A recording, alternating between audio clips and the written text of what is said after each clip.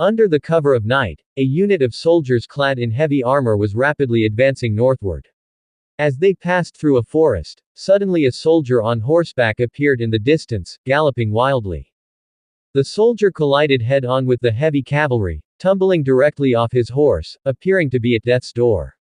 The leader of the heavy cavalry immediately raised his hand to stop his soldiers from moving forward, and hastily dismounted, approaching the fallen soldier. "I am He Ran, commander of the Azure Dragon Guard. Tell me, what happened in Yuping County?" Upon hearing this, the soldier on the ground hurriedly produced an intelligence report from his bosom and said, "Generals Zan and General Shu have met with disaster." After speaking, the soldier fainted. It was evident that he had hardly rested in his rush to deliver the report. After listening to the soldier's words, He Ran's expression darkened instantly. He immediately said to a nearby soldier, "Take him to rest, and make camp right here." As soon as he finished speaking, He Ran opened the report that the messenger soldier had just handed to him. Seeing He Ran scrutinizing something, the soldiers quickly brought over torches to provide better light for him to see more clearly. Reading the content of the report, He Ran was immediately shocked. Their unit of heavy cavalry was heading north primarily to cover the retreat of Great Wu's main forces. Unexpectedly, both Generals Zan Hong and Shu Xingwen, two Grand Masters, had gone missing, and those 200,000 soldiers of Great Wu had actually surrendered. If this news were to reach the capital city, the martial emperor would most likely fly into a furious rage. Though the report said that Generals Zan and Shu were merely missing, He Ran immediately guessed they must have encountered foul play. The report also mentioned that their mission to Lingyun City was to execute a beheading plan to kill two of North Country's master-level military generals. They entered the city but never came out again, which could only mean they had met with misfortune. He Ran could not believe that these two loyal subjects of Great Wu, Generals Zan and Shu, would defect to the North Country. But to kill two Grand Masters, at the very least, North Country would need Grand Master-level forces in Lingyun City, or perhaps North Country already had weapons capable of killing a Grand Master. If that were the case, North Country's true strength might be even more terrifying than they had estimated. With this thought, He Ran couldn't help but look back at the heavy cavalry behind him. The 20,000 heavy cavalry he led, even if they reached the front line, would probably just be crushed by the North Country's forces. This information had to be reported to the court immediately. Thinking this, He Ran quickly started writing a report and gave it along with the earlier letter to several soldiers, instructing them to send the news of the misfortune that befell Generals Zan and Shu back to the capital city overnight. Several days later, the Great Wu Court. Today, the Great Wu Court was unusually quiet. The martial emperor sat on the dragon throne with a gloomy face, his mood worsening as he saw the ministers keeping silent. Normally you ministers love to quarrel in court. Why have you become mute at such a critical moment, unable to utter a single word? The most important issue for discussion in today's morning court was whether to continue fighting or to seek peace with the North Country. Most ministers on the court favored peace negotiations, given the terrifying nature of North Country's secret weapons. If the war continued, Great Wu would sustain numerous casualties without any guarantee of victory. If victory was not assured, they may as well seek peace quickly and find a way to steal the secrets of manufacturing those weapons from North Country. Once Great Wu also possessed weapons like those of North Country, they could then launch an offensive against them. Although this was what the ministers thought, no one dared say it outright, well aware that the martial emperor was a hardliner who would never compromise with the enemy. If anyone suggested peace negotiations at this time, it would likely enrage the martial emperor. So the ministers simply kept quiet, dragging out the issue. At that moment, the martial emperor's gaze fell upon Cai Jiliang. Ever since Princess Junwan's status had been revoked, Cai Jiliang hadn't been as proactive in his petitions as before. Nowadays, officials from Princess Junwan's faction had largely defected to other princes, leaving Cai Jiliang's side noticeably depleted. However, it was precisely Cai's officials who were the doers, and with Junwan's fall, the number of active workers had significantly diminished. The martial emperor then asked, "Cai, do you think the war should go on, or should we actively seek peace with the North Country?" Hearing this question, Cai Jiliang stepped to the center of the hall and, bowing with his hands folded, said, "Your Majesty, at present, our only option is to seek peace." Hearing this, the martial emperor's face grew even darker.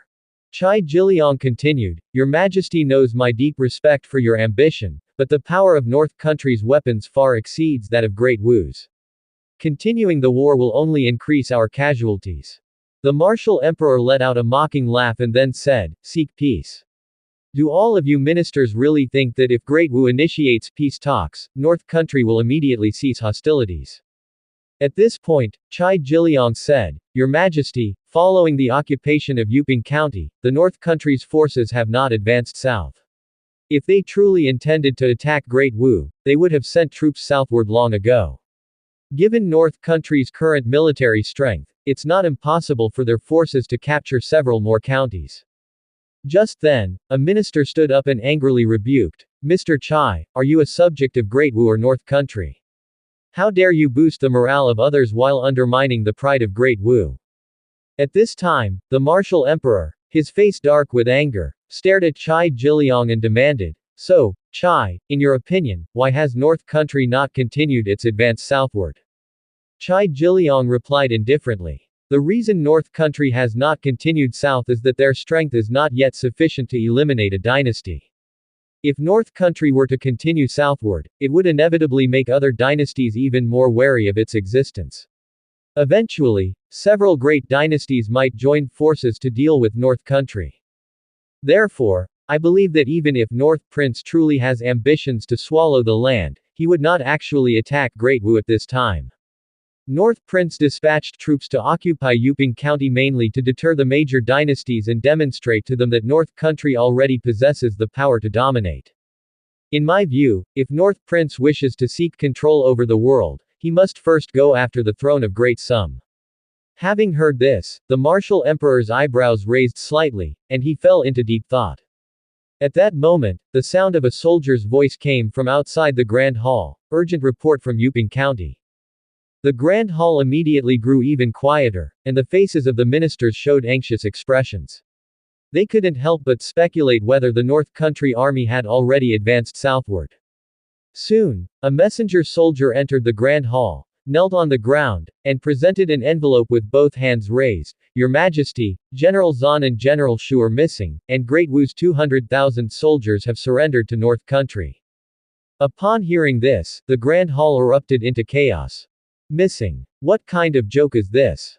How could Zan Hong and Xu Xingwen just suddenly disappear? These two were the pillars of Great Wu, their disappearance would be a crushing blow to the nation. After snapping back to reality, the eunuch beneath the dragon throne quickly took the envelope from the hands of the messenger soldier and presented it to the martial emperor. The martial emperor snatched the envelope from the eunuch's hands, tore it open, and began reading. After seeing the contents, the martial emperor fell silent once more. At this time, the atmosphere in the Grand Hall became incredibly oppressive, as if a tremendous pressure made it difficult for people to breathe. After what seemed like an eternity, the martial emperor finally spoke. After retreating to Yuping County, Zan and Shu intended to assassinate two of North Country's Grand Master military generals, but upon reaching Lingyun City, they simply vanished. Without their leadership, 200,000 troops ultimately surrendered to North Country. The martial emperor said this and slammed his palm down on the dragon throne. One side of the throne instantly shattered, and an aura of martial authority released from his body, knocking to the ground those civil officials in the court who lacked martial skill. The ministers bowed their heads, trembling, not even daring to breathe too loudly. After an indeterminate amount of time, the anger in the martial emperor's heart subsided somewhat. He then gathered his aura and said, "My ministers, tell me, do you think Zan Hong and Xu Xingwen have defected to North Country or have they been slain?"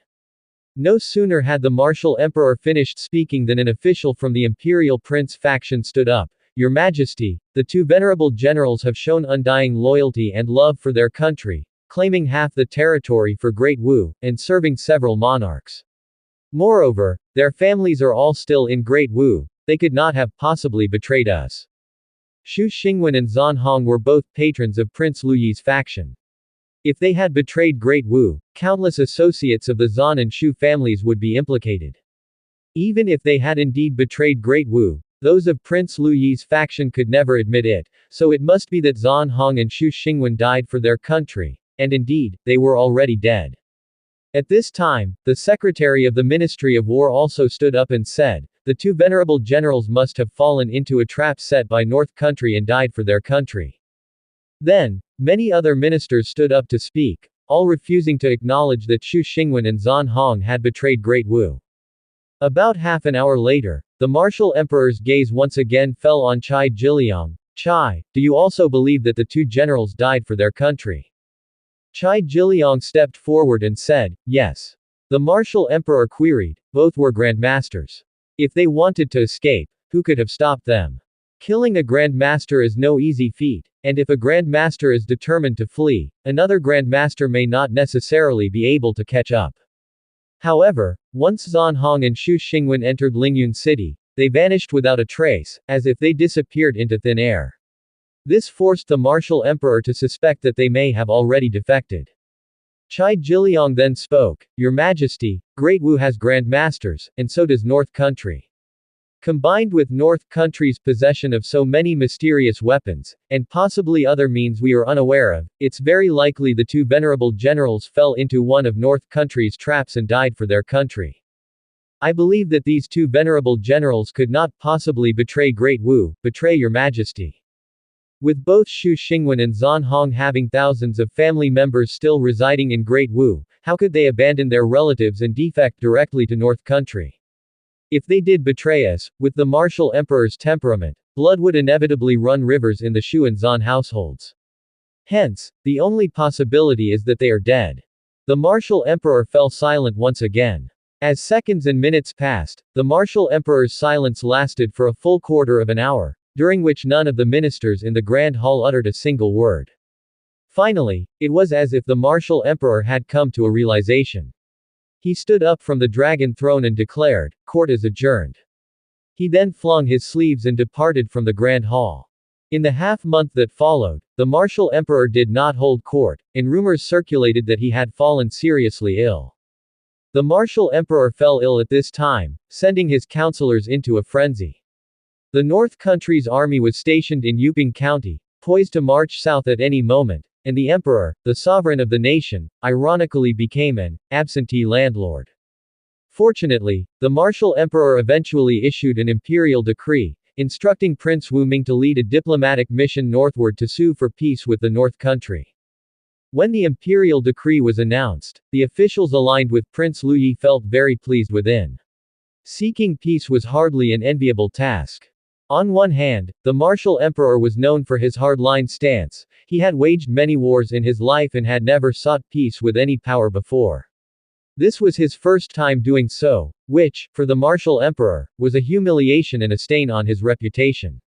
In the future, the martial emperor might see Prince Wu Ming and be reminded of this blot on his rule, and consequently harbor feelings of disgust toward the prince.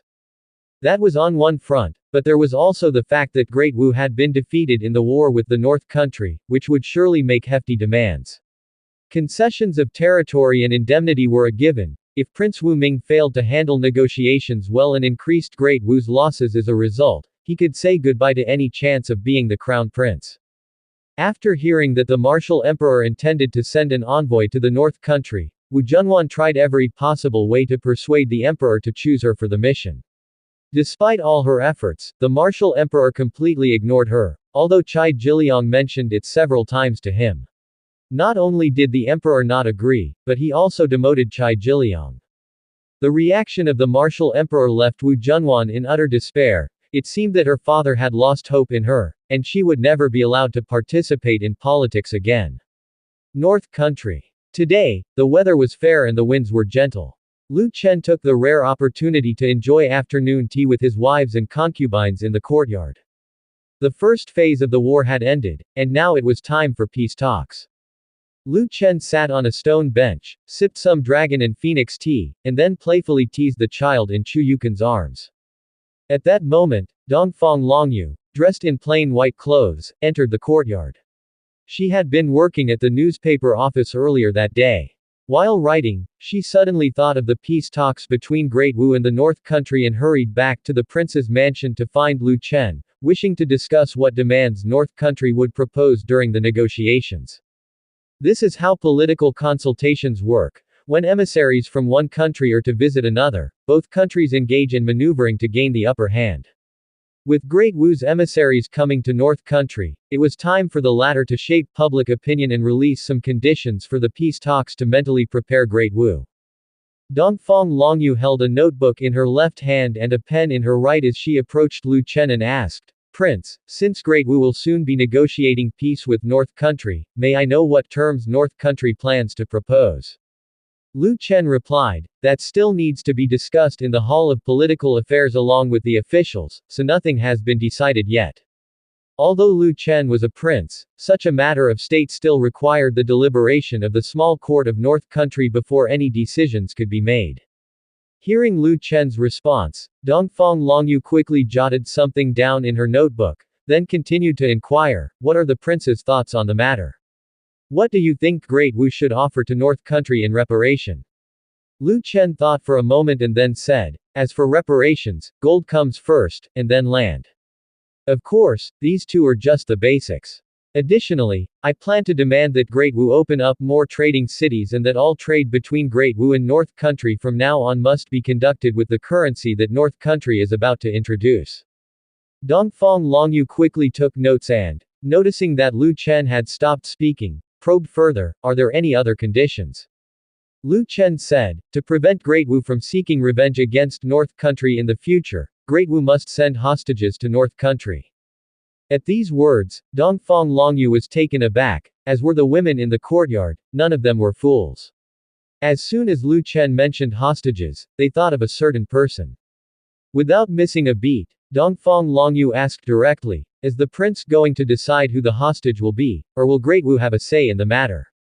Lu Chen responded, "Since the individual is to serve as a hostage, they must indeed fulfill the role of a hostage. If we leave it to Great Wu to decide, they might send someone of no importance to North Country, which would render the notion of a hostage meaningless. Therefore, the hostage must be chosen by North Country." Hearing Lu Chen's answer, the women in the courtyard became even more convinced of their suspicions. Dongfang Longyu pressed on, "Does the prince already have someone in mind for the hostage?" As Dongfang Longyu's words fell, the eyes of all the women in the courtyard fell upon Lu Chen. All the women were eager to know whether the hostage Lu Chen mentioned was the one they were thinking of.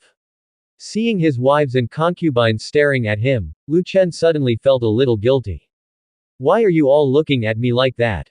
he asked. At this moment, Wang Qingqi said with a smile, "Prince, the hostage you have in mind couldn't possibly be the princess of Great Wu, could it?"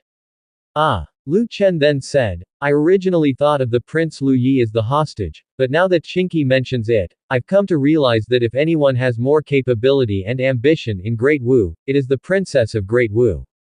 She's more important to Great Wu, so I've decided to make her the hostage." "Qingqi, thank you for reminding me." Hearing Lu Chen's words, the women chuckled inwardly. How could they not know what he was really thinking? In his heart, Lu Chen had probably thought of the princess of Great Wu from the start. Just then, Wang Qingqi spoke with a smile. "However, as far as I know, Wu Junwan is no longer the princess of Great Wu. Her title has been revoked, and many officials from her faction have already pledged allegiance to other princes. She shouldn't be that important to Great Wu anymore, should she?" Lu Chen said indifferently, "Even though her title has been removed now, with her abilities, she will rise again sooner or later. She remains the most important person to Great Wu." At that moment, Xiao Wenyao asked innocently and curiously, "If the princess of Great Wu becomes a hostage in the North Country, does that mean North Country is entering into a marriage alliance with Great Wu?" Hearing this, Lu Chen gave Xiao Wenyao a speechless look. Seeing through Lu Chen's ruse, the women couldn't help but cover their mouths and laugh. Soon, the courtyard was filled with a joyful atmosphere. At this time, Chu Yukon offered an explanation for Lu Chen, saying, "Yao Yao, a hostage is a hostage, and a marriage alliance is a marriage alliance, the two are different." Xiao Wenyao, puzzled, asked, "After the princess of Great Wu comes to North Country, will she live in the North Prince Mansion?" Hearing Xiao Wenyao's question, Chu Yukon paused and turned to look at Lu Chen. Knowing Lu Chen as she did, Chu Yukon suspected that the day Wu Junwan arrived in North Country, Lu Chen would have her in his bed. Seeing Chu Yukon did not answer, Xiao Wenyao's gaze fell back on Lu Chen. Lu Chen coughed and then said, in order to better monitor the hostage's every move, when Wu Junwan comes to North Country, she naturally has to live under my watchful eye to prevent her from doing anything detrimental to North Country. Xiao Wenyao said, but if that princess moves into the prince's mansion, won't she become the prince's woman? If the princess of Great Wu marries the prince, doesn't that become a marriage alliance? Ah, this. The women fell into silence. Upon reflection, it indeed sounded like a marriage alliance. Cough cough, Yao Yao, you're overthinking it. A hostage is about sending an important person to another country as a bargaining chip, and that person is expected to return home. A marriage alliance involves sending an important woman to marry into the other side, and that woman will ultimately become part of the other side and not return, Lu Chen explained. At that moment, Zhou Yuyu asked curiously, then why did the prince choose the princess of Great Wu to be a hostage rather than directly enter into a marriage alliance? After all, once she enters the prince's mansion, she will become the prince's woman and won't return to Great Wu. Wouldn't a direct marriage alliance be better?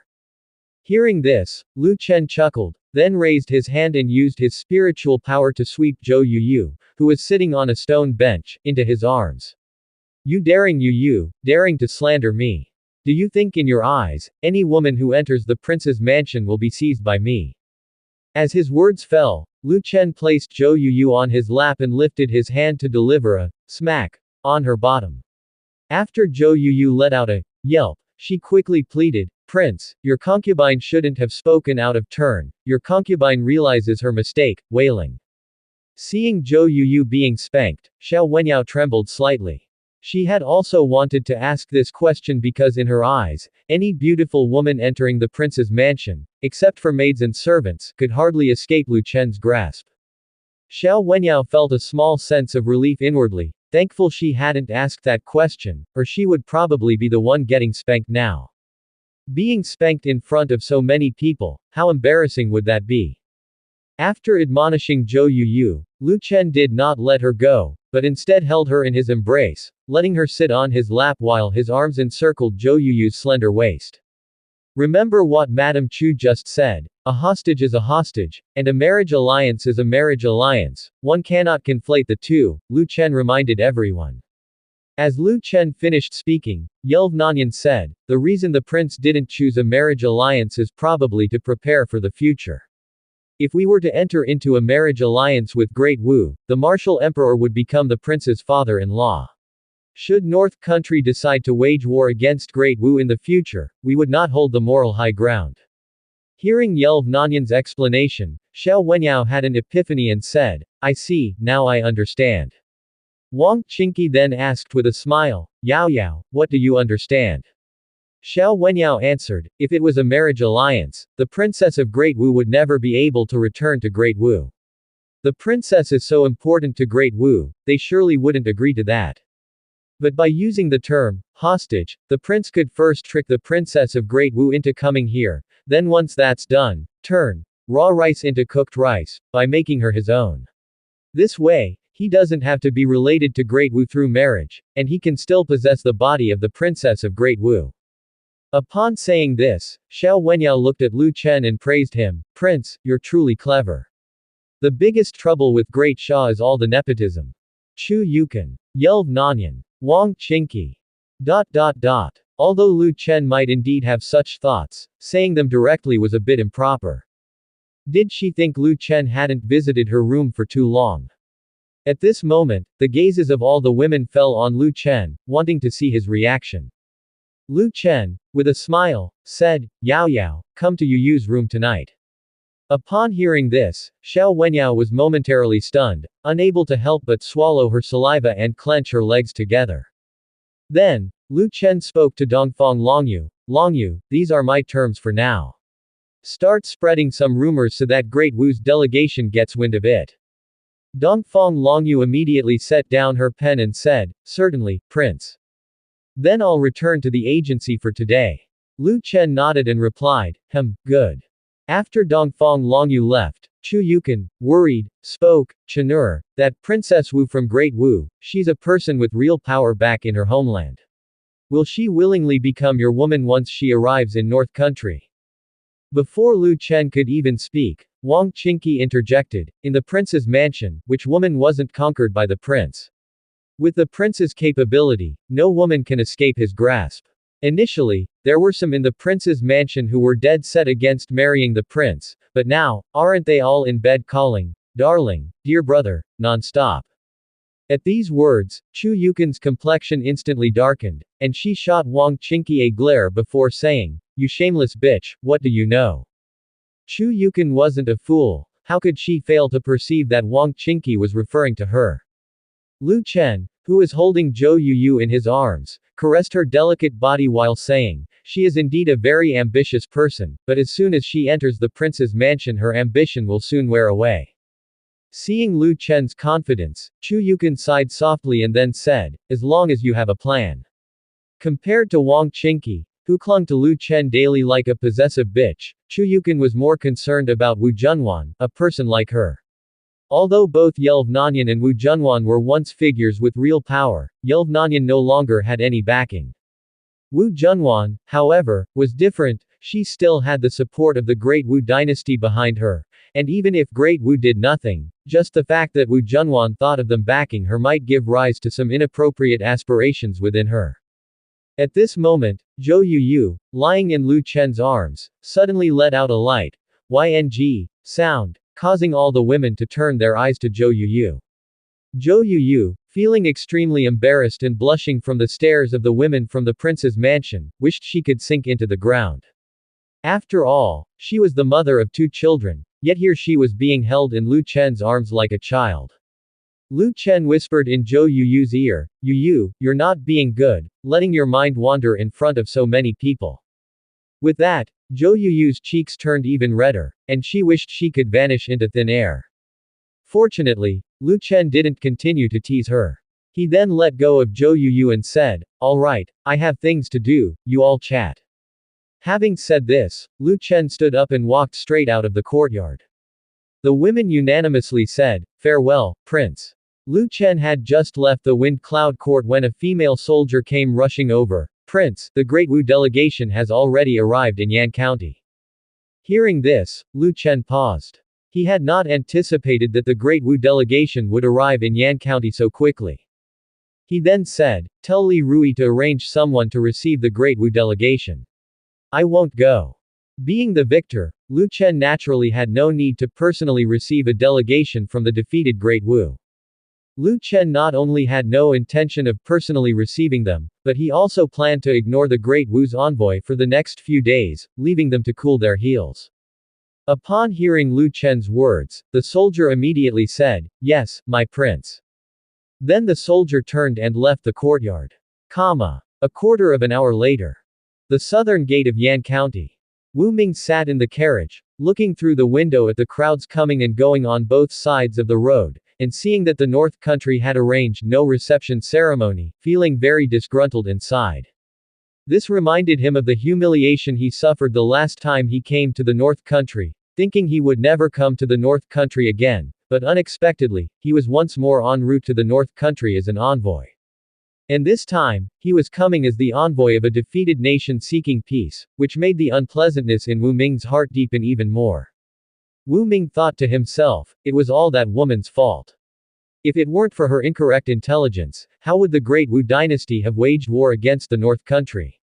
Without the war, the Great Wu dynasty wouldn't have faced this disastrous defeat, and without the defeat, he wouldn't be here as the emissary of the vanquished, seeking peace in the North Country.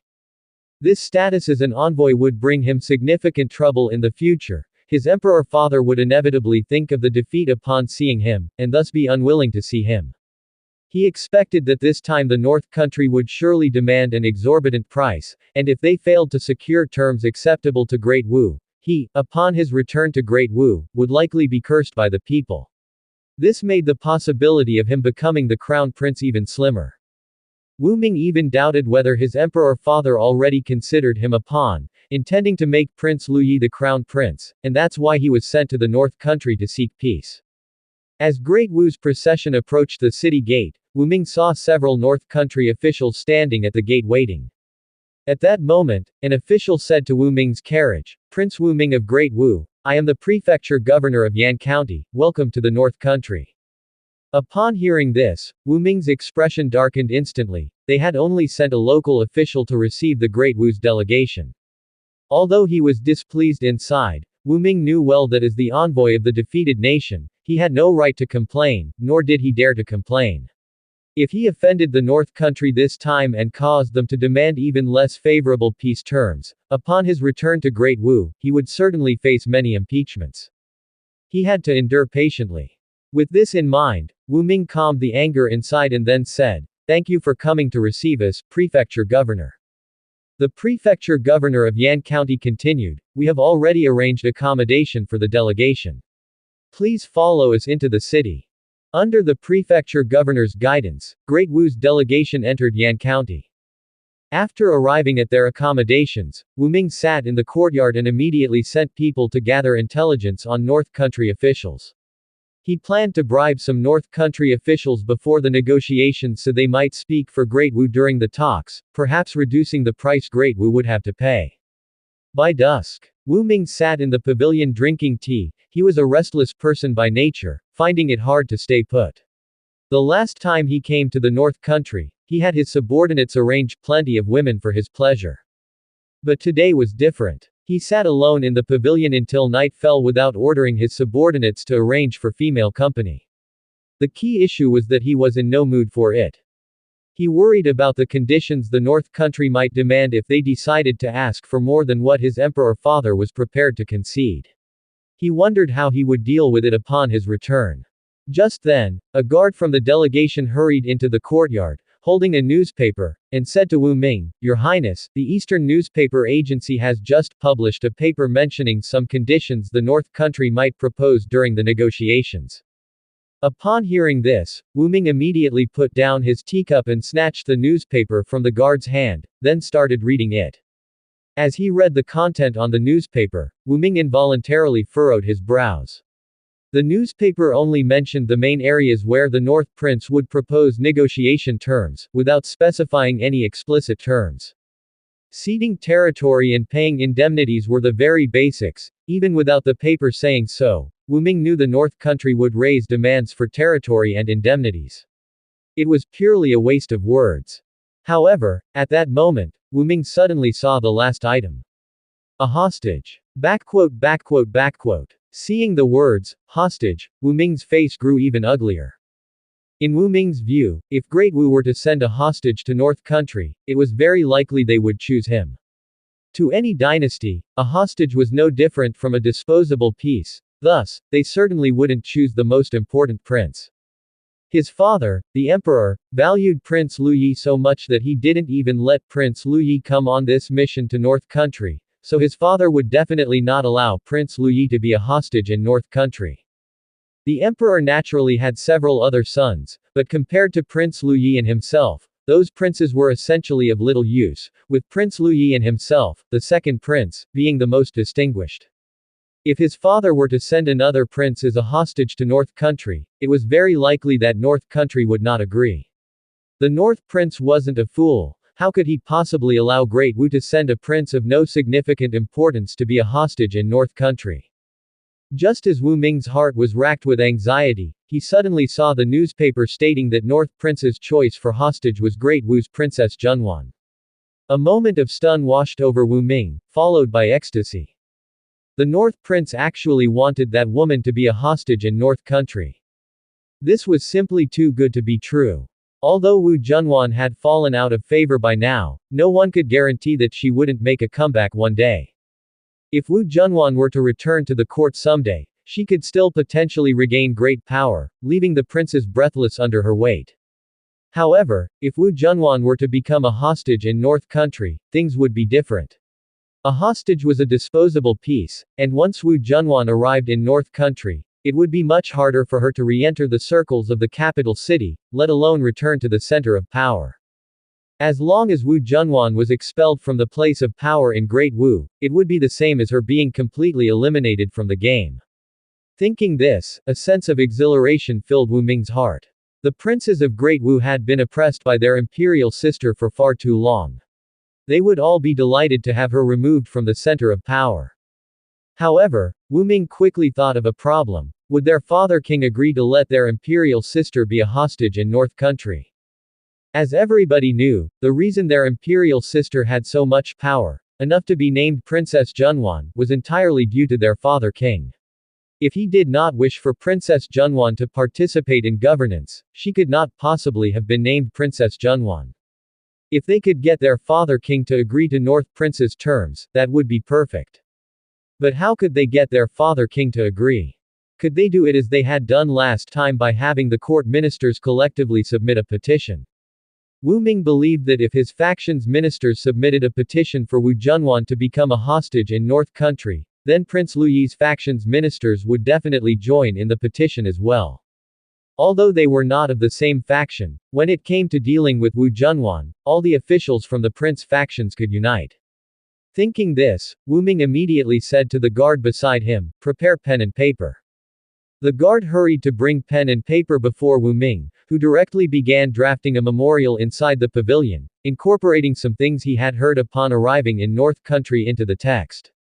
After finishing the memorial, he handed it to the nearby guard. "Send this memorial back to Great Wu immediately." Negotiations are a long-term process, they couldn't possibly be concluded in just a few days. If he hurried to send the memorial back to Great Wu now, the emperor's royal decree would probably still arrive before the negotiations concluded. Then, Wu Ming would have a sense of his father's attitude towards the terms offered by North Country. Of course, the most important purpose of his memorial was to inform the ministers in court that North Prince intended to have Wu Junwan become a hostage. As long as those ministers were aware of this, surely many would follow suit in submitting petitions.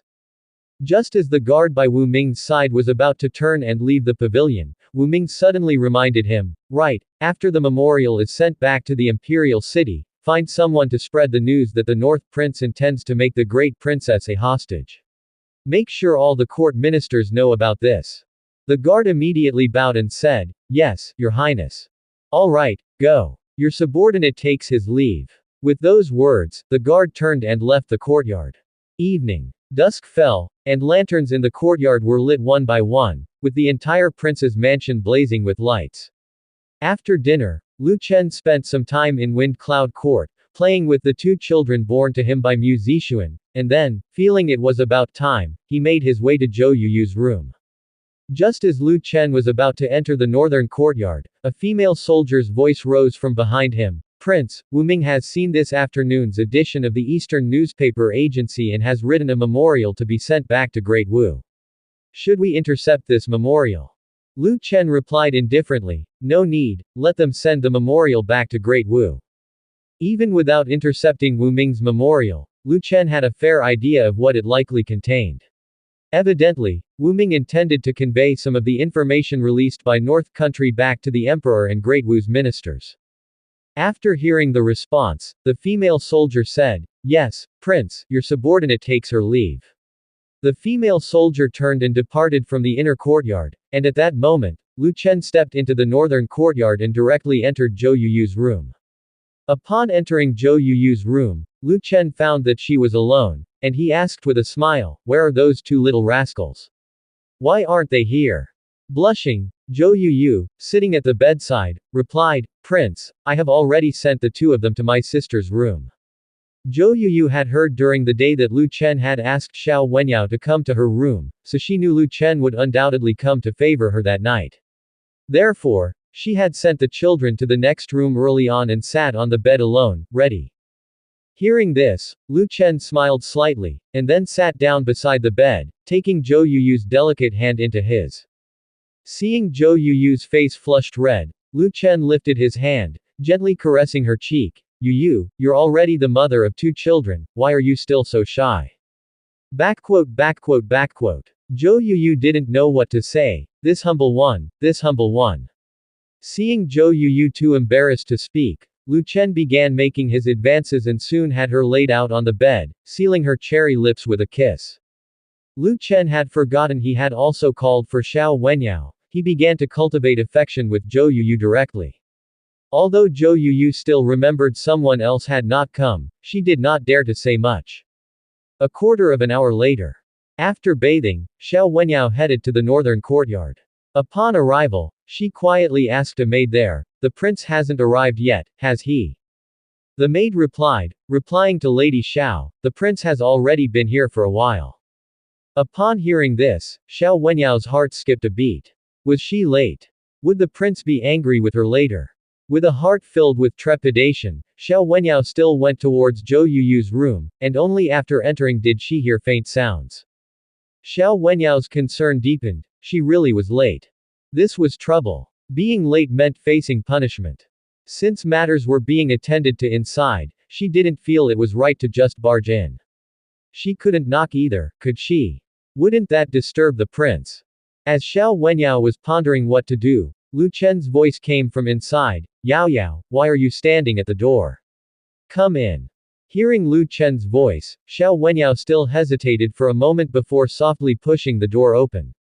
Just as she was about to speak, a force pulled her in, dragged her onto the bed, and the door slammed shut behind her. Xiao Wenyao lay on the bed, stunned. Lu Chen and Zhou Yuyu were not on the couch. Instead, Lu Chen was with Zhou Yuyu near the table. Seeing what was happening, Xiao Wenyao didn't dare to speak. She quietly took off her shoes and lay alone on the bedchamber.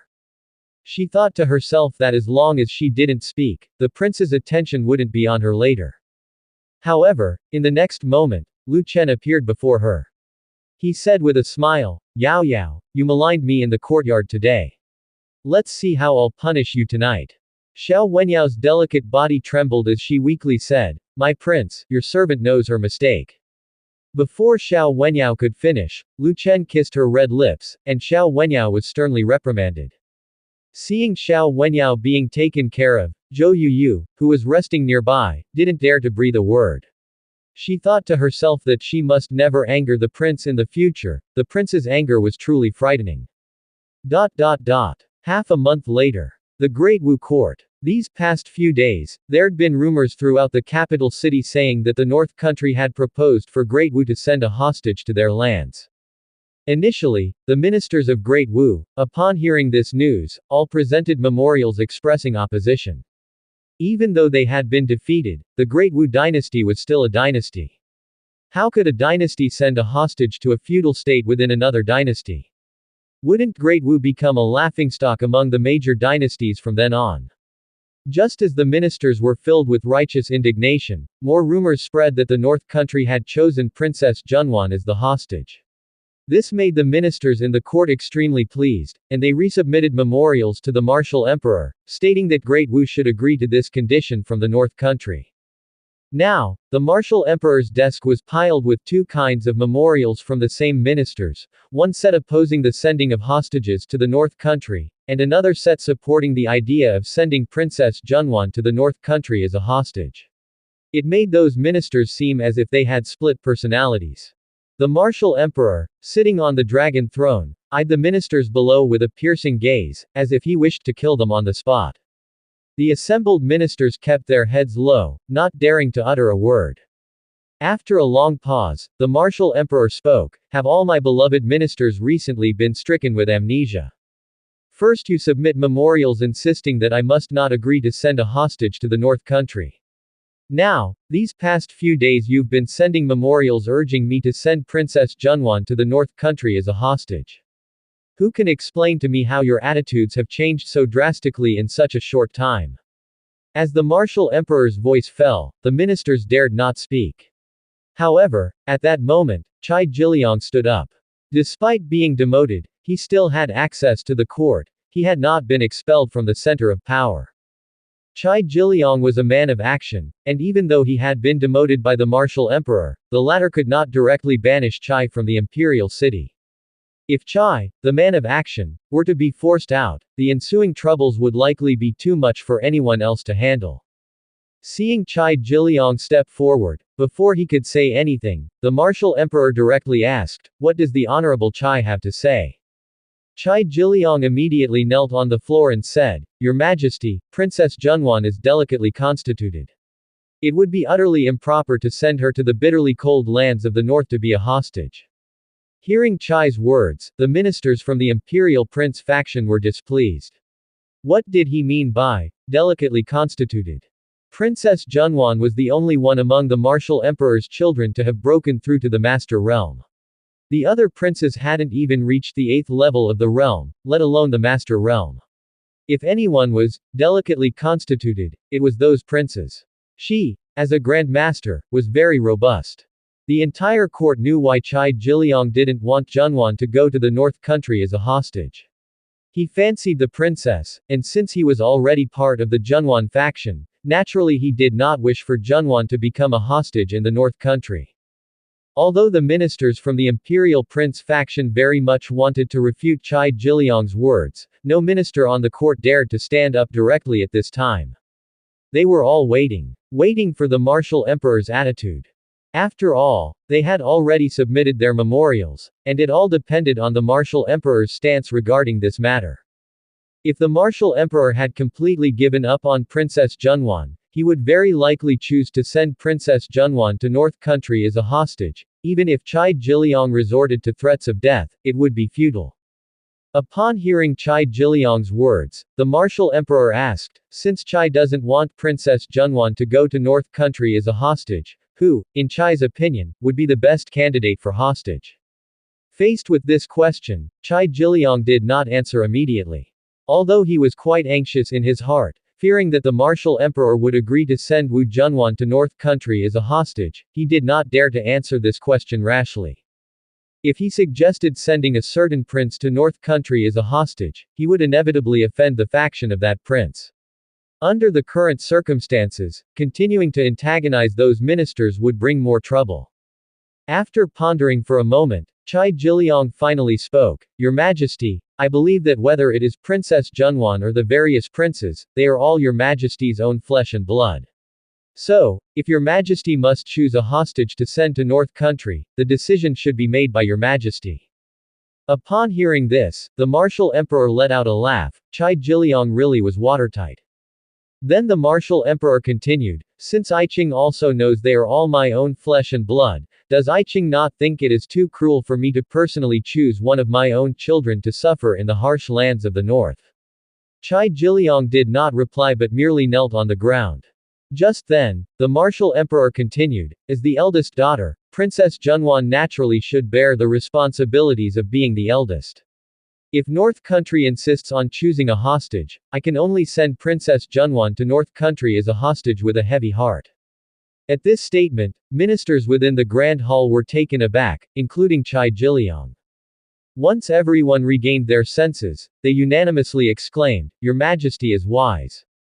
And just as the ministers' voices fell, Chai Jiliang immediately cried out loudly, Your Majesty, think again, please. The martial emperor paid no heed to Chai Jiliang's words and went on, After court adjourns, I will personally talk to Princess Junwan regarding this matter. I believe she will understand my difficulties. Chai Jiliang wanted to say more but was interrupted by the martial emperor. Enough, the matter of the hostage is settled. We will discuss it no further. For the rest of the morning court, Chai Jiliang was dispirited, paying no mind to the other matters the ministers discussed in court.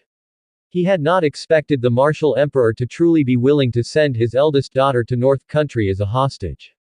Wu Junwan was a Grand Master, after all, while those princes were good-for-nothings. Instead of sending the good-for-nothings as hostages, he had chosen one of the most formidable ones. Could it be that the martial emperor had truly completely abandoned Princess Junwan? After the morning court ended, the martial emperor sent someone to Green Cloud Palace to summon Wu Junwan to his study. He wanted to speak personally with his daughter about the matter. At that moment, inside Green Cloud Palace, Wu Junwan lay despondently on a lounge, her eyes devoid of the brilliance they once held. A person of great power, once deprived of that power, ages particularly quickly. It was then that a female guard entered Green Cloud Palace. Princess Junwan, the emperor wishes for you to come to the imperial study room right now. Upon hearing this, Wu Junwan was initially stunned, then quickly rose from her lounge and asked, What does my father the emperor want with me in the imperial study room? The female guard hesitated briefly before responding, I have heard that the Emperor intends to send your highness to North Country as a hostage, and he wishes for your highness to come to the imperial study room, presumably regarding this matter. Hearing this, Wu Junwan was completely stunned. To go to North Country as a hostage. What kind of joke was this? If she left the imperial city for North Country, she would completely lose any chance of a comeback. Was her father so heartless? As she thought this, Wu Junwan's fists clenched slightly, and in that moment, the image of a certain young man flashed in her mind, and the words he said to her during her last visit to North Country echoed in her ears, especially one sentence that she still remembered very clearly. There may be no need to conquer all of Great Wu. Once North Country's strength grows to a certain extent, someone from the Great Wu dynasty will naturally deliver Miss Qian to North Country. Though the North Prince referred to Miss Qian at the time, he was speaking of her. She never expected that the North Prince's words would become prophetic, turning into reality. Although reluctant, Wu Junwan decided to go to the imperial study room to see what her father the emperor still had to say to her. Soon after, she told her handmaidens, "Help me change my clothes." Shortly thereafter, Wu Junwan changed into a new outfit, combed her hair, and seemed much more spirited, although traces of dejection lingered on her face. Then Wu Junwan proceeded to the imperial study room. When Wu Junwan entered the imperial study room, the martial emperor was reviewing petitions. Sensing Wu Junwan's entrance, he put down his pen and looked at her. Wu Junwan immediately performed a courtesy and said, "Daughter pays respect to father emperor." The martial emperor nodded and said, "Rise." Wu Junwan directly asked, "May I know why father emperor has summoned me?" The martial emperor said indifferently, "Junwan, your father knows that you hold a deep resentment towards him for stripping you of your title, but you must understand, I had no choice but to do so. Great Wu's defeat in the war is inseparable from you, as if it weren't for the lack of intelligence, not knowing that the North Country possessed so many powerful weapons, Great Wu would not have suffered such a crushing defeat. Therefore, I must punish you." Wu Junwan said expressionlessly, "Daughter understands, and since it has already happened, I am willing to accept the punishment." The martial emperor said, "It's good that you understand my difficulties. Now, North Country is prospering, and the mysterious weapons they possess are so powerful that they have become the greatest threat to the Great Wu dynasty. Even if the peace talks succeed this time, in not too many years, the North Prince might well launch an offensive, intending to engulf the entire Great Wu." At this point, the martial emperor rose from his chair, walked to the center of the study, came before Wu Junwan, looked into her eyes and said, "You are the daughter I value the most.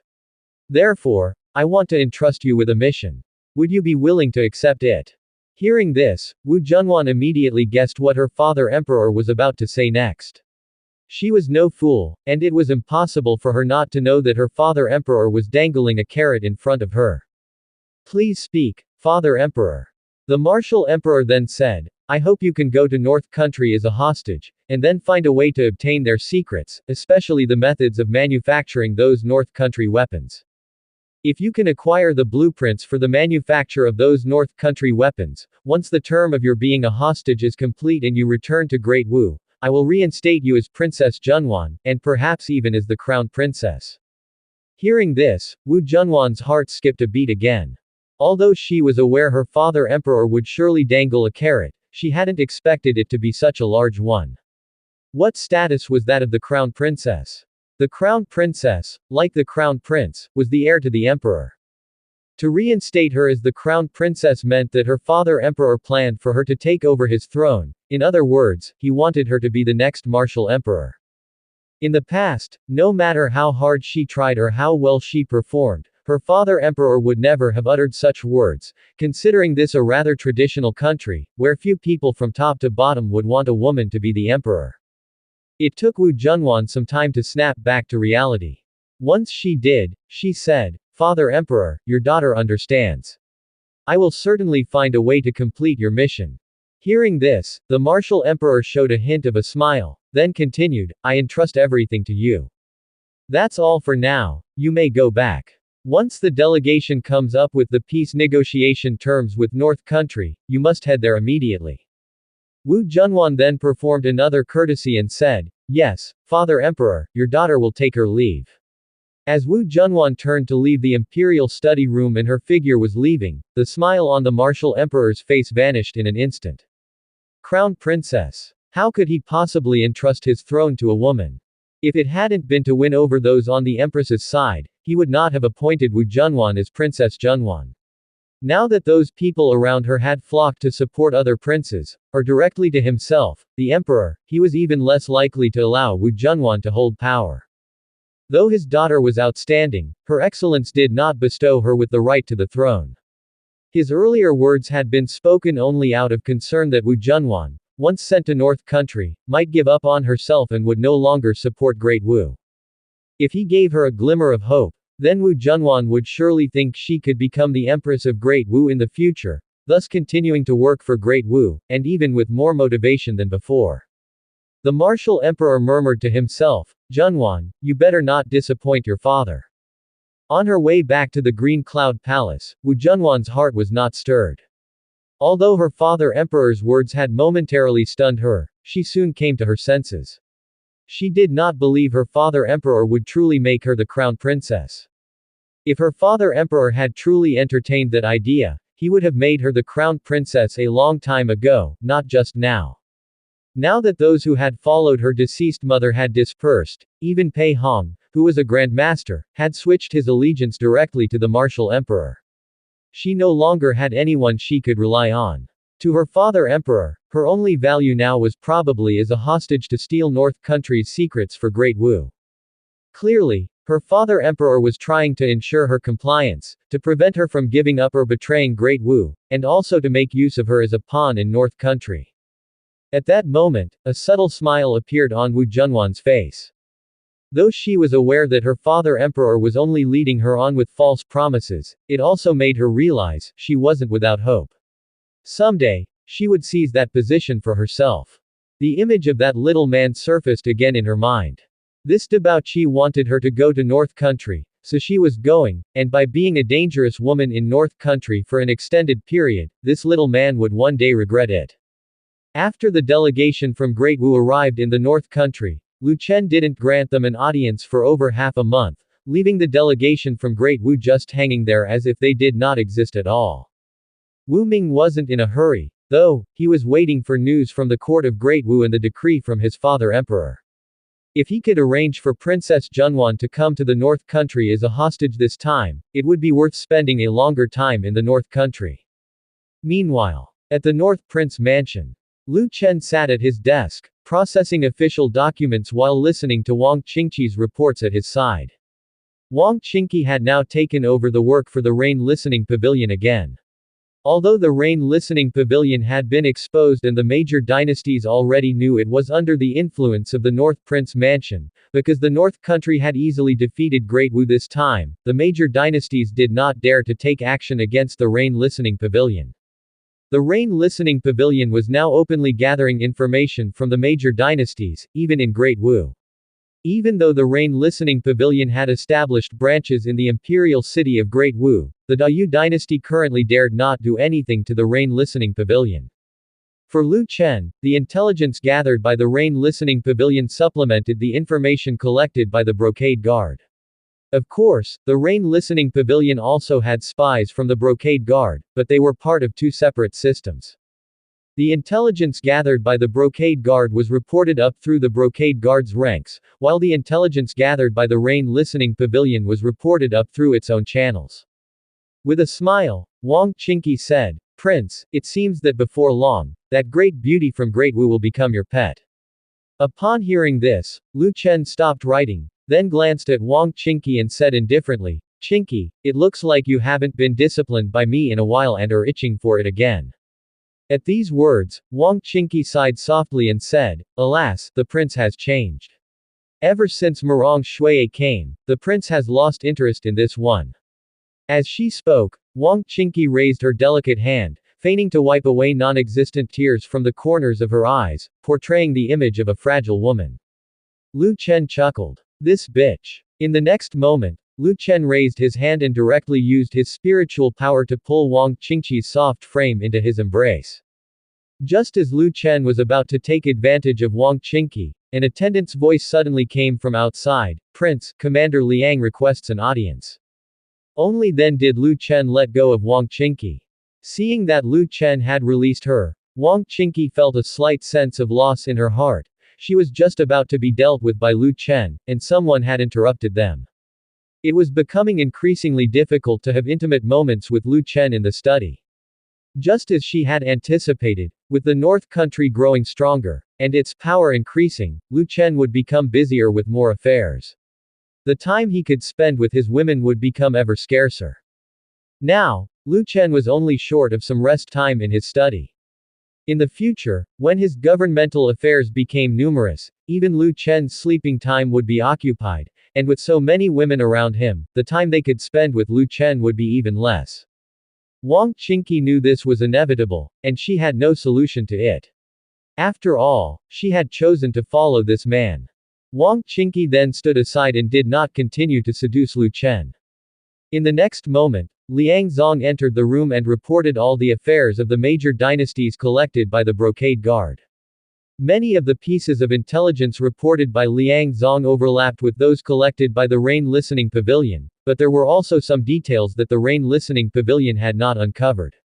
Lu Chen did not consider this a waste of resources. Having two intelligence agencies was a good thing for Lu Chen because they could counterbalance and monitor each other. Although Lu Chen had not yet mastered the art of using people like an emperor, he was gradually forming his own method of using personnel. After listening to Liang Zong's report, Lu Chen thought that since the channels through the Great Wu Court had already been cleared, it was time to start negotiations. However, there was something that needed to be done before the negotiations could begin. Lu Chen then ordered, send a military order to Mu Changtian to lead 200,000 soldiers southward, to be stationed at the border between Yuping County and Lingtu County. When there's nothing to do, fire off some cannons and make some movements. Liang Zong immediately understood Lu Chen's intention. Lu Chen was planning to create pressure on Great Wu to force them to make more concessions. Continuing, Liang Zong said, "Yes, Your Highness." At this very moment, in the Da Yu dynasty, the Yu emperor, wearing the phoenix robe, was meditating on the phoenix throne when a breeze passed through, causing the red curtains to flutter incessantly. At that moment, a female soldier appeared outside the red curtains, holding an envelope. She knelt down and said, "Your Majesty, Princess Wu has agreed to go to the North Country as a hostage." Upon hearing this, the Yu emperor, who had her eyes closed, immediately opened them. With a wave of her hand, the intelligence report in the female soldier's hand flew straight into the Yu emperor's hands. The Yu emperor tore open the envelope, her beautiful eyes scanning the information on the letter, and she muttered with some disbelief, "Strange, why would Junwan agree to her father emperor's request?" Princess Junwan was a woman with pride. Having spent many years with her, the Yu emperor knew her personality well. With Princess Junwan's character, she definitely wouldn't tolerate the role of a hostage. The Yu emperor had even intended to have Princess Junwan brought directly to Da Yu, but unexpectedly, Junwan had agreed to go to the North Country as a hostage. After a moment, the Yu emperor's reaction came swiftly, her lips curling into a slight smile before she spoke. "It seems Junwan has not given up yet." The Yu emperor had pretty much guessed what Wu Junwan intended to do by volunteering to go to North Country as a hostage, most likely eyeing those mysterious weapons of North Country, along with its secrets. If Wu Junwan could uncover the secrets of North Country and obtain the blueprints for manufacturing its weapons, perhaps she would still have a chance to turn her fortunes around. It was just that. At this moment, a look of concern appeared on the Yu emperor's face. The North Prince was a lascivious man, and her dear friend was as beautiful as a celestial. Sending her to North Country to be a hostage, she feared the North Prince might take an interest in her. The Yu emperor had no desire to see her dear friend defiled by that despicable man. With this in mind, the Yu emperor said to the female soldier kneeling outside the curtains, "What has Shuiye been doing lately?" The soldier immediately replied, "Your Majesty, lately, Lord Morong has been frequently visiting the North Prince mansion, but she returns here every evening." Upon hearing this, a trace of displeasure appeared on the Yu emperor's face. "She returns in the evening." In the Yu Emperor's eyes, if one wanted to control the North Prince, Lord Marong Shuai needed to engage in relations with him, yet if Marong Shuai was returning in the evenings, it meant she hadn't shared the North Prince's bed, and thus, had not yet secured control over him. The Yu Emperor had always assumed relations between men and women took place at night, so she believed that Marong Shuai and Lu Chen had not been intimate, but for her plan to succeed, it was imperative Marong Shuai sacrificed herself. At that time, the Yu Emperor said, "Send a pigeon letter to Shuai, instructing her to find a way into the North Prince's bed." Her dear friend was about to head to North Country, and she had to control the North Prince before Wu Junwan's departure in order to prevent any designs he might have on her. Just one night's sleep with Lu Chen, and he would fall deeply in love with Marong Shuai, thereafter losing interest in all other women. That way, by securing Marong Shuai's position, the North Prince could be manipulated for her use. Upon hearing the Yu Emperor's command, the soldier kneeling in the sleeping chamber immediately said, "Yes, Your Majesty. This servant shall send a pigeon letter to Lord Marong at once." The Yu Emperor said icily, "Dismissed. This servant shall take her leave." The female soldier then rose and left the sleeping chamber. At this time, the Yu Emperor muttered to herself, "I hope my curse pattern will work as intended. So long as there are no celestials in North Country, it should remain undetected." Several days later. North Country. In the Hall of Political Affairs. The Great Wu delegation, after almost a month's wait in North Country, finally got an audience with the North Prince. Unlike the last visit by Great Wu's envoys to North Country, this time there were no seats for them. They could only stand in the middle of the Great Hall, even Prince Wu Ming, as they were representatives of the defeated nation. Wu Ming stood in the center of the Great Hall, looking up at Lu Chen on the throne, his heart heavy with discomfort, his fists involuntarily clenching. After all, he too was a prince of an empire, even a contender for the crown prince, yet now he had to stand before a prince of a vassal state, a humiliation he had never before experienced. But as much as he felt aggrieved, Wu Ming neither acted impulsively nor spoke recklessly. Lu Chen also noticed Wu Ming's discomfort and said with a smile, "Prince Wu Ming, I did not expect to meet you so soon again. Your departure from North Country seems just like yesterday, and I have been looking forward to another conversation with you." At these words, Wu Ming let out a cold laugh, struggling to control his emotions as he spoke. "It seems the North Prince is unaware that the Great Wu delegation has been in North Country for some time. Had you known, I presume you would have met with us earlier." Lu Chen responded indifferently, "Alas, there has been so much to attend to lately, there's no helping it. Your emperor sent troops to attack North Country, causing significant destruction, and we have been busy with rebuilding everywhere." Wu Ming immediately caught the implication in Lu Chen's words, sensing that negotiations were about to start. Without delay, Wu Ming said, "North Prince, let's cut to the chase. What does North Country require to end this war and forego a counterattack against Great Wu?"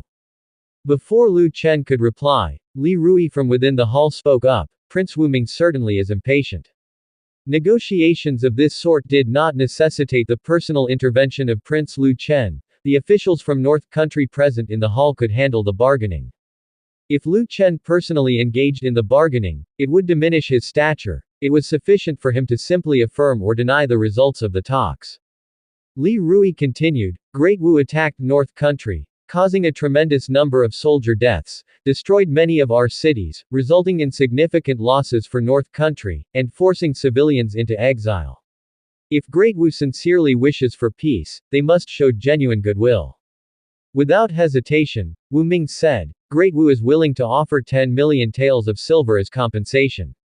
As soon as Wu Ming finished speaking, the Minister of Revenue from the small court stood up and said, "Prince Wu Ming, you're not jesting with us, right? 10 million taels of silver is hardly enough to provide pensions for our fallen soldiers." At that moment, an envoy from the Great Wu delegation stood up and said, "North Country hasn't lost many men, there's no need for so much pension money." As the discussion ended, an official from the North Country's Ministry of War stood up and said, "We have not disclosed how many soldiers the North Country has lost, so how could Great Wu possibly know the extent of our casualties?" As the official finished, an envoy from Great Wu countered, "With such terrifying weapons at the North Country's disposal, our soldiers were defeated before they even got close to the North Country's army. How could the North Country have sustained significant losses? Although it was a humiliating admission, in order to minimize compensation, the members of the Great Wu delegation had no choice but to bring up these points. After the Great Wu envoy finished speaking, the officials from the North Country began to retort, and the whole hall turned into a bargaining scene between the North Country delegation and Great Wu's ministers, as noisy as a marketplace. Lu Chen sat on the throne, watching as if the whole affair had nothing to do with him.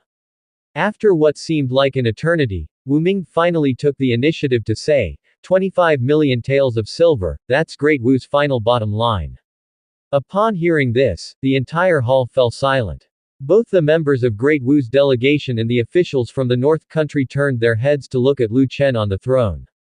With a slight upturn of his mouth, Lu Chen responded, 25 million taels of silver. It seems that Great Wu does not want to take back those 200,000 surrendering Great Wu soldiers.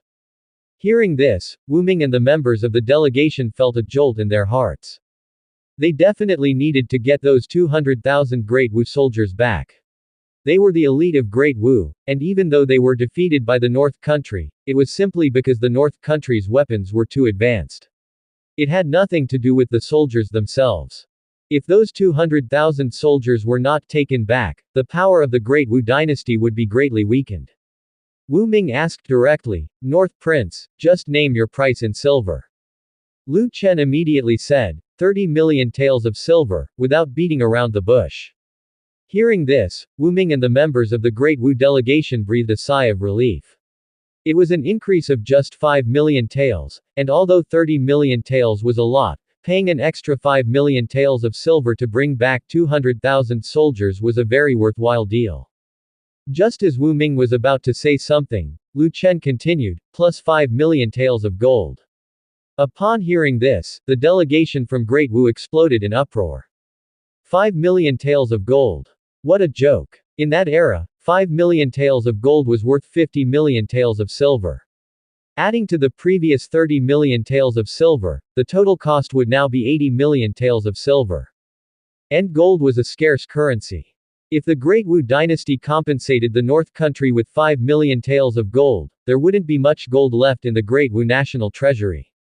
The annual tax revenue of the Great Wu dynasty was how much? If they compensated nearly 80 million taels of silver at once, Great Wu would have some tough years ahead. With a dark expression, Wu Ming said, North Prince, don't you think the North Country is being a bit too greedy? As Lu Chen was about to say something, a Jinyue guard suddenly entered from the main entrance of the hall, circled around to his side, and bent down to whisper something in Lu Chen's ear. Lu Chen smiled slightly. Seeing this, Wu Ming and the members of the Great Wu delegation grew even more somber, anticipating that something must have happened. At that moment, an outside soldier announced, Prince, members from the Great Wu delegation request to enter the hall. Many people had accompanied the Great Wu delegation, but not everyone had entered the hall to negotiate with the officials from the North Country. Some stayed outside, awaiting any news that might come from Great Wu at any moment. When Wu Ming heard that it was his delegation requesting entry, he knew that something must have happened in Great Wu, otherwise, the members of his delegation would not be asking to enter at this time. Lu Chen said with a smile, let them in. The next moment, a member of the Great Wu delegation entered the hall, first bowing to Lu Chen on the throne, then quickly walked over to Wu Ming and handed him an envelope. Wu Ming hastily took the envelope and looked it over. Upon reading it, his face turned ashen. A few days earlier, the North Country had dispatched 200,000 troops to camp on the border between Lingtu County and Yuping County, occasionally creating thunderous noises. Opposite the North Country's camp was the North Country's heavy cavalry camp. Although the North Country had no intentions of attacking, a certain general from Great Wu lost his senses, thinking the North Country had let down its guard, and with a flatland ahead, he led his heavy cavalry to launch a night raid on the North Country camp. However, not only did the raid fail, but the 20,000 Great Wu heavy cavalry were defeated instead. The North Country's army seized the opportunity to move south, capturing several cities in Lingtu County. After reading the contents of the letter, Wu Ming couldn't help but crush the entire envelope into a ball. He cursed inwardly, fools, such fools. 20,000 heavy cavalry against 200,000, what gave them the courage? Didn't they know about the North Country's terrifying weapons? This turn of events once again put their negotiations at a disadvantage. Lu Chen then said with a smile, "Your Highness Wu Ming, you seem to be looking a bit pale." Wu Ming quickly replied, "North Prince, I am feeling somewhat unwell today. May we discuss the peace terms further tomorrow?" Without hesitation, Lu Chen agreed, "Since Your Highness Wu Ming is not feeling well, let's end it here for today. You must get some good rest." With an act of thanks, Wu Ming said, "I thank the North Prince." Afterward, Wu Ming and the members of the Great Wu delegation turned and left the hall. Watching their receding figures, Lu Chen stood up with a chuckle. The people of Great Wu are indeed rich in martial virtue. I guess they think it's still the olden days. If it were the previous era of cold weapons, 20,000 heavy cavalry launching a night raid on a 200,000 strong infantry camp indeed had a chance of success, given the advantage of their armor. But sadly, times have changed. Moreover, there was another reason for the failure of the Great Wu heavy cavalry's night raid: the caution of main General Mu Changtian. If the North Country soldiers had truly become complacent, the night raid of Great Wu's 20,000 heavy cavalry might have had a chance to throw the North Country soldiers into disarray. But Mu Changtian, considering the crucial moment of peace talks, anticipated that Great Wu would attempt something to increase their bargaining power, so he remained vigilant. As a result, when Great Wu did indeed send troops to raid the camp, they were thwarted. Wu Ming returned to the Great Wu embassy where he stayed and flew into a violent rage, crazily smashing things around. Idiots. A bunch of idiots. Don't they know I'm still in North Country? Who gave them the courage to launch a sneak attack on North Country soldiers at this time? Are they trying to get me killed? As a prince, he was still in another nation's territory, and yet the armies of his own dynasty had initiated an attack on that country. If this angered North Country, he might just be killed outright by them. Wu Ming now seriously suspected that there were people within the Great Wu dynasty who wanted him dead, so they deliberately let those 20,000 heavy cavalry attack North Country's military camp, thereby infuriating the North Prince, and thus achieving their purpose of killing with a borrowed knife. After the first round of negotiations ended, Lu Chen returned to the inner court of the prince's mansion. He knew that Wu Ming must have already learned about the attack by Great Wu's heavy cavalry on North Country's military camp, which was why he was so eager to leave the Hall of Political Affairs earlier. In the matter of negotiations, North Country was the least in a hurry. Talking for a few months was not a problem. It all depended on whether Great Wu could withstand the pressure of North Country's army. The longer the negotiations dragged on, the more disadvantageous it was for Great Wu. As the situation became increasingly unfavorable for Great Wu, North Country would surely gradually increase its demands. On this sunny day, after Lu Chen returned to the inner court, he joined his wives and concubines for tea and chat. At this moment, Lu Chen noticed Yelv Nanyan holding a needle and thread, sewing something together. Lu Chen asked curiously, "Nanyan, are you sewing clothes?" The clothes of the prince's mansion were all made by a dedicated tailor, so there was no need for the people of the prince's mansion to sew themselves. Moreover, North Prince Mansion had already established a clothing factory, which could provide whatever clothes were needed. Upon hearing Lu Chen's question, Yelv Nanyan put down her needlework and then replied, "Prince, this concubine thought of making 1 or 2 garments for the children while I do not yet have any of my own." Hearing this, Lu Chen smiled slightly and said, "If you want any clothes, just tell the clothing factory. There's no need for you to sew them by hand." Yelv Nanyan replied, "This concubine knows, but I am idle nonetheless." Yelv Nanyan, who originally managed the treasury, had gradually transferred her power to the officials arranged by Lu Chen, leaving her with little to do. So, she thought that since she would eventually bear children for Lu Chen, why not use this idle time to hand make a few sets of clothes for the children? Although she had not yet conceived Lu Chen's child, she believed that with enough persistence, she would eventually become pregnant with his child, especially since Chu Yukan and Wang Qingqi, the 2 martial artists, already had Lu Chen's children.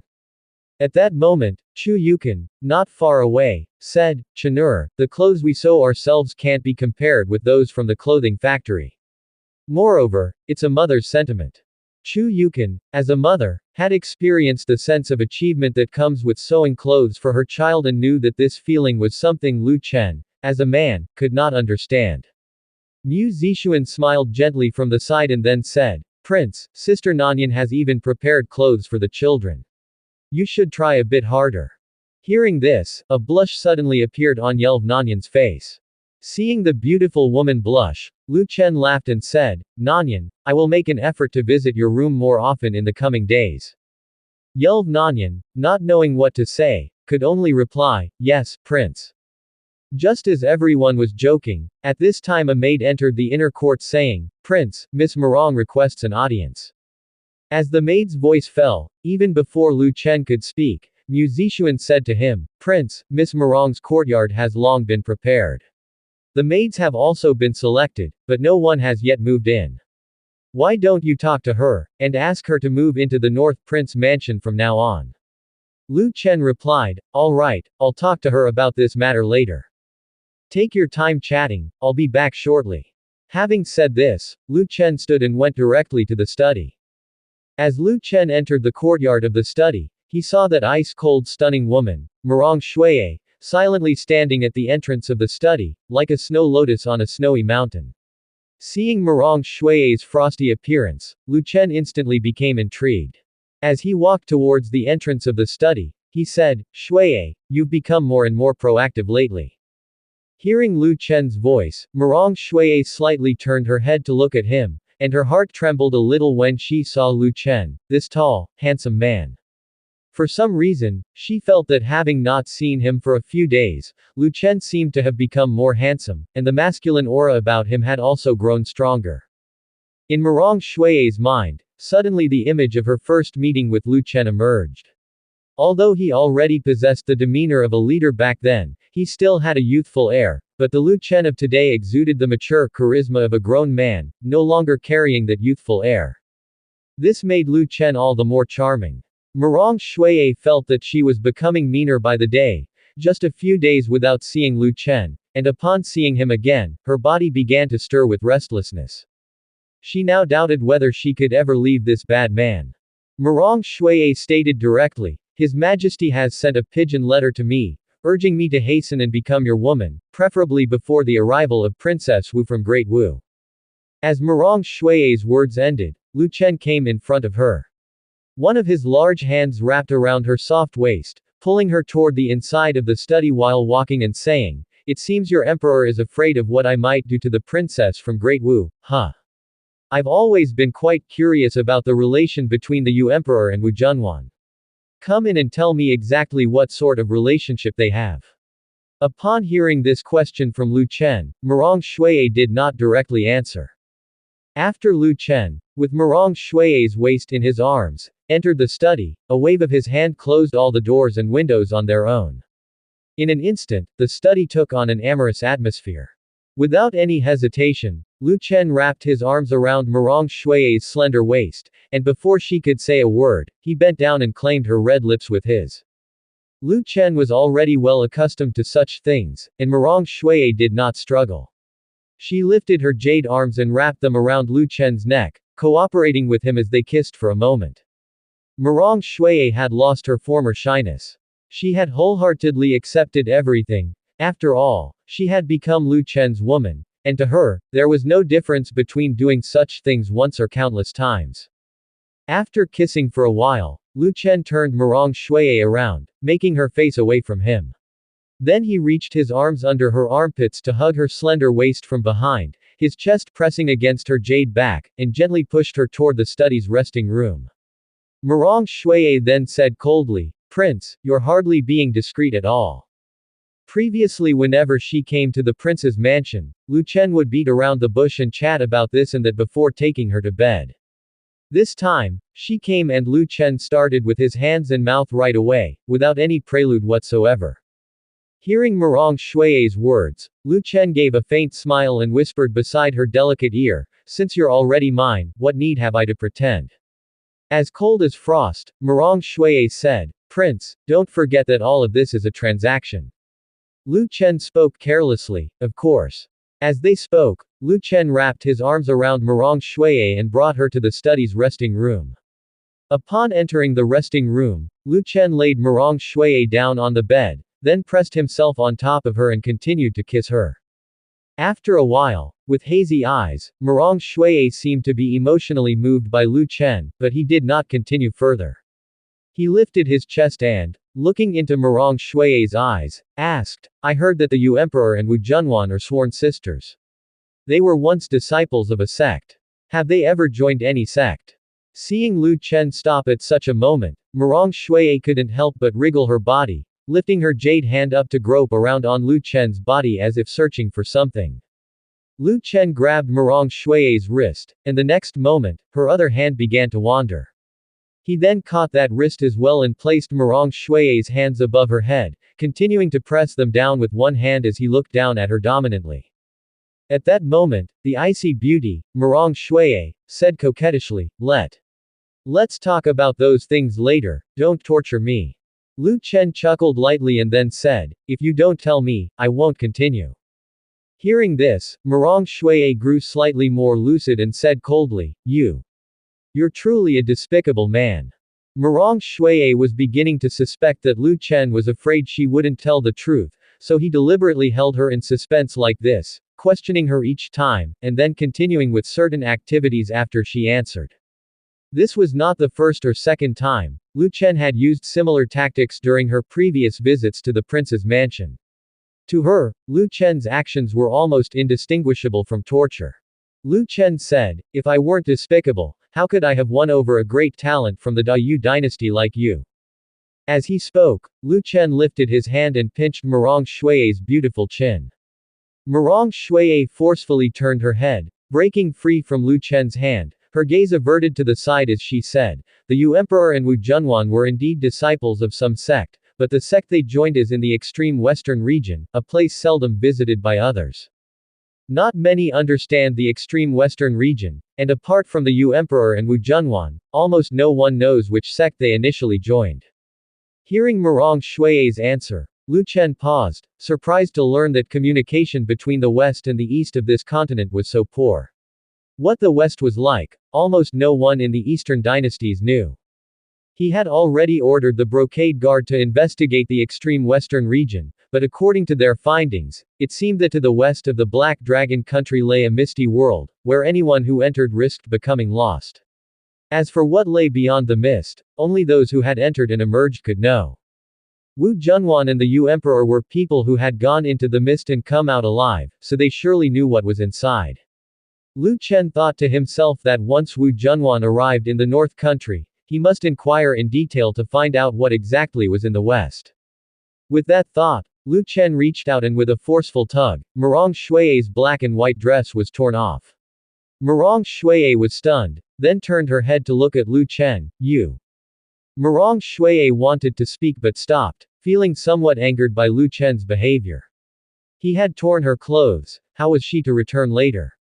But with Lu Chen tearing off her clothes, it was clear he intended to proceed to the next step. She was already in discomfort and did not want to endure any longer, so she said nothing. Seeing Marong Shuiyi simmering with frustration, Lu Chen said with a smile, What about me?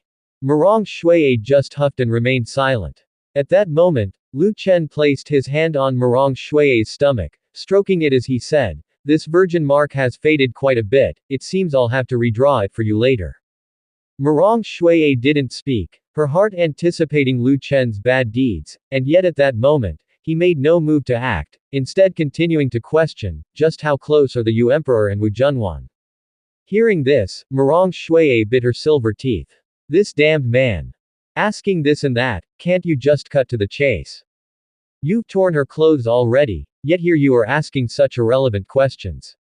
Although she felt somewhat dissatisfied with Lu Chen in her heart, Marong Shuiyi still replied, Very well, every time Wu Junwan goes to the Great Ju, she shares meals, a residence, and even sleeps with the Yu Emperor. I faintly sense that the Yu Emperor has a special kind of feeling for Wu Junwan. When I serve the Yu Emperor, she often holds me and calls out Wu Junwan's name. And she also. At that point, Marong Shuiyi's words came to an abrupt halt. Just as Lu Chen was listening with great interest, Murong Xue's sudden pause made him itch with curiosity, and he immediately urged, "And what else did she do?" Murong Xue hesitated for a moment but didn't continue. Lu Chen, with a smile, asked, "Don't you want to cooperate with me? Then why are you helping the Yu Emperor keep secrets from me?" Murong Xue then said, "And she would often pin me down beneath her, just like you, and do those things." Upon hearing this, Lu Chen was momentarily stunned. Apparently, he had heard something quite scandalous. So the Yu Emperor was that kind of person. Filled with curiosity, Lu Chen asked, "She's the Empress, she could have any man she wants. Why would she do such things with a mere servant like you?" Murong Xue answered, "This seems to be related to the cultivation technique she practices. She cannot engage in the acts of men and women." Lu Chen thoughtfully said, "Which is to say, the Yu Emperor might still be a virgin to this day." Upon hearing Lu Chen's words, Murong Xue felt a bit weird.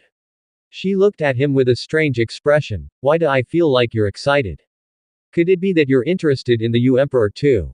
Lu Chen snapped back to reality, and with a smile said, "Is Xue jealous?" Murong Xue didn't reply. At that moment, Lu Chen released the restrictions on Murong Xue's hands. Seeing Lu Chen release her, Murong Xue suddenly wrapped her arms around Lu Chen's waist, and with a swift roll, she flipped Lu Chen under her. Now it was Murong Xue's turn to look down on Lu Chen from above. Murong Xue was feeling quite unsatisfied with Lu Chen at this point. This despicable man was dilly-dallying, she might as well take matters into her own hands. Lu Chen lay on the bed, gazing at Murong Xue's face, which was cold yet tinged with a hint of a blush, and made no move. If it came to physical strength, Murong Xue was definitely no match for Lu Chen, but he had no plans to do anything, letting Murong Xue have her way. Right then, Murong Xue began to undress Lu Chen. Lu Chen teased, "Look at you, Xue, getting more and more impatient, not at all like the talented woman you used to be." Murong Xue blushed and paid no mind to Lu Chen's mocking words.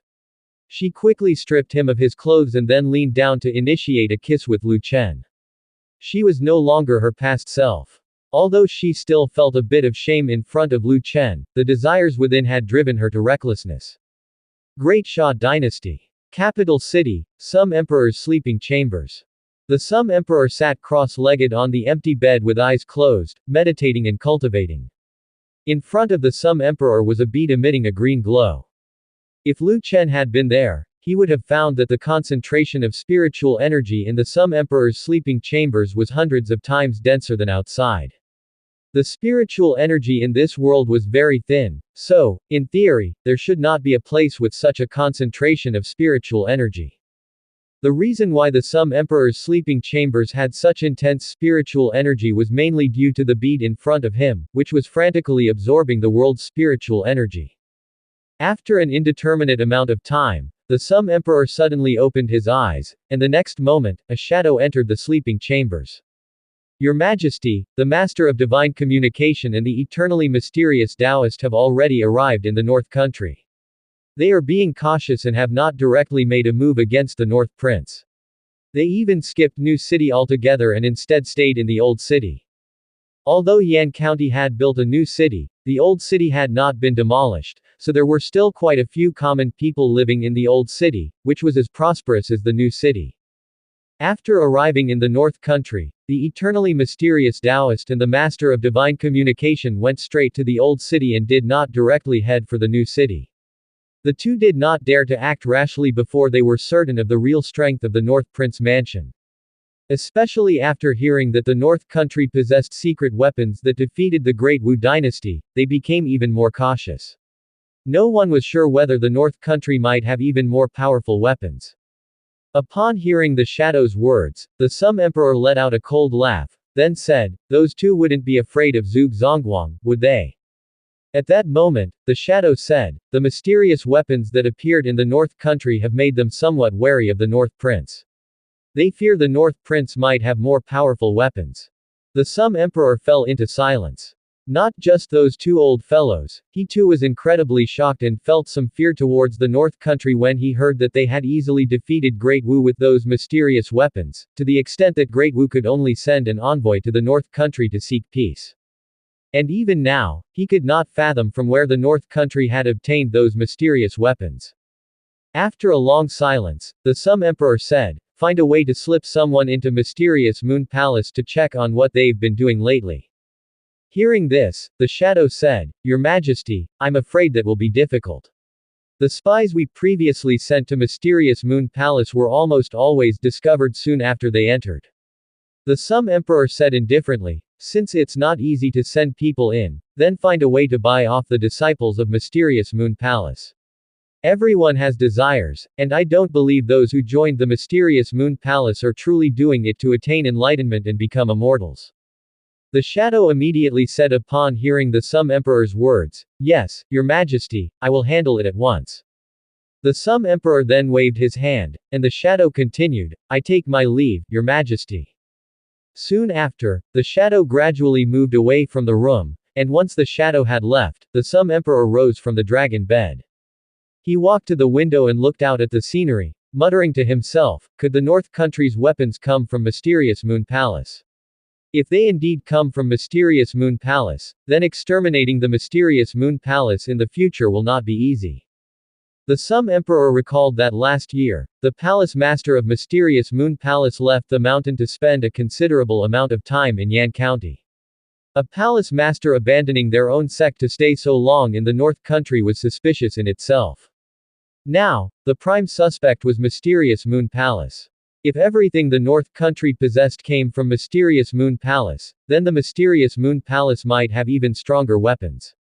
With this thought, the Sum Emperor clenched his fist, a cold light flashing in his eyes. "No matter if the North Country's weapons come from Mysterious Moon Palace or not, I will one day exterminate all the sects within the Great Sha boundaries. The Great Sha is my Great Sha." Lu Chen did not know that the Master of Divine Communication and the eternally mysterious Taoist had already come to the North Country. Although he had the Brocade Guard keep an eye on them very early on, these two were pseudo-celestials after all, and it would be very easy for them to avoid surveillance and tracking by the Brocade Guard.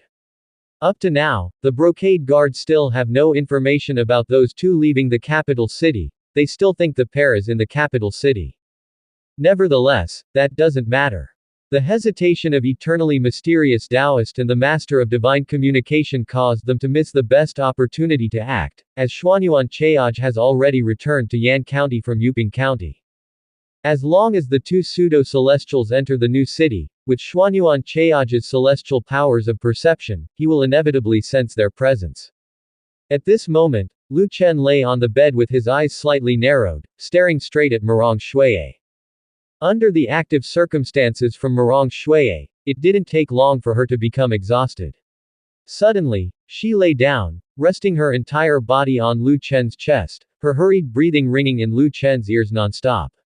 Lu Chen raised his hand, gently stroking Murong Xueye's jade back, then smiled and said, "Miss Murong, why do I feel like you've turned me into your pet macaque?" After taking a few deep breaths, Murong Xueye then coldly said, "We each take what we need." Lu Chen chuckled lightly. It seemed Murong Xueye had thoroughly let herself go. Just then, Lu Chen suddenly embraced her willowy waist, flipped over, and placed her beneath him, looking down at her from above. Murong Xueye's face was flushed, her eyes misty, her body exuding an incredibly seductive fragrance, and Murong Xueye put up no resistance whatsoever. Lu Chen then said, "Now that Miss Murong's affairs are settled, it's time to help me with my writing practice." While he spoke, the writing brush and inkstone in the study flew straight to Lu Chen's side, and Murong Xueye turned her head away, adopting a posture of willing submission. Lu Chen picked up the writing brush, dipped it in ink, and began to write on her body. At that moment, Murong Xueye thought of something. After Wu Junwan arrives in the North Country, how will the prince handle her? While writing, Lu Chen said, "Handle her. Why would I handle her?" Murong Xueye continued, "Wu Junwan is beautiful and dignified, enchanting in her grace. If she comes to the North Country as a hostage, surely the prince wouldn't pass her by. The corners of Lu Chen's mouth curled up slightly. Is Shuai feeling jealous? All of a sudden, Murong Shuai let out a small yelp, and then replied, I was just asking casually. Lu Chen then said, indeed, I won't let her go. I will make her a member of my harem, and then she'll bear my children. Upon hearing this, Murong Shuai said, she's a woman with ambition, and she actively agreed to the martial emperor to come to the North Country as a hostage. If she enters the prince's harem, aren't you afraid that she'll turn the North Prince mansion upside down? At that moment, Lu Chen lifted Murong Shuai's leg, wrote the character, straight, on it, and then casually said, this spy sent by the Yu Emperor is daringly placed within the prince's mansion, do you think I would worry about her doing something detrimental to the North Country? Murong Shuai said, Wu Junwan is not me, nor is she like me, and I don't have the same level of ambition she does. I've already warned you, if you end up being tripped up by a woman, don't blame others. Lu Chen looked at Murong Shuai's coldly beautiful face and said with a smile, I didn't expect Shuai to start worrying about me proactively, how gratifying. Murong Shuai snorted coldly, without continuing the conversation. Then Lu Chen flipped Murong Shuai's body over and continued to write on her jade back. After a while, Lu Chen suddenly thought of something, then said, right, in a few days come to the prince's mansion to assist the tailor in making a phoenix robe that the Yu Emperor usually wears to court. Curious, Murong Shuai asked, phoenix robe. What do you want a phoenix robe for? Lu Chen said with a smile, doesn't Wu Junwan aspire to be an empress? I'll make her dreams come true. After some time spent waiting, Wu Ming finally received a message from the court of Great Wu, as well as the imperial edict from his own father, the emperor. However, to Wu Ming's surprise, the court of Great Wu hadn't really discussed the issue of how much the reparations should be. Without discussion, it meant that the amount of reparations was entirely based on whatever treaty the Great Wu delegation could reach with North Country. It seemed like the Great Wu delegation was given a lot of authority, allowing Wu Ming to make his own decisions, but on the other hand, if the reparations were too hefty, once Wu Ming returned to Great Wu, all the responsibility would fall solely on him. Seeing that the imperial edict sent from Great Wu didn't mention anything about the amount of reparations, not even a mention, Wu Ming was furious on the inside. His father, the emperor, had shifted all the pressure onto him. At the very least, he should have been given an idea of the bottom line for the reparations. To say nothing at all, leaving him completely on his own in the negotiations, if the reparations negotiated were below the martial emperor's expectations, that would be one thing. But if they exceeded his expectations, and by a large amount, he might very well lose his chance at the crown prince title.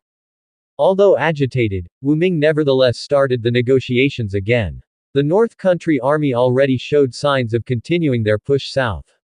The war needed to end as soon as possible, which was also the intent of his father, the emperor's edict. Wu Ming had originally planned to keep stalling, but now with his father, the emperor's edict arriving, there was no way he could keep dragging his feet. North Country Hall of Political Affairs. At the start of today's negotiations, the members of the Great Wu delegation proposed to reduce the indemnity. Upon hearing their suggestion, the officials of North Country immediately vetoed the proposal, believing that since Great Wu ambushed the North Country camp, the indemnity could only increase, not decrease. After a bout of commotion in the Hall of Political Affairs akin to that of a marketplace, Lu Chen finally spoke, 30 million taels of silver and 5 million taels of gold are non-negotiable. If Great Wu is unwilling to pay such an amount, then the North Country army will have to personally make a trip to Great Wu for the money. Upon hearing this, the Grand Hall instantly fell silent, and the members of the Great Wu delegation instantly lost their spirits. With the North Country army already intending to move south, aggravating the North Prince now could really lead to him sending troops southward, potentially causing even greater losses for Great Wu. Wu Ming, with a dark expression, said, fine, we will adhere to the North Prince's terms. Great Wu will pay North Country the 30 million taels of silver plus 5 million taels of gold, but this money will not be delivered in one single payment. Lu Chen had anticipated that Great Wu would propose to pay in installments, and responded, the first installment will be 20 million taels of silver plus 3 million taels of gold. The rest must be paid off by Great Wu within 2 years, Otherwise, the North Country army will personally head south to seek the martial emperor for payment. Wu Ming clenched his fists and said, "Thank you, North Prince." Lu Chen continued, "Since the matter of money is settled, let's now discuss the matter of land. To prevent Great Wu from attacking the North Country again, I have decided to include Yuping County and Lingtu County within the territory of North Country." Hearing this, Wu Ming immediately protested, "North Prince, North Country has already occupied Yuping County. Why claim Lingtu County as well? Do you not think your appetite is a bit too large?" Lu Chen replied indifferently, "At the beginning, I indeed had no designs on Lingtu County. However, Great Wu soldiers took advantage of the night to ambush the North Country camp, resulting in heavy casualties for our soldiers and causing huge losses to North Country. That I have not demanded reparations is already the extent of my leniency."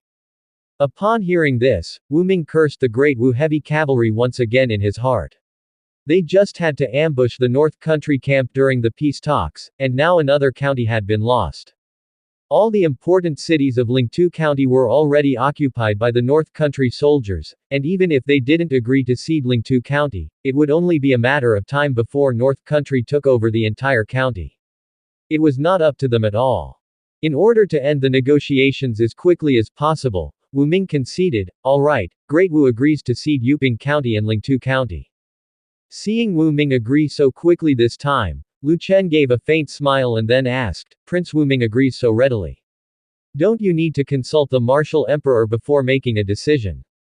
Wu Ming responded, "My father, the emperor has entrusted the entire negotiation to me. I have the authority to decide." Lu Chen remarked, "Since Prince Wu Ming has the authority to decide, I won't belabor the point."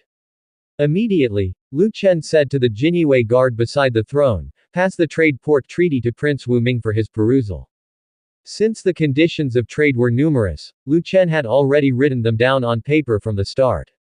When the trade treaty reached Wu Ming's hands, he began to read it earnestly, and his expression became extremely solemn upon seeing the clauses. To be honest, he was not particularly clear about the potential consequences of these clauses, such as settling trade transactions with North Country currency, or allowing North Country merchant caravans into Great Wu. He could only surmise that the North Country might send spies into Great Wu, but he was unable to fathom their deeper intentions. Although Wu Ming did not understand the potential outcomes these clauses might bring forth, he was no fool. He promptly passed the trade treaty in his hands to the members of his entourage to review. The members of his entourage were all high-ranking ministers from Great Wu's imperial court, and they would surely know what consequences these clauses could lead to. After the members of Great Wu's entourage read the trade treaty, their expressions grew serious. At that moment, a member of the entourage whispered something into Wu Ming's ear. Then Wu Ming said to Lu Chen, "The trade treaty is too impactful. I must consult with my father, the martial emperor." In his mind, Lu Chen thought that there were indeed smart people in the Great Wu delegation. They probably had already discerned that the North Country intended to control Great Wu economically. Lu Chen then said, "Very well, we will skip over this clause for now. Let us discuss the matter of the hostage. I believe Prince Wu Ming has already heard that I intend for Great Wu to send a hostage to the North Country." Wu Ming feigned ignorance, asking, "I wonder which prince does the North Prince intend to take as hostage?" Lu Chen said with a smile, "I have heard that Prince Wu Ming has been frequenting the Flower Moon building lately and is quite fond of the girls from the North Country. Since Prince Wu Ming likes the girls from the North Country so much, why doesn't Prince Wu Ming consider staying as a hostage in the North Country?" Hearing this, Wu Ming's face instantly turned pale. He did not want to be a hostage in the North Country. If he stayed as a hostage in the North Country, he would forever lose his chance at becoming the crown prince. Wu Ming immediately responded, "North Prince, my status in Great Wu is not high, and if you make me a hostage in the North Country, I'm afraid I won't serve the intended purpose of a hostage. Perhaps the North Prince should reconsider." Seeing Wu Ming's apparent panic, the corners of Lu Chen's mouth curved slightly upward. Seeing Wu Ming flustered and speaking without reserve, a member of the Great Wu entourage quickly stepped forward and said, "North Prince, the foreign minister requests that today's negotiation end here, so that we may return and report the matter of the hostage to His Majesty the Martial Emperor." Lu Chen said with a laugh. Prince Wuming just said earlier that he has autonomy over this negotiation. It seems now that Prince Wuming cannot make decisions on his own. Hearing this, Wuming said, the trade treaty proposed by the North Prince is too complicated, we need to discuss it before making a decision. Lu Chen said indifferently, very well, then go back and have a good discussion. 2 days from now, I expect a definitive response. The families of my fallen soldiers are still waiting for the compensation from Great Wu. Wu Ming and the members of the Great Wu delegation subsequently left the Hall of Political Affairs. Watching their departing figures, Lu Chen smiled lightly. He believed that Wu Ming would soon seek him out, to make a deal in private. After the negotiations were paused, Lu Chen briefly discussed some recent affairs of the North Country with its officials before ending the brief court session. Just as Lu Chen had expected, hardly had he returned to the prince's mansion when a guard came looking for him, reporting that Prince Wu Ming requested a private audience. Naturally, Lu Chen knew the reason Prince Wu Ming wished to see him, so he directed someone to bring Wu Ming to his study. Once Wu Ming entered the study, Lu Chen greeted him with a smile. Prince Wu Ming, please take a seat. As the words left his mouth, Lu Chen moved to the area of the study reserved for rest and tea drinking, and Wu Ming promptly sat down at the tea table as well. At this time, Lu Chen addressed the maid at the door of the study, Xiao Qin, brew the tea. Having said this, Lu Chen's gaze fell upon Wu Ming, and with a smile, he asked, may I inquire what matter brings Prince Wu Ming to seek a private audience with me? Wu Ming spoke directly, I want to ask the North Prince if he truly intends to have me remain in the North Country as a hostage. Earlier, in the Hall of Political Affairs, Wu Ming had referred to himself as this prince, but now, in front of Lu Chen, he was simply using I, markedly lowering his stance. Hearing Wu Ming's tone, Lu Chen chuckled softly, then replied, Prince Wu Ming holds significant influence in Great Wu and is one of the contenders for the crown prince. When choosing a hostage, naturally, one must select someone important to Great Wu. In my view, you are the most suitable. Upon hearing this, Wu Ming quickly responded, the North Prince flatters me too much. Although there are some ministers in Great Wu's court who support me, compared to Prince Lu Yi, I'm truly insignificant. My imperial father sent me here to the North Country. It's clear he doesn't wish to tarnish Prince Lu Yi's reputation, proving that he is the most important in my imperial father's heart. If the North Prince wishes to select a prince as a hostage, it ought to be Prince Lu Yi. If I were chosen, I fear I would not effectively serve the purpose of a hostage. Lu Chen pondered for a moment and then said, oh. Is that so? But then again, if I were to choose Prince Lu Yi as a hostage, the martial emperor likely wouldn't agree, would he? After all, you've said that he is the most important in your imperial father's heart. When Wu Ming heard Lu Chen's response, he was slightly taken aback. After collecting his thoughts, Wu Ming stated, given that the North Country's army is at our borders, I believe my imperial father would agree to any conditions you, North Prince, propose. Lu Chen then inquired, does that mean your imperial father would also agree to the trade agreement? Wu Ming was momentarily confused. What did this have to do with the trade agreement? Weren't they discussing the issue of the hostage? While Wu Ming was muddled, he suddenly realized the connection. Subsequently, Wu Ming suggested, if the North Prince chooses another prince as a hostage, I believe my imperial father would definitely agree to the trade agreement proposed by the North Country. Wu Ming didn't know what impact the trade agreement might have on Great Wu. However, representatives from the Great Wu delegation had reminded him that, in the current negotiation terms, the trade agreement proposed by the North Country appeared less obviously harmful than a loss of territory or financial indemnity, but its hazards were considerably greater, and it was very likely that the martial emperor would not consent. No wonder when they first came to the North Country, the newspapers had announced that Princess Junwan would be the hostage, only for there to be a sudden change to him, Prince Wu Ming. It turned out the North Prince wanted to leverage his power to gain his imperial father's approval for the trade agreement. It was essentially a trade. If the trade agreement failed to pass, then he could likely be the hostage. If the trade agreement was ratified, another person would serve as the hostage. After hearing Wu Ming's answer, Lu Chen picked up his teacup, took a gentle sip, and then stated, if Prince Wu Ming can persuade the martial emperor to agree to the trade agreement, then I shall choose your Princess Junwan as the hostage. However, if Prince Wu Ming is unsuccessful, then please remain in the North Country. Wu Ming immediately said, North Prince can rest assured, I will definitely persuade Great Wu's entire court and my father, the martial emperor. Lu Chen said with a smile, then I will wait for the good news from Prince Wu Ming. I hope Prince Wu Ming can act quickly. After all, the families of North Country's soldiers are still waiting for their pension. Wu Ming then said, please give me 1 more month, North Prince. After 1 month, I will definitely give you a satisfactory response. Lu Chen said with a smile, all right, I will give Prince Wu Ming 1 more month's time. I hope Prince Wu Ming does not make me wait in vain for a month. Wu Ming said with a sycophantic smile, of course. If the North Prince has no other matters, I will take my leave for today. Having said that, Wu Ming got up directly from his chair, and Lu Chen also immediately stood up and said, all right, Prince Wu Ming, please take your time. I will not see you out. Without any further ado, Wu Ming stood up and left. Several days later, in the Great Wu court, when the commercial treaty proposed by North Country was relayed back to Great Wu, it instantly caused a stir in the Great Wu court. Though most of the ministers in the Great Wu court were typically inactive, they were not fools. Being the cunning veterans that they were in political circles, the ministers immediately saw through North Country's intent. North Country was asking Great Wu not only to fully open all markets but even to conduct trades using North Country's currency. What a joke, to use North Country's currency. Imagine if North Country goods flooded in en masse, merchants would then need to use North Country currency to buy North Country goods. Should the volume of goods increase, people might likely abandon Great Wu's currency in favor of North Country's. At this point, Chai Jiliang stood up and spoke, Your Majesty, Great Wu must not agree to this condition from North Country.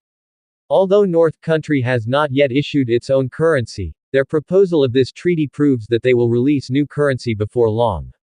Once North Country's goods and currency flood into Great Wu, it will be rare for people to use the currency issued by Great Wu. Chai Jiliang, now reinstated to his former office, had once again become Great Wu's prime minister. The main reason Martial Emperor reinstated him was to stabilize Wu Junwan. The Martial Emperor needed Wu Junwan to infiltrate North Country, and to raise her morale, he had to show her a glimmer of hope. The Martial Emperor knew his daughter was intelligent. If her faction ministers were removed and she lost her voice in the court, she might suspect he was leading her on with false promises.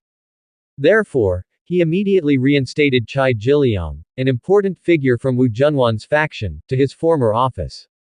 As Chai Jiliang's speech concluded, another minister stood up and said, Yes, Your Majesty, the North Prince harbors ulterior motives. This treaty will harm Great Wu's long-term interests and must not be agreed upon. Subsequently, a succession of ministers stood up to oppose the commercial treaty proposed by North Country. After the opposing ministers' voices had somewhat subsided, Martial Emperor scanned the Great Hall's ministers and then spoke, Does any other minister have a different opinion? As Martial Emperor's words fell, a minister from Prince Wu Ming's faction stood up and said, Your Majesty, I believe Mr. Chai's statement is completely unfounded. In my opinion, this commercial treaty will not harm Great Wu but is actually beneficial. I believe everyone present here has used some products from North Country. Take white paper, for example.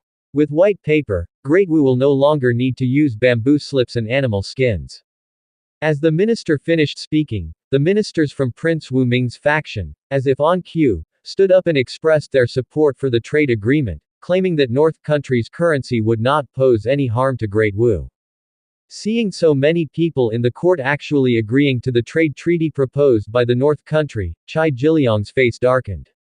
He glanced at those who stood up to agree with the North Country's trade treaty and found that most of them were from Prince Wu Ming's faction and other ministers without faction affiliation, while the ministers from Prince Lu Yi's faction had almost remained silent.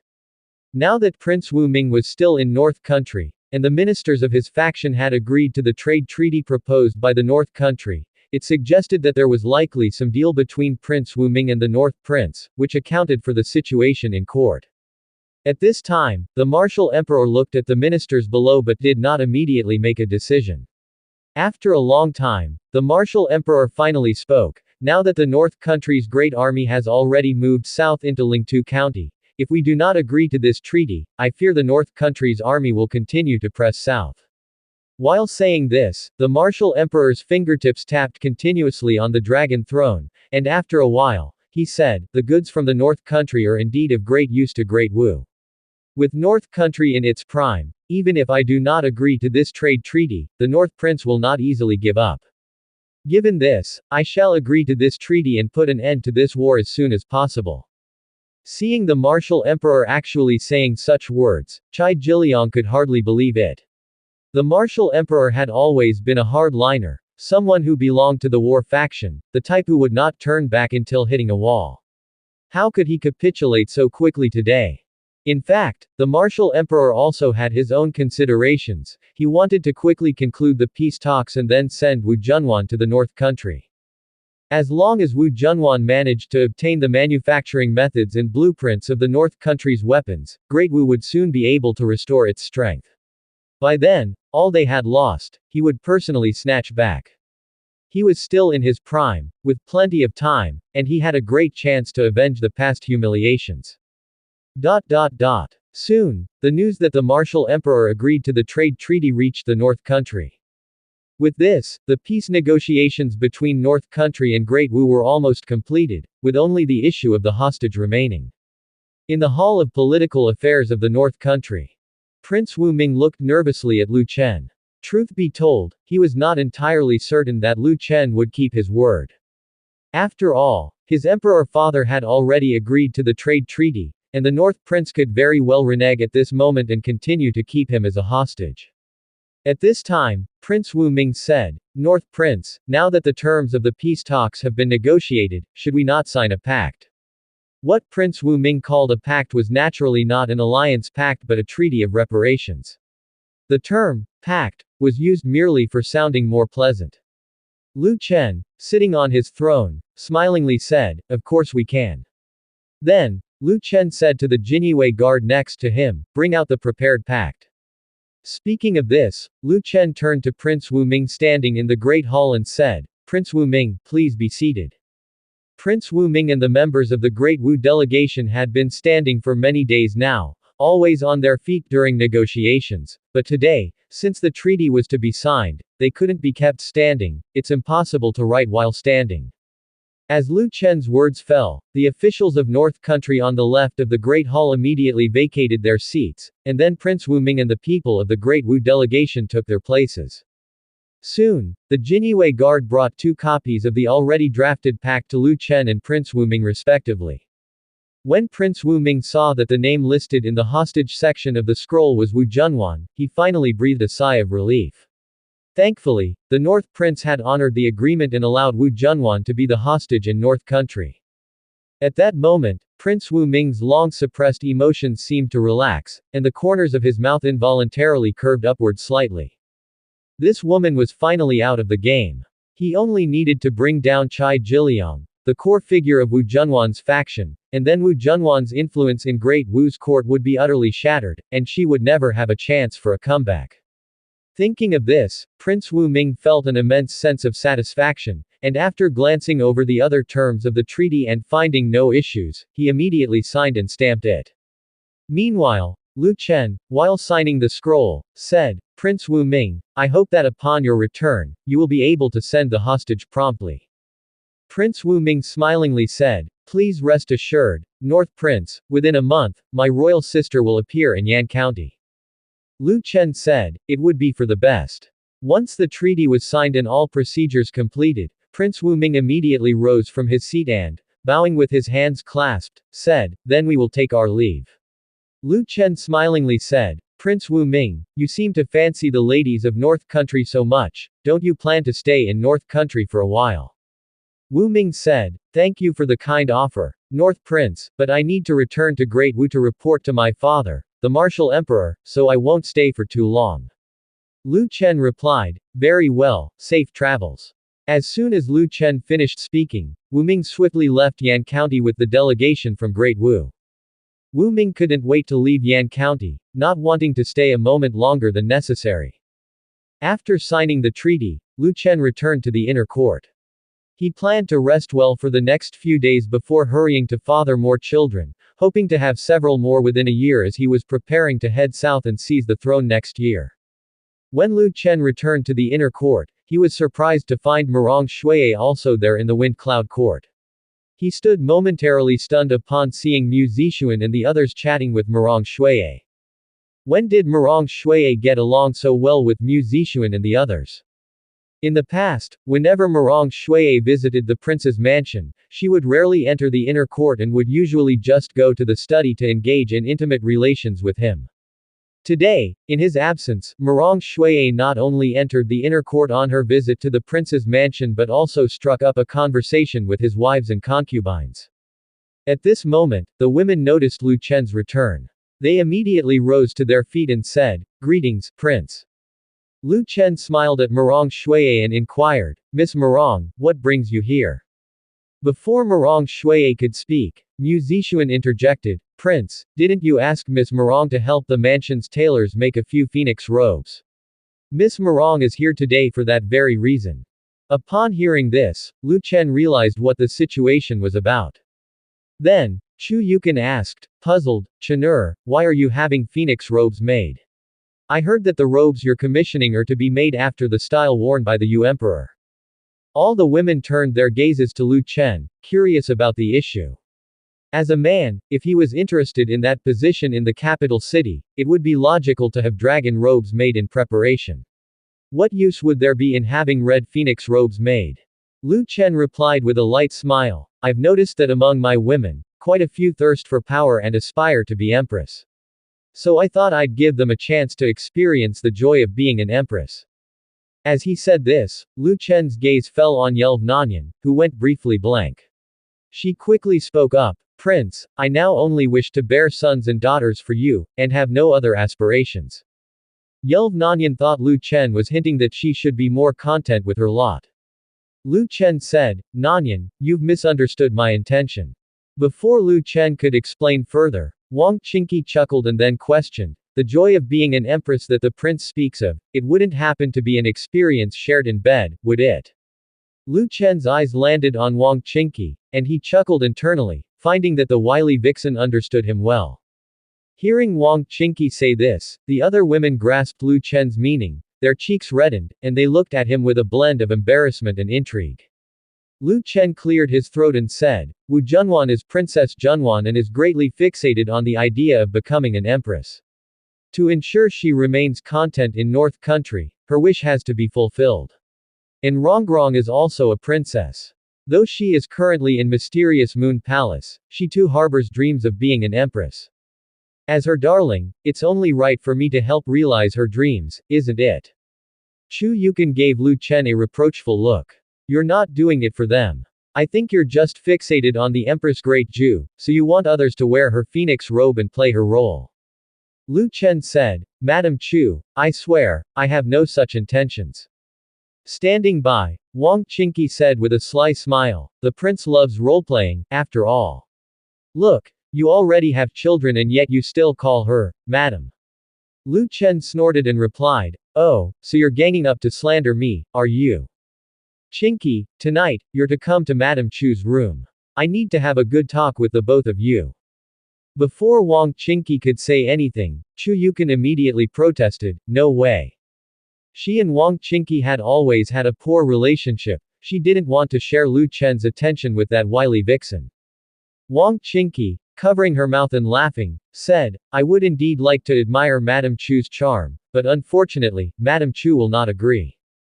Lu Chen said, "It doesn't matter whether she agrees or not, you must come tonight." Chu Yukan's cheeks flushed crimson as she exclaimed, "Chenur, you." At that moment, a female guard entered the yard and said, "Prince, Master Xuanyuan requests an audience." Lu Chen no longer continued his flirtatious banter with his wives and concubines. Instead, he immediately went to the study. Lu Chen had not yet reached the study when, having just left the inner courtyard, he saw Xuanyuan Cheoj. Upon seeing Lu Chen, Xuanyuan Cheoj first paid his respects and then immediately said, "Prince, there's been a situation in the old city." Hearing Xuanyuan Cheoj's abrupt statement caught Lu Chen slightly off guard. A situation. What kind of situation? Xuanyuan Cheaj also realized that his statement was too vague, so he hurriedly explained, this old official chanced upon two powerful auras in the old city, so I took a stroll there, only to discover that there are many martial artists above the master realm, and even two individuals whose auras surpass that of a grandmaster. Hearing this, Lu Chen was startled for a moment, auras surpassing a grandmaster. Celestials. Or pseudo-celestials? Lu Chen immediately asked, their martial presence is stronger than yours. Xuanyuan Cheaj replied, their auras are actually much weaker than this old official's. At this point, Xuanyuan Cheaj suddenly thought of something and continued, the aura they carry is very similar to that of great scholar Zhuge. Upon hearing this from Xuanyuan Cheaj, Lu Chen suddenly thought of two people and said thoughtfully, so, these two individuals are pseudo-celestials. Xuanyuan Cheaj said, it's highly probable. I was worried there might be a celestial behind these two, so I came back to report to you first. After becoming a celestial, Xuanyuan Cheaj could subtly communicate with the heavens and earth, perfectly blending his aura into the environment, making it impossible for others to detect his true realm. In his opinion, other celestials should also possess this ability, so whether or not there are real celestials behind these two pseudo-celestials, he couldn't be certain.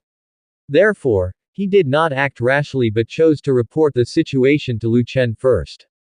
Hearing Xuanyuan Cheaj's words, Lu Chen fell into deep thought and, after a long while, he finally said, this prince has an idea of who these two might be.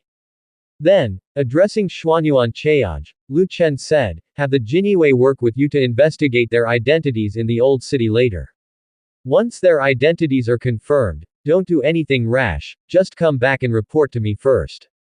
Lu Chen had a system, and confirming those people's identities was actually quite simple, he merely needed to take a walk in the old city to ascertain them. But if he did that, he might well alarm them, so he planned to have Xuanyuan Cheaj and Liang Zong confirm those individuals' identities.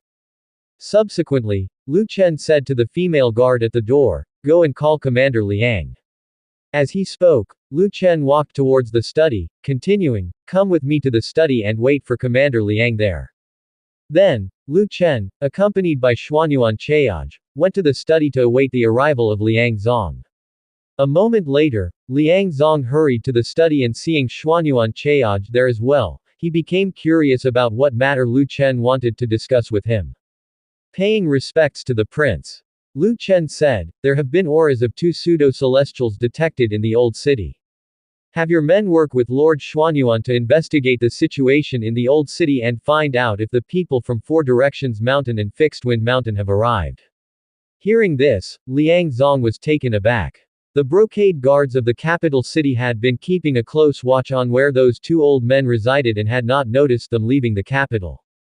If they had left the capital, intelligence from the brocade guards should have reached Yan County much earlier, surely not leaving them without any news at present. Just then, Liang Zong suddenly thought of something. Some time ago, a Jinyue guard had reported to him that the number of people from the capital city who came to do business in Yan County had increased suddenly, and at that time, he had only conducted a rough investigation.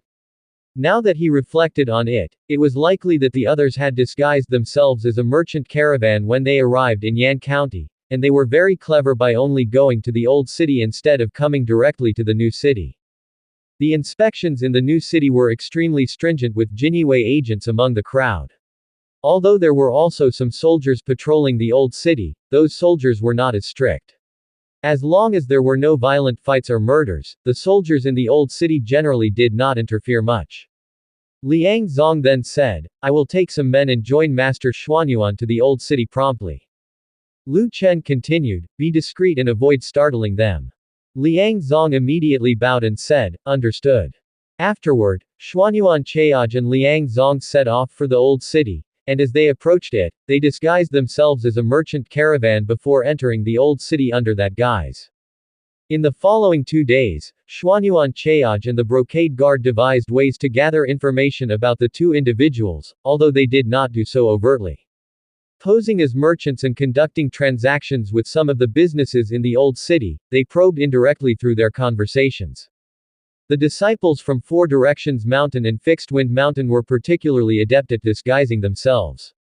They did not stay in the inn all the time. If they had, they might have aroused suspicion since, being there for business, it was not plausible to stay inside the inn without engaging in any activities. To avoid arousing suspicion about their identities, the disciples from Fixed Wind Mountain and Four Directions Mountain even opened a tavern in the old city. Using methods to hide his presence, Xuanyuan Chaoj had approached the two pseudo-celestials and discovered that they hardly spoke anything about North Prince Mansion. Their daily conversations revolved around how great the products from North Country were or how good the wine tasted, as if they were truly merchants. The conversations between these two old men made Xuanyuan Chaoj doubt at times whether he had been discovered. After waiting 2 days without receiving any news from the brocade guard, Lu Chen was perplexed. Was it not just about confirming the identities of those individuals? Why couldn't it be determined even after 2 days? Inside the study, Lu Chen directly addressed the maid at the door, "Xiao Ru, fetch a Jiniwei guard." Just as the maid was about to confirm, Liang Zong entered the courtyard. "Prince, Commander Liang requests an audience."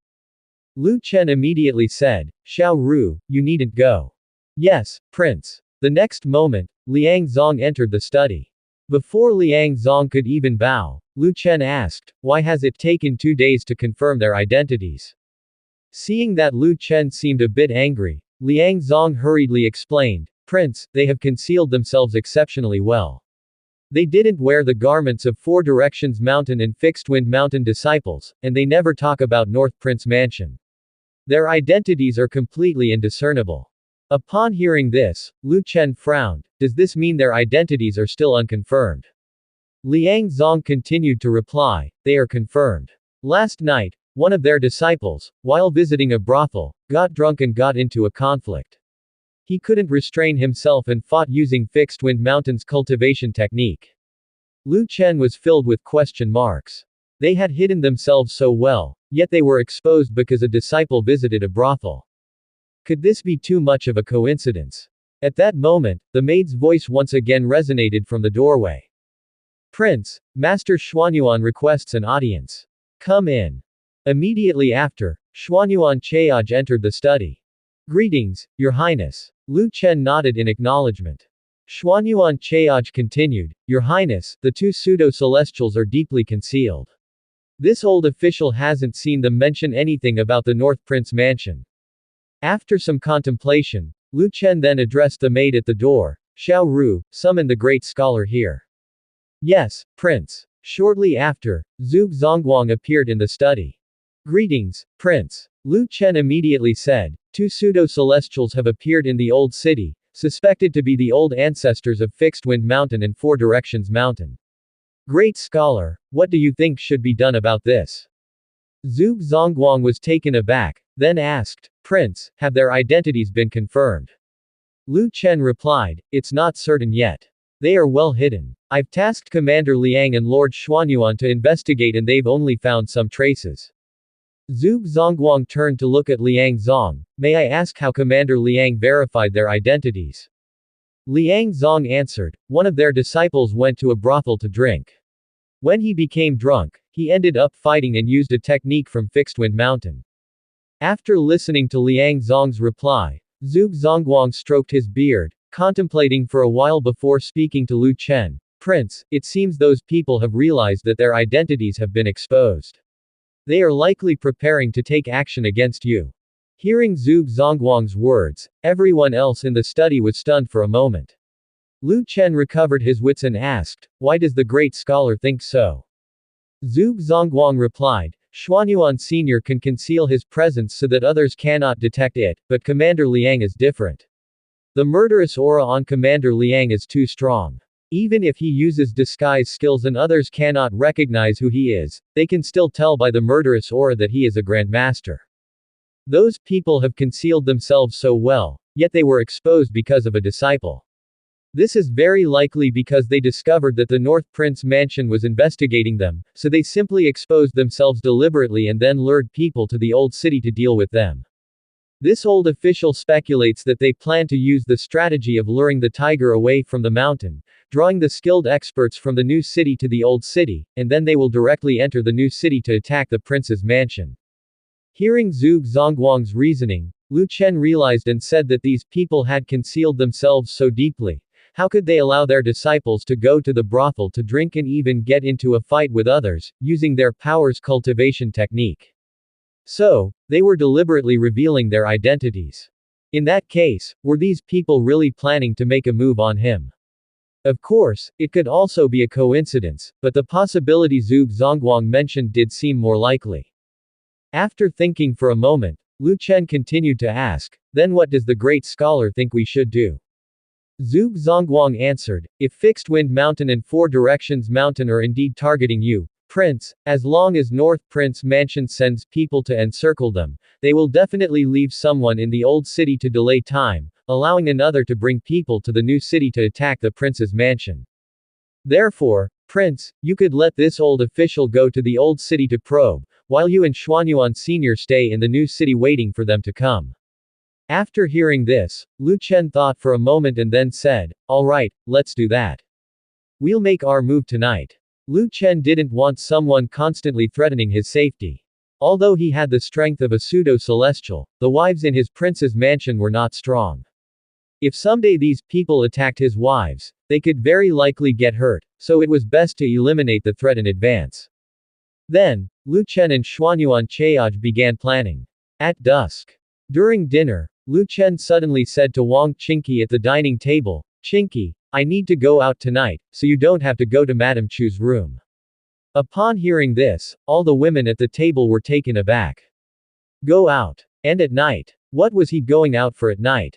Lu Chen rarely went out at night. Even if he wasn't in the inner court, he would surely be in the study. Had something happened again? Or was Lu Chen going out to secretly meet a lover? Lu Chen had done similar things before, going out at night and not returning for a whole day, causing his women to worry immensely, only to find out later that he had gone to have a private meeting with Chen Wanrong. At this moment, Wang Qingqi asked with a smile, Prince, whose beauty has caught your eye this time?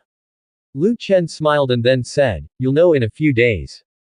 Lu Chen did not directly tell them what he was going to do tonight, he didn't want them to worry. Since Wang Qingqi had misunderstood, he let the misunderstanding continue, so they wouldn't worry. Those assassins had come to kill him at the prince's mansion before. This time, Lu Chen intended to take care of the assassins outside the city, so they would not come and frighten his wives and children. Although Lu Chen said so, Chu Yuqin clearly felt something was off. Lu Chen did not seem like he was going out to meet some woman but instead had something important to do.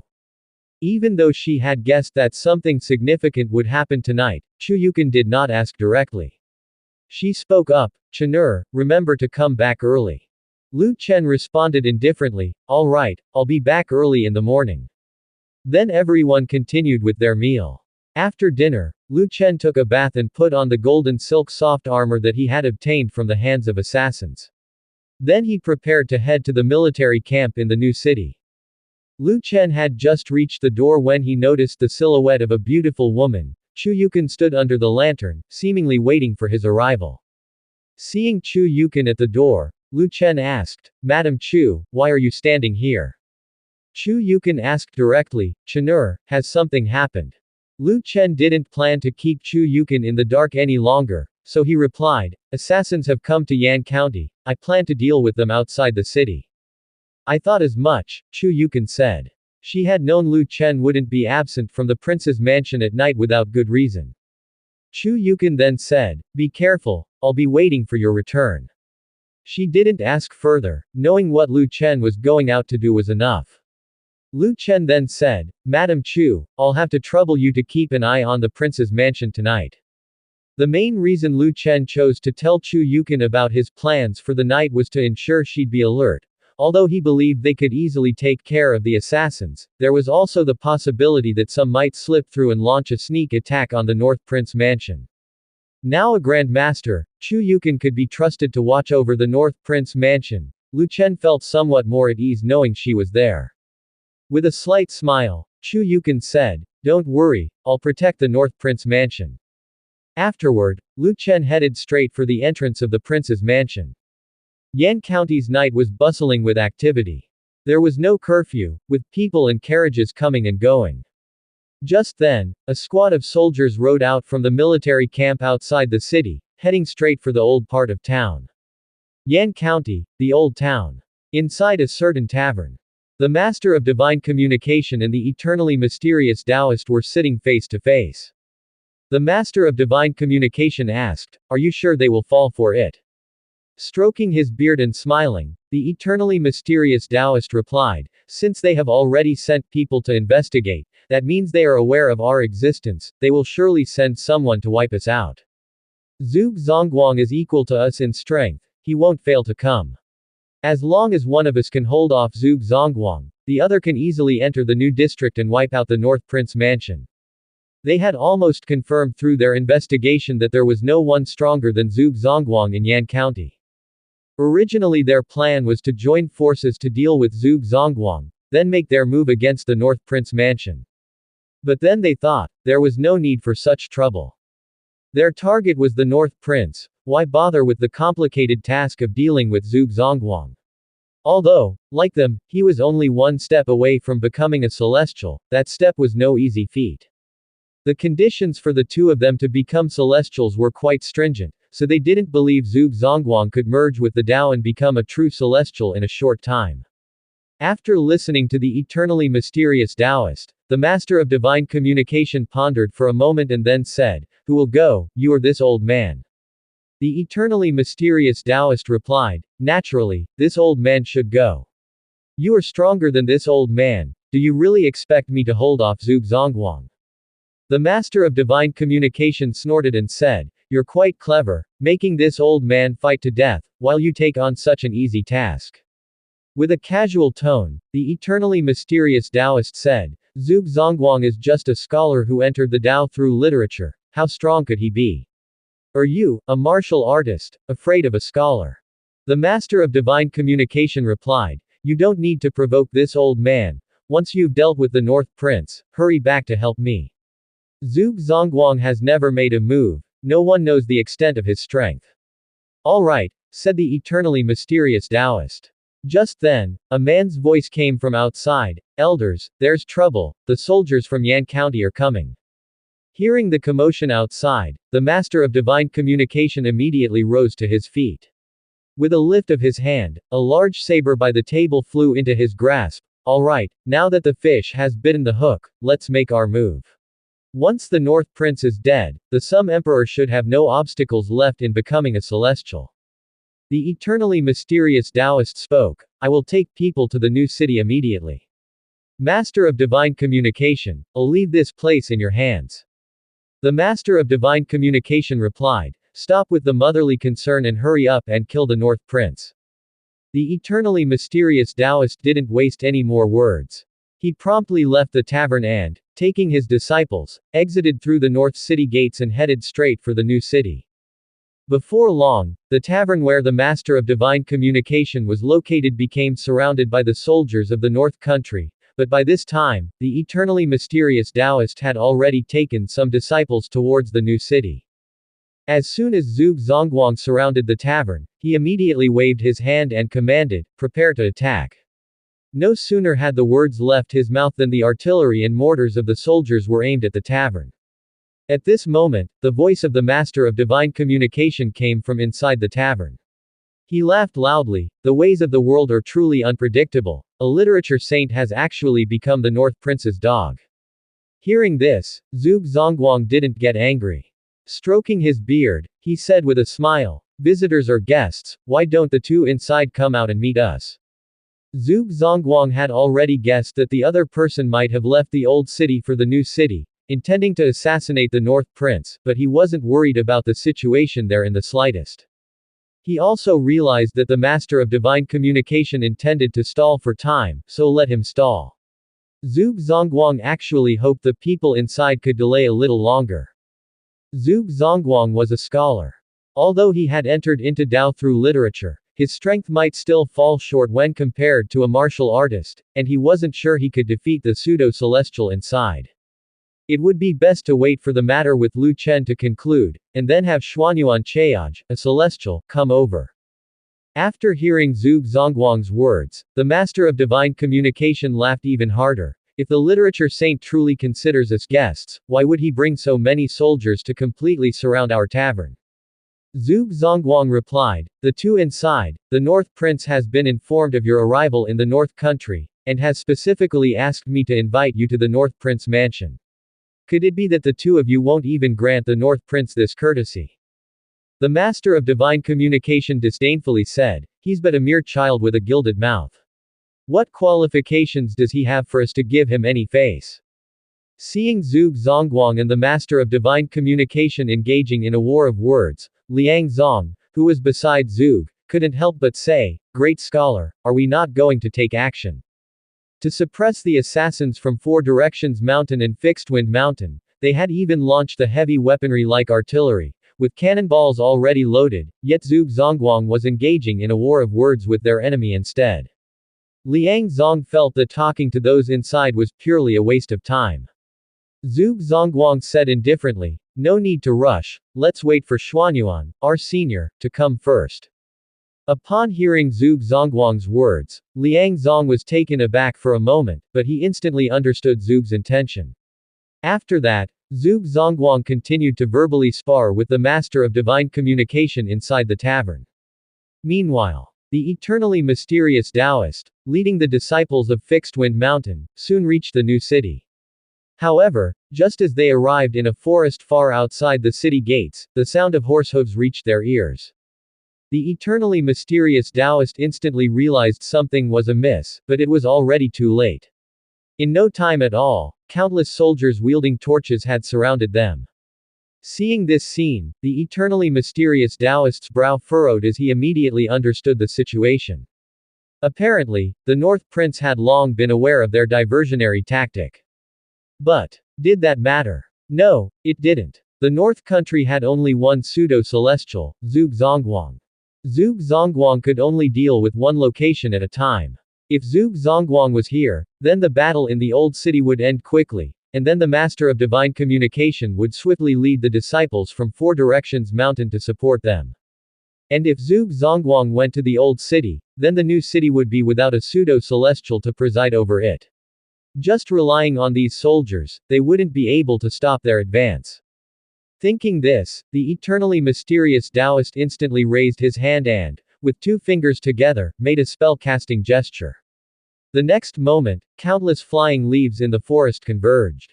But just at that moment, a young man wearing a python dragon robe appeared in front of those North Country soldiers.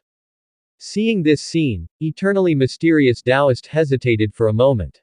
Because he sensed that the young man's strength was comparable to his own, and even the young man's aura faintly seemed to be surpassing his. Eternally mysterious Taoist's face darkened instantly. A pseudo-celestial. Does North Country actually have more than one pseudo-celestial? How is this possible? They had stayed in the old city for so long just to gather clear intelligence on North Country, and after their investigations over this period, they had confirmed that Zhuge Zongguang was the only pseudo-celestial there. How could there be another one now? And this pseudo-celestial was so young. With a glance, eternally mysterious Taoist roughly guessed that the man in front of him was definitely not older than 30. What a joke. A pseudo-celestial not over 30 years old. Is there really a martial artist with such terrifying martial arts talent?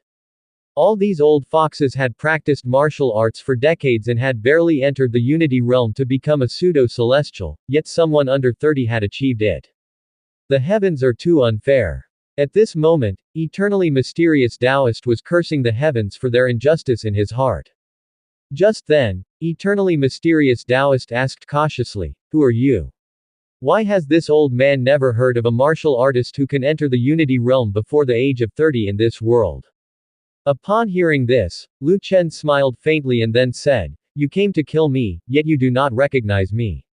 I really wonder why my father, the Sum Emperor, would send people like you.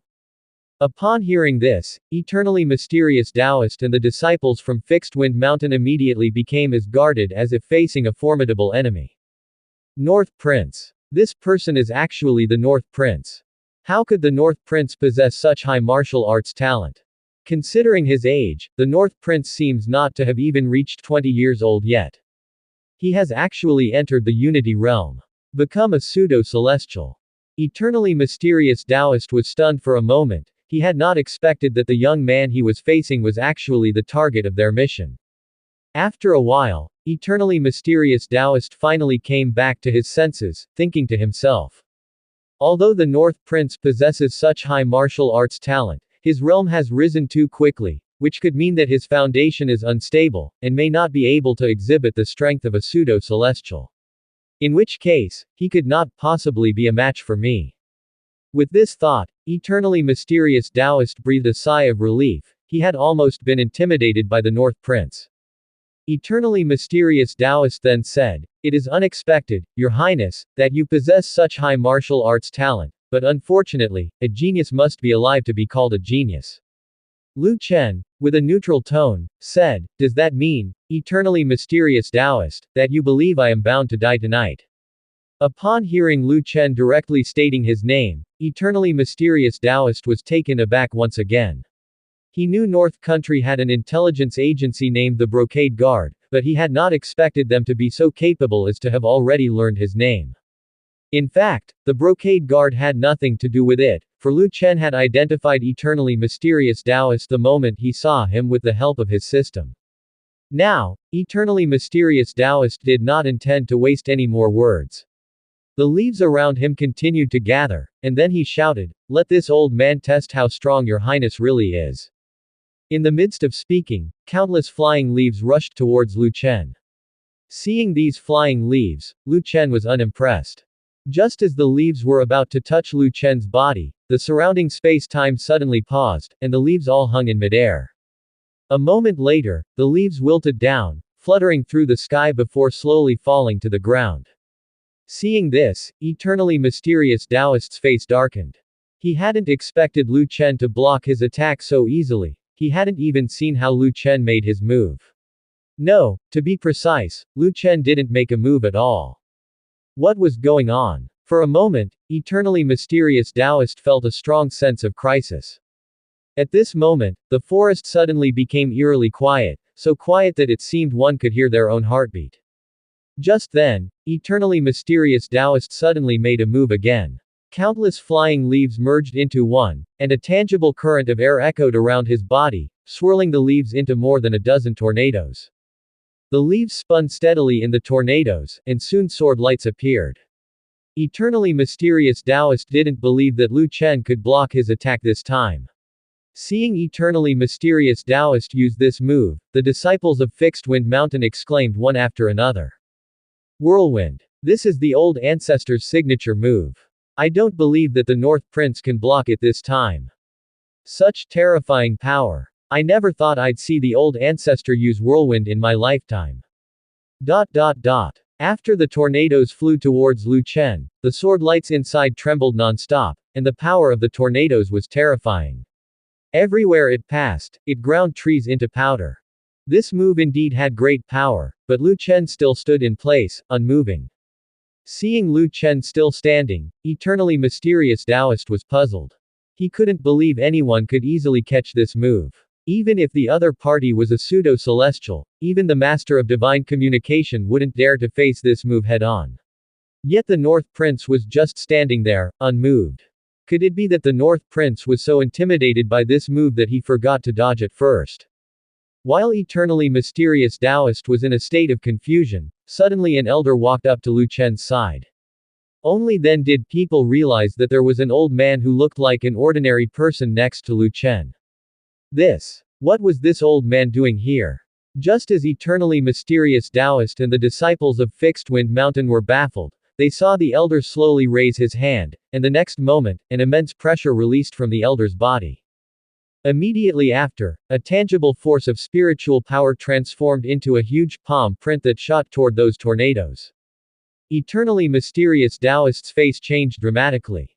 This wasn't good. Before he could warn the people of Fixed Wind Mountain to take cover, the palm print had already quelled the whirlwind. But it wasn't over, the palm print did not dissipate. In an instant, eternally mysterious Taoist felt an overwhelming sense of despair. He wasn't a fool. Anyone who could so easily block his whirlwind and unleash such a terrifying pressure was definitely not an ordinary person, and certainly not a pseudo-celestial like them. This elder's strength was undoubtedly above celestials. What realm is above celestials? That would be a celestial. North Country actually had a celestial. How was that possible? After the incident with Zhuge Zongguang, people thought that North Country was merely bluffing under the guise of a celestial, that North Country couldn't possibly have a celestial, which is why they dressed up Zhuge Zongguang as one. The celestial had actually appeared before them. If they had known that North Country possessed a celestial, they would have never come to North Country, let alone cooperate with the Sum Emperor, or even leave the mountains in the first place. For a moment, Eternally Mysterious Taoist was filled with immense regret. They should never have come to North Country. Eternally Mysterious Taoist clenched his teeth and immediately circulated his full skill throughout his body. So what if it's a celestial? He was, after all, a pseudo-celestial. He refused to believe that a pseudo-celestial had no chance of fighting back in the presence of a celestial. With that thought, Eternally Mysterious Taoist converged all his skill into a roaring dragon. The dragon charged straight towards Xuanyuan Chaoji's palm imprint. As soon as the palm imprint made contact with the dragon, it exploded instantly, and the subsequent shockwave from the explosion sent warriors of lower realms flying.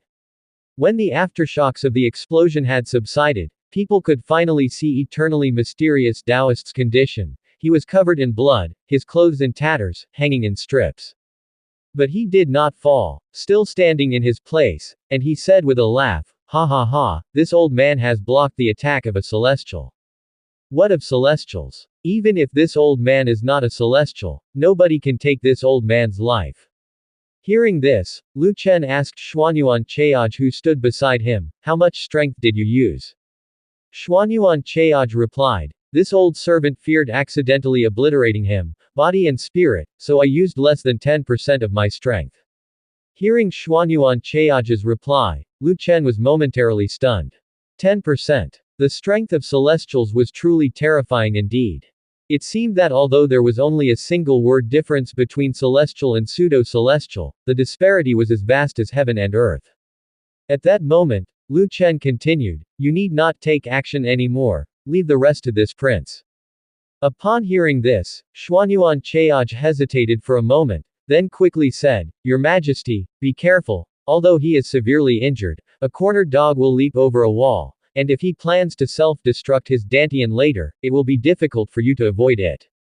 Lu Chen indifferently said, "It doesn't matter, before this prince, self-destructing his Dantian won't be so easy." During the conversation, Lu Chen launched himself with a push of his legs, charging straight at Eternally Mysterious Taoist. Seeing Lu Chen take action, the disciples from Fixed Wind Mountain instantly panicked, and an elder from Fixed Wind Mountain swiftly moved to shield Eternally Mysterious Taoist. He was at the Grand Master level, and he thought that since the other party was only a pseudo-celestial, he should be able to block it. However, as Lu Chen was about to reach them, he suddenly drew a longsword. Lu Chen rarely personally took action, but his moves were incredibly proficient. The next moment, Lu Chen swung his sword, sending countless beams of sword chi towards the Grand Master Elder like surging waves, as the Elder hastily tried to defend himself with his skill. But in the next instant, he was sent flying, yet the sword chi did not hurt Eternally Mysterious Taoist, as a tangible protective shield appeared before him. Seeing this scene, Lu Chen said with a smile, "I didn't expect you to still have some energy left." Eternally Mysterious Taoist snorted coldly and said, "You petulant child, to think you can kill me. Utterly delusional." In the midst of speaking, Eternally Mysterious Taoist suddenly took out a stone. Seeing this, Xuanyuan Chaoj's face changed dramatically. He was about to warn Lu Chen when a terrifying power exploded instantly. Lu Chen reacted quickly, retreating speedily and then using his protective Gang Chi to fend off the explosion. After the explosion had ended, Eternally Mysterious Taoist was nowhere to be seen, and Lu Chen immediately realized that the man had seen he couldn't win, so he had decided to escape. Lu Chen promptly said to Xuanyuan Chaoj, "Lord Xuanyuan, bring him back." No sooner had Lu Chen's words fallen than Xuanyuan Chaoj's body disappeared from the spot. At this moment, Lu Chen glanced at the people from Fixed Wind Mountain, noticing their loyalty was largely negative. Knowing he couldn't win them over, he directly instructed the soldiers behind him, "Kill them all." The next moment, the sounds of cannon and gunfire echoed through the woods, and soon only bodies were left scattered everywhere. Eternally mysterious Taoist's figure continuously darted through the forest, cursing the Sum Emperor in his heart as he fled. If it weren't for the Sum Emperor, he wouldn't have ended up in this predicament. Fortunately, he still had an exploding spirit pill on him. The blast it caused was so powerful that even if it hadn't injured the Celestial, it would at least hold him off for a moment. Eternally mysterious Taoist believed in his heart that he could successfully escape. He had lived over 100 years and faced many dangers, always turning them into blessings. He was certain this time would be no different. Just as eternally mysterious Taoist was comforting himself, suddenly a terrifying pressure descended from the sky, rendering his body immobile in an instant. Eternally mysterious Taoist's face changed drastically. He had not expected the other party to catch up so quickly. Luckily, the state of immobility was lifted in just a moment. As soon as eternally mysterious Taoist could move, he immediately counterattacked. More than a dozen tornadoes burst forth from either side of his body and continued to grow larger. Using whirlwind again, the spiritual power inside eternally mysterious Taoist was nearly depleted. He knew that if he continued like this, he would certainly die here, so he immediately consumed a pill. The next moment, eternally mysterious Taoist's skin turned bright red, and his eyes became blood red. Seeing this scene, Xuanyuan Chaoj simply smiled faintly, so you're prepared to fight to the death. Although Xuanyuan Chaoj did not know what potion eternally mysterious Taoist had taken, he could tell from his body that it must be a pill that temporarily increased his skill. Such pills, which boost skill in a short time, were usually forbidden. Consuming these could cause tremendous damage to one's body, some of which was irreversible. These kinds of drugs were generally used in desperate situations. At that moment, eternally mysterious Taoist shouted, "So what if you're a celestial? Today, I shall slay a celestial beyond my own realm."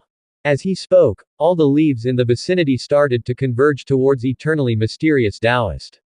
Soon, he was surrounded by those leaves. The next moment, a giant dragon made up of leaves charged straight at Xuanyuan Chaoj. Watching the incoming tornadoes and the giant leaf dragon, Xuanyuan Chaoj didn't show a trace of panic. He slowly raised his right hand. In an instant, the world seemed to freeze. Streaks of cold light flew out from Xuanyuan Chaoj's body. In just a brief moment, the tornadoes and the giant dragon were shattered by the cold light. Seeing this, eternally mysterious Taoist fell to pieces. How is this possible? Eternally mysterious Taoist collapsed to the ground, unable to move. This was his last desperate strike, but it had been neutralized in an instant by the opponent. Is this what a celestial is? Is a celestial's power truly so vast? He was after all a pseudo-celestial. Just one word difference, yet why is the gap so immense? He couldn't accept this. With great difficulty, he had become a pseudo-celestial and was just one step away from becoming a true celestial. And yet, he was about to die here. Just then, eternally mysterious Taoist's blood-red eyes suddenly stared fixedly at Xuanyuan Chaoj. His body violently rose from the ground, then with a push of his legs, he rapidly charged at Xuanyuan Chaoj. Xuanyuan Chaoj was startled for a moment, but then quickly understood. He saw through eternally mysterious Taoist's intent. Eternally mysterious Taoist was planning to self-destruct his Dantian and perish together with him. Xuanyuan Chaoj immediately struck with his palm, sending out a massive palm print directly towards eternally mysterious Taoist. As soon as the palm print touched eternally mysterious Taoist, his body exploded instantly. The self-destruction of a pseudo-celestial was mightier than the cannons of the North Country. In just an instant, the trees in the center of the forest were destroyed. The earth shook and the aftershocks flew, carrying away the soldiers around Lu Chen. Feeling the disturbance from the heart of the forest, Lu Chen frowned. He had basically guessed what was happening. The power of the explosion suggested that the eternally mysterious Taoist had likely self-destructed his Dantian. Originally, he had been using the absorption technique to take the eternally mysterious Taoist's skill, but it seemed his plan had gone awry. However, it didn't matter. Although the eternally mysterious Taoist was dead, as long as he hurried to the old city, he would still be able to absorb the sect hierarch's skill. Now, although absorbing others' skill no longer increased his realm, the skills he absorbed could make him stronger, and any excess skill could be transformed and transferred to others. Mu Zixuan, Dazhou, and Xiaozhou had all become first-grade martial artists. They could now receive more of his skill, and by infusing them with more skill, their speed of realm advancement would greatly accelerate. Hence, regardless of whether others' skills could enhance his own realm, Lu Chen did not intend to waste them. Some time later, Xuanyuan Chaoj returned to Lu Chen. Despite the considerable power of a pseudo-celestial's self-destruction, it was utterly impossible to kill a celestial through such an act. However, when Xuanyuan Chaoj returned to Lu Chen, his clothes were somewhat tattered. His body could withstand the explosion, but his clothes could not. Seeing Xuanyuan Chaoj's disheveled state, Lu Chen immediately asked, "Are you all right?" Xuanyuan Chaoj promptly responded, "Your servant is incompetent and could not bring that person back alive." Lu Chen said, "It doesn't matter, as long as he is dead."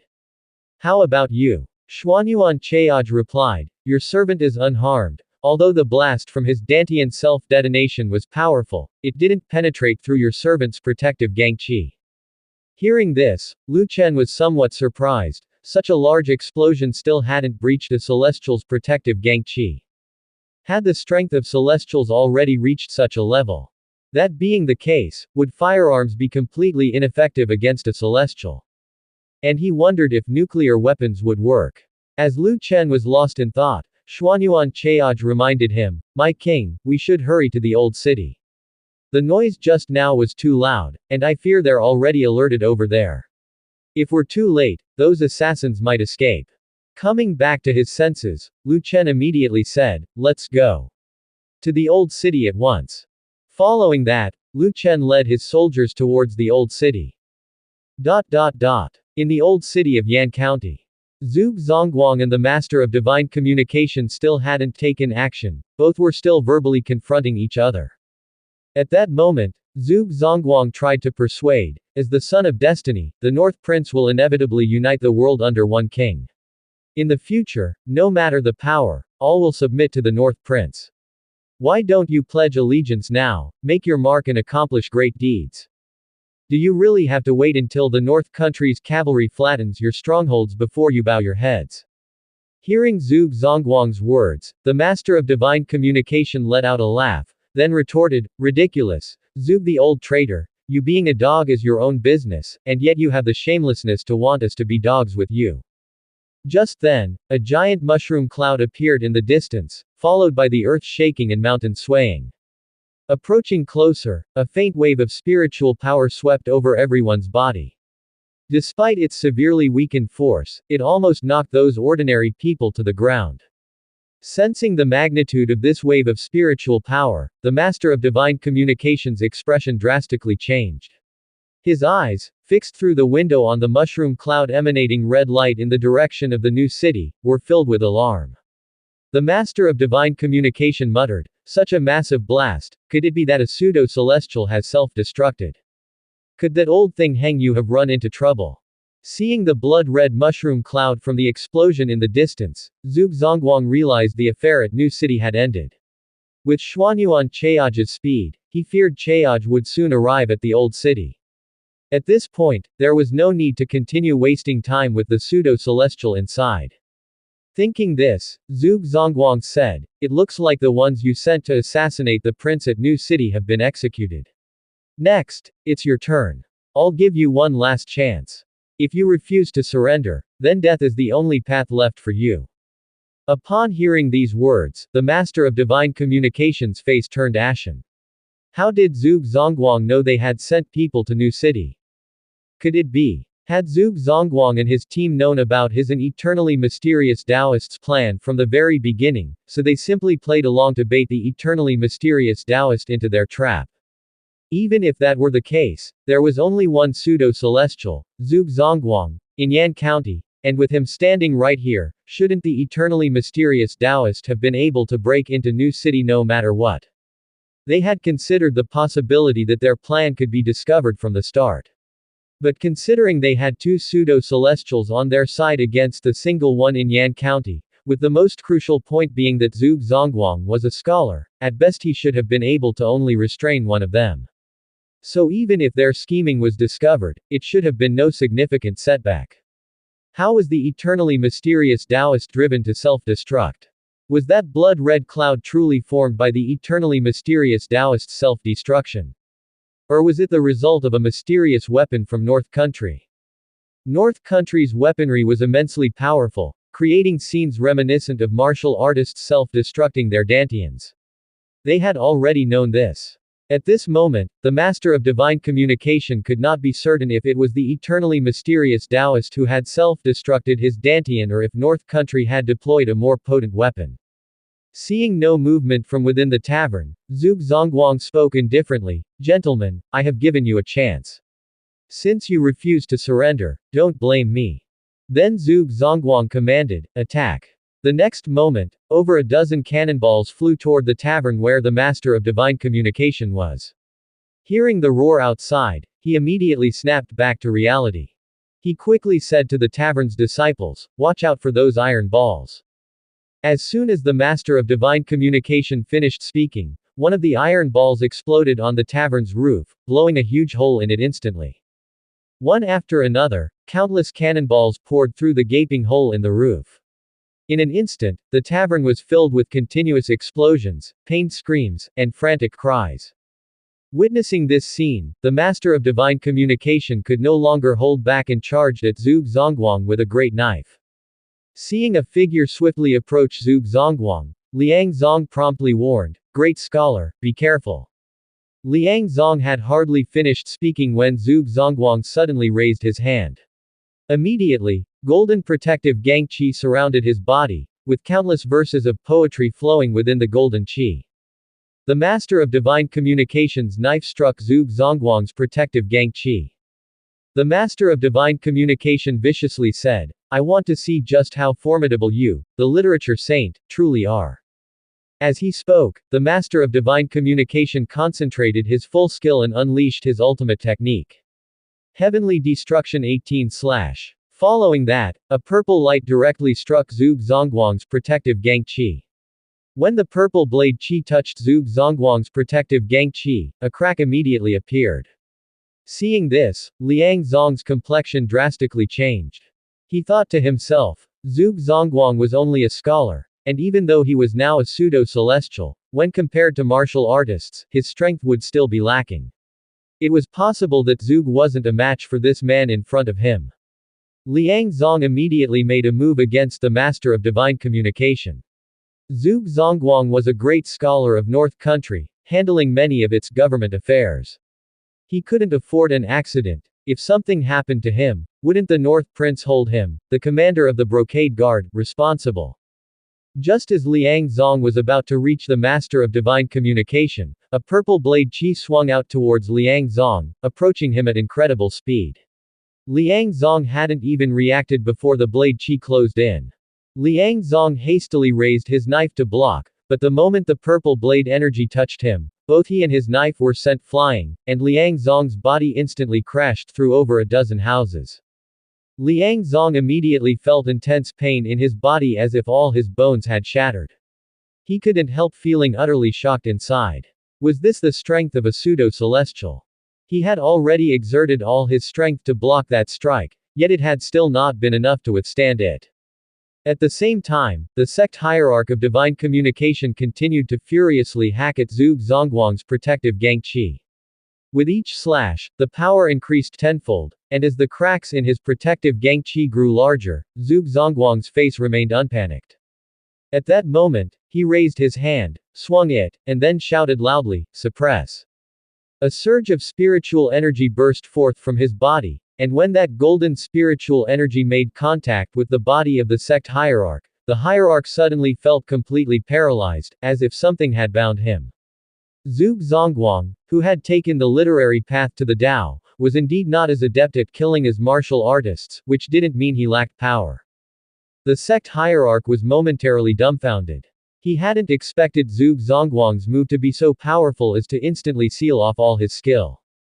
The sect hierarch quickly tried to break free from the restraint, at which point Zhuge Zongguang made a flicking gesture with his hand and commanded, "Attack." The next moment, a beam of golden light shot out from Zhuge Zongguang's fingertip, instantly hitting the body of the sect hierarch, who was blasted away just like Liang Zong before him, crashing through over a dozen houses. However, this also allowed the sect hierarch to recover. Feeling the spiritual energy within his body again, he leapt to his feet. Although he had been wounded by Zhuge Zongguang's previous attack, his life was not in danger. The sect hierarch spat out a mouthful of blood, then, gripping the knife in his hand, he said, "I truly did not expect a weak scholar such as yourself to possess such strength. I underestimated you. I wonder if you can catch this next move." As he spoke, the body of the sect hierarch disappeared on the spot, transforming into a lingering shadow, charging straight for Zhuge Zongguang. Just as he was about to reach Zhuge Zongguang, he suddenly felt an overwhelming pressure, and his body was immediately immobilized by this force. The sect hierarch was instantly stunned. Who had unleashed this pressure? How could there be such a terrifying presence? The next moment, Xuanyuan Chaoj and Lu Chen appeared in front of Zhuge Zongguang. Seeing that the newcomers were a young man and an elder, both emitting a presence not inferior to that of a pseudo-celestial, the sect hierarch was dumbfounded again. Two more pseudo-celestials. How could North Country have so many who have reached the Unity Realm, when there had been only one anomaly in North Country? What was going on? Where had these pseudo-celestials come from? No, that was wrong. Just as the sect hierarch thought both the arrivals were pseudo-celestials, he suddenly realized that the presence exuding from the elder was even more terrifying. It simply couldn't be the aura of a pseudo-celestial. He himself was a pseudo-celestial and was very clear about the kind of might a pseudo-celestial could unleash. If the elder's presence could press down on him so heavily that he was left breathless, it meant the elder's strength far surpassed his own. A celestial. A celestial. That was a celestial. The face of the sect hierarch instantly turned pale. North Country actually has a celestial. How is this possible? The Master of Divine Communication's entire mind went blank. He had never considered the possibility of a celestial appearing in the North Country. When he snapped back to reality, the Master of Divine Communication suddenly thought of something. Mysterious Moon Palace. It must be Mysterious Moon Palace. The Palace Master of Mysterious Moon Palace stayed at North Prince Mansion for quite a long time, didn't she? This proves that the North Prince has a very good relationship with Mysterious Moon Palace, so this celestial must have been sent by them. An idea to escape flashed through the Master of Divine Communication's mind instantaneously. He was already struggling to deal with Zhuge Zongguang, and now, not only was there a pseudo-celestial, but also a genuine celestial. There was no way he could be their match. At this moment, the Master of Divine Communication gripped the knife in his hand and swung it fiercely. Heavenly Destruction 18 slash. In the next instant, 18 purple streaks of blade energy flew towards Lu Chen and the others. Xuanyuan Chaoj immediately raised his hand and struck out with his palm, dispersing the 18 blade energies instantaneously. But when the dust settled, the Master of Divine Communication had vanished without a trace. Seeing that the Master of Divine Communication was fleeing, Xuanyuan Chaoj was about to take action when Lu Chen said at his side, "Don't rush, let's wait until he leaves the city." The self-destruction of eternally mysterious Taoist just now was enough to destroy a city. If it weren't for its distance from New City, the New City would surely have been affected. If they were to attack the Master of Divine Communication now and push him into a corner, he might just detonate his Dantian just like eternally mysterious Taoist did. If it happened within the city, the common people would certainly not survive, so it would be best to take action outside the city. Hearing Lu Chen's reminder, Xuanyuan Chaoj instantly understood and promptly said, "This old servant understands." Xuanyuan Chaoj then released his spiritual power, sensing the exact location of the Master of Divine Communication, but he did not pursue him immediately. After a short while, the Master of Divine Communication left the old city. With the speed of a pseudo-celestial, it would take only the blink of an eye for him to cover several thousand meters. Feeling that the Master of Divine Communication was sufficiently far from the old city, Xuanyuan Chaoj spoke to Lu Chen, "Great King, the Master of Divine Communication has left the old city. Even if he detonates his Dantian now, it will no longer affect the old city. Lu Chen immediately said, "Good, let's set off then, and take me with you." "Yes, great king." As soon as Lu Chen finished speaking, Xuanyuan Chaoj placed his hand on Lu Chen's shoulder. In the blink of an eye, Xuanyuan Chaoj had brought Lu Chen to the Master of Divine Communications front. At this moment, the Master of Divine Communication, thinking that no one was pursuing him, felt extremely exhilarated, believing he had escaped. Little did he know that Xuanyuan Chaoj and Lu Chen were already waiting for him ahead. The Master of Divine Communication then cursed, "What a damn celestial. Still couldn't catch up with me. Lucky I ran fast enough, otherwise I would have ended up like eternally mysterious, that fellow. It's all some emperor's fault. This is surely all a trap set by some emperor. He wants to use the North Country Celestial to get rid of us. Once I make it back alive, I will definitely lead Four Directions Mountain to attack Great Sum." As the Master of Divine Communication was muttering to himself, a voice came from afar, "To lead Four Directions Mountain to attack Great Sum, I'm afraid you no longer have that chance." Hearing this voice, the Master of Divine Communication froze, halting in his tracks instantly. And that's when he violently realized that the young pseudo-celestial and the celestial were waiting for him up ahead. How could this be? He had fled at full speed, using all his power, and he had not sensed anyone catching up to him just before. How could these two appear in front of him? The Master of Divine Communication immediately tightened his grip on the large knife. "Who exactly are you?" Hearing this question, Lu Chen chuckled. It seemed the Master of Divine Communication was just as clueless as eternally mysterious Taoist about his own appearance. But that wasn't surprising. After all, he had always stayed in the North Prince mansion and seldom came out. Then Lu Chen said, "Isn't the Master of Divine Communication here to kill me? How come you don't even know who I am? You're not very competent as an assassin." Upon hearing this, the same expression that had previously been on eternally mysterious Taoist's face now appeared on the Master of Divine Communications. He widened his eyes, looking at Lu Chen in disbelief. North Prince. Impossible, how can you be the North Prince? How old is the North Prince this year? How can he possibly become a pseudo-celestial? Lu Chen indifferently said, "Whether you believe it or not is unimportant, what matters is whether you want to live or die." The Master of Divine Communication quickly came to his senses. He knew that escape was hopeless. If he could have fled from a celestial, then eternally mysterious Taoist should have been able to escape too, and he wouldn't have needed to self-detonate his Dantian. The fact that even after eternally mysterious Taoist's self-detonation of his Dantian, neither Lu Chen nor the old man were significantly harmed proved that a celestial's strength far surpassed that of a pseudo-celestial. One character difference, but a world of difference in reality. Immediately, the Master of Divine Communication said, "I want to live. This old man wants to live. Whatever you want to know, my prince, I will tell you, as long as you are willing to let this old man go." Hearing this, Lu Chen gave a slight smile, then spoke, "It must have been my imperial father who sent you to assassinate me, am I right?"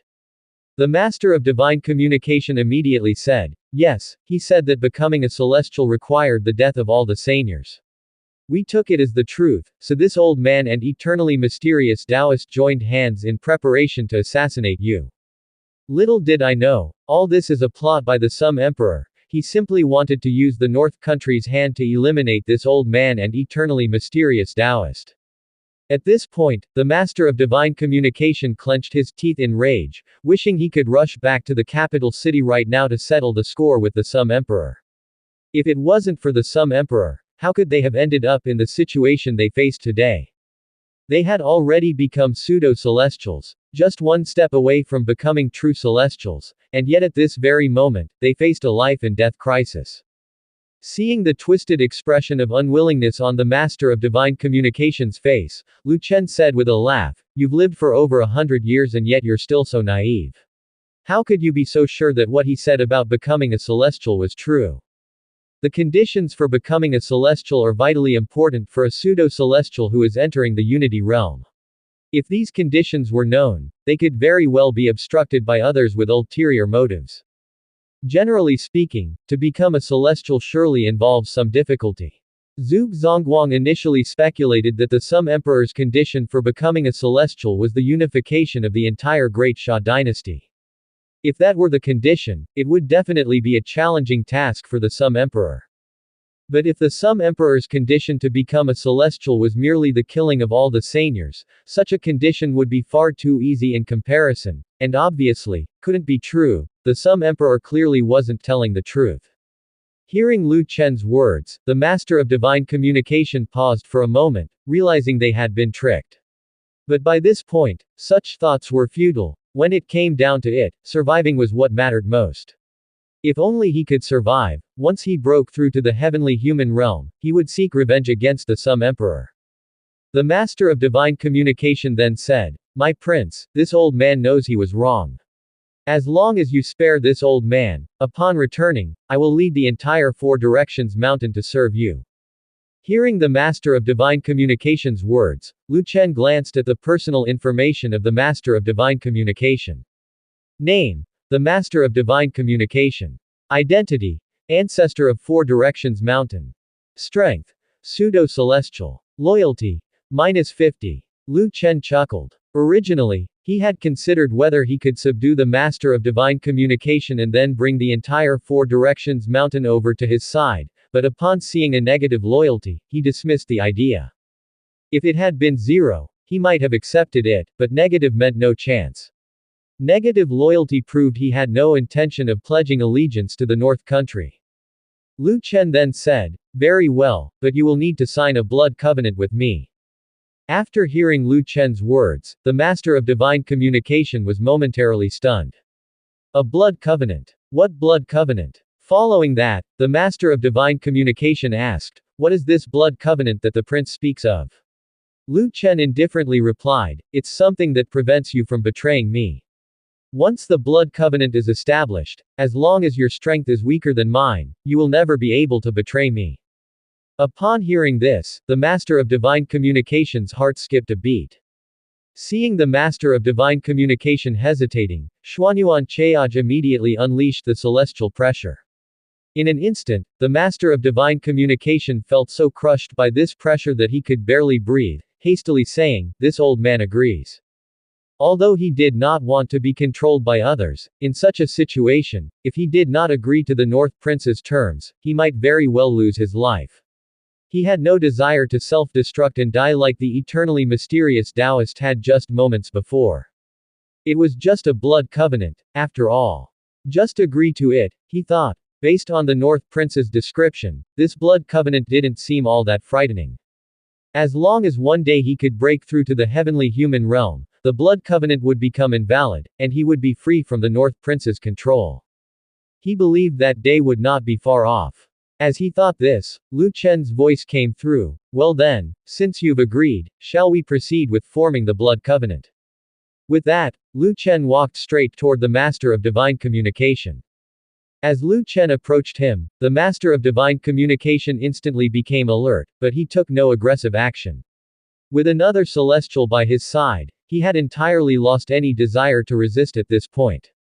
Moreover, as a pseudo-celestial himself, he was in no position to take Lu Chen hostage. With the both of them being in the same realm, he probably wouldn't be able to take Lu Chen hostage before the celestial opposite him eliminated him. If Lu Chen weren't a pseudo-celestial, if he were a martial artist below master level, then perhaps he might attempt to take Lu Chen as a hostage and use him to escape this place. The Master of Divine Communication felt a pang of unwillingness. Why should someone like Lu Chen, not yet 30 years old, be able to become a pseudo-celestial? They had lived for over 100 years before entering the Unity Realm. The heavens were unfair. At this moment, Lu Chen had already arrived in front of the Master of Divine Communication, who immediately asked, "May I ask the prince, how is the blood covenant formed?" Lu Chen calmly said, "All you need to do is extend your hand." Without further thought, the Master of Divine Communication immediately extended his right hand. The next moment, Lu Chen seized the Master of Divine Communication's right hand. Immediately after, the Master of Divine Communication felt the skill within his body rapidly draining. His face turned ashen. This was not a blood covenant at all, it was an absorption of his power. How could there be such an evil cultivation technique in this world? No wonder the North Prince was so young and had already reached the Unity realm. He had been advancing his realm by absorbing the skill of others. The Master of Divine Communication bellowed, "You're deceiving this old man." Lu Chen chuckled but said nothing, continuing to use the absorption technique to frantically drain the Master of Divine Communication's inner skill. However, as a pseudo-celestial, he still had some capability to resist. At that moment, the Master of Divine Communication raised his left hand, attempting to free himself from Lu Chen's grasp with a palm strike. But in the very next second, Xuanyuan Cheaj appeared in front of the Master of Divine Communication and seized his left hand, preventing him from moving. As the skill within him continued to be drained relentlessly, the Master of Divine Communication grew more and more panicked, urgently saying, "What does the prince mean by this? I have already agreed to serve the prince, why must the prince treat this old man so?" Lu Chen replied indifferently, "Someone uncontrollable, no matter how powerful, is a threat to me. Do you think I don't know what's in your heart?" The Master of Divine Communication hurriedly pleaded for mercy, "Prince, spare my life. Whatever you ask of me, I will do from now on." The Master of Divine Communication realized that the loss of his skill was accelerating. Soon his strength had fallen to the Grandmaster realm. At this rate, it wouldn't be long before he became completely incapacitated. The fate of an incapacitated person goes without saying. Lu Chen said indifferently, "For me, your biggest use is the skill within your body. Since you wish to serve me, then offer up all your skill to me." Hearing Lu Chen's words, the Master of Divine Communication's eyes immediately filled with countless bloodshot lines, and his entire eyes turned blood red, as if they were about to explode. The Master of Divine Communication said viciously, "Since you refuse to release me, let's die together." As he said this, the Master of Divine Communication immediately tried to gather the skill in his body into his dantian and then detonate it. However, the next moment he found that he couldn't gather the skill in his body to his dantian at all. Although he could still manipulate the skill within his body, it was quickly absorbed by Lu Chen, making his attempt to detonate his dantian utterly delusional. The Master of Divine Communication roared, "Damn it! I won't accept this." While he spoke, his body trembled, as if electrified, and soon, his appearance became increasingly aged. At his age, one's life is maintained by skill. Without it, one would quickly grow old, and that's what happened to the Master of Divine Communication. Seeing the life force in his body rapidly draining away, the Master of Divine Communication cursed, "Even if I turn into a ghost, I will not let you go." Amidst his roar, the Master of Divine Communication continued to try to mobilize all the skill in his body. Just then, his body suddenly began to swell. Lu Chen was stunned for a moment. Xuanyuan Cheaj also noticed something was wrong and quickly warned, "Your Majesty, quickly get away." Lu Chen, realizing the situation was awry, immediately used shadow shifting and left his original position.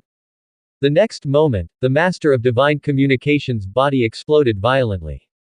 Although the explosion was much less powerful than eternally mysterious Taoist's detonation of his dantian, it still destroyed everything nearby, and the old city could feel the aftermath of the blast. Lu Chen, standing at a distance, was somewhat puzzled. Clearly, he had drained the skill within the man's body, preventing him from gathering all of his skill at his dantian, so how could the Master of Divine Communication still detonate himself? Could it be because he was absorbing the skill too slowly, allowing him to gather it together? It seemed that absorbing the skill of a pseudo-celestial was not an easy task. It would be best when they were beaten half to death, but by then, they might just detonate their dantian, like the previously encountered eternally mysterious Taoist, and wouldn't give him the chance to absorb their skill. Looking at the huge crater created by the Master of Divine Communication's self-detonation, Lu Chen sighed. Well, although it was only a bit of skill, this skill was enough to help his wives advance several realms. At that moment, Xuanyuan Cheaj approached Lu Chen and asked, "Your Majesty, are you alright?" Lu Chen replied, "I'm fine. I leave the rest to you. I'm going back first." Xuanyuan Cheaj said, "Yes, Your Majesty." Several days later. Great Xia Dynasty. Inside the imperial palace, the Sum Emperor was cultivating when a shadow suddenly appeared in the room. Your Majesty, the Master of Divine Communication and eternally mysterious Taoist have failed, it said.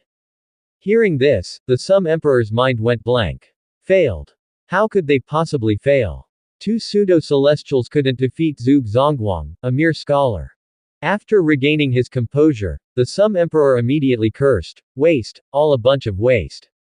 Two pseudo-celestial martial artists, and they can't even deal with a literati. What use are they?" Having vented his anger, the Sum Emperor quickly calmed down, and then he asked, "How did they fail?" The shadow replied, "According to the spies, letters, eternally mysterious Taoist and the Master of Divine Communication had planned to use a stratagem to lure Zhuge Zongguang away, but somehow, eternally mysterious Taoist ended up self-detonating his Dantian." Hearing the shadow's answer, the Sum Emperor's face darkened. How could he have self-exploded his Dantian without reason? What kind of joke is this? If eternally mysterious Taoist had not encountered a formidable enemy, how could he possibly self-destruct his Dantian? What exactly happened? The Sum Emperor then asked, "What about the Master of Divine Communication, how is he?" The shadow answered, "Your Majesty, after the Master of Divine Communication escaped from the old city of Yan County, he too self-detonated his Dantian and died. However, our spies only observed the blood clouds formed by their self-destruction, without knowing what they encountered." Although the Shadow Guard had been monitoring eternally mysterious Taoist and the Master of Divine Communication, they maintained a certain distance to avoid detection. The Yan County Shadow Guard only observed Zhuge Zongguang going to the old city and ultimately the escape of the Master of Divine Communication. As for what happened outside the city, they had no knowledge whatsoever. Even the deaths of the Master of Divine Communication and eternally mysterious Taoist were mere conjectures by the Shadow Guard since, after the event, they didn't see either of them, and nearly all disciples dispatched from Four Directions Mountain and Fixed Wind Mountain to the North Country had perished, leading the Shadow Guard to guess that the two blood clouds were formed when eternally mysterious Taoist and the Master of Divine Communication self-detonated. After hearing the Shadow's response, the Sum Emperor again cursed, "They're all a bunch of good-for-nothings." At that moment, the Shadow suddenly remembered something and continued, "The letter from the spy mentioned that when the soldiers of Yan County surrounded the tavern where the Master of Divine Communication and eternally mysterious Taoist were, the North Prince also appeared in the old city, and upon seeing the North Prince, the Master of Divine Communication immediately fled the old city." Hearing this, the Sum Emperor frowned. He had sent them both to kill Lu Chen. Why, upon seeing Lu Chen, did the Master of Divine Communication think not of how to kill him, but chose to flee instead? He must have seen something. Being a pseudo-celestial, only another pseudo-celestial or beings above celestials could have threatened the Master of Divine Communication.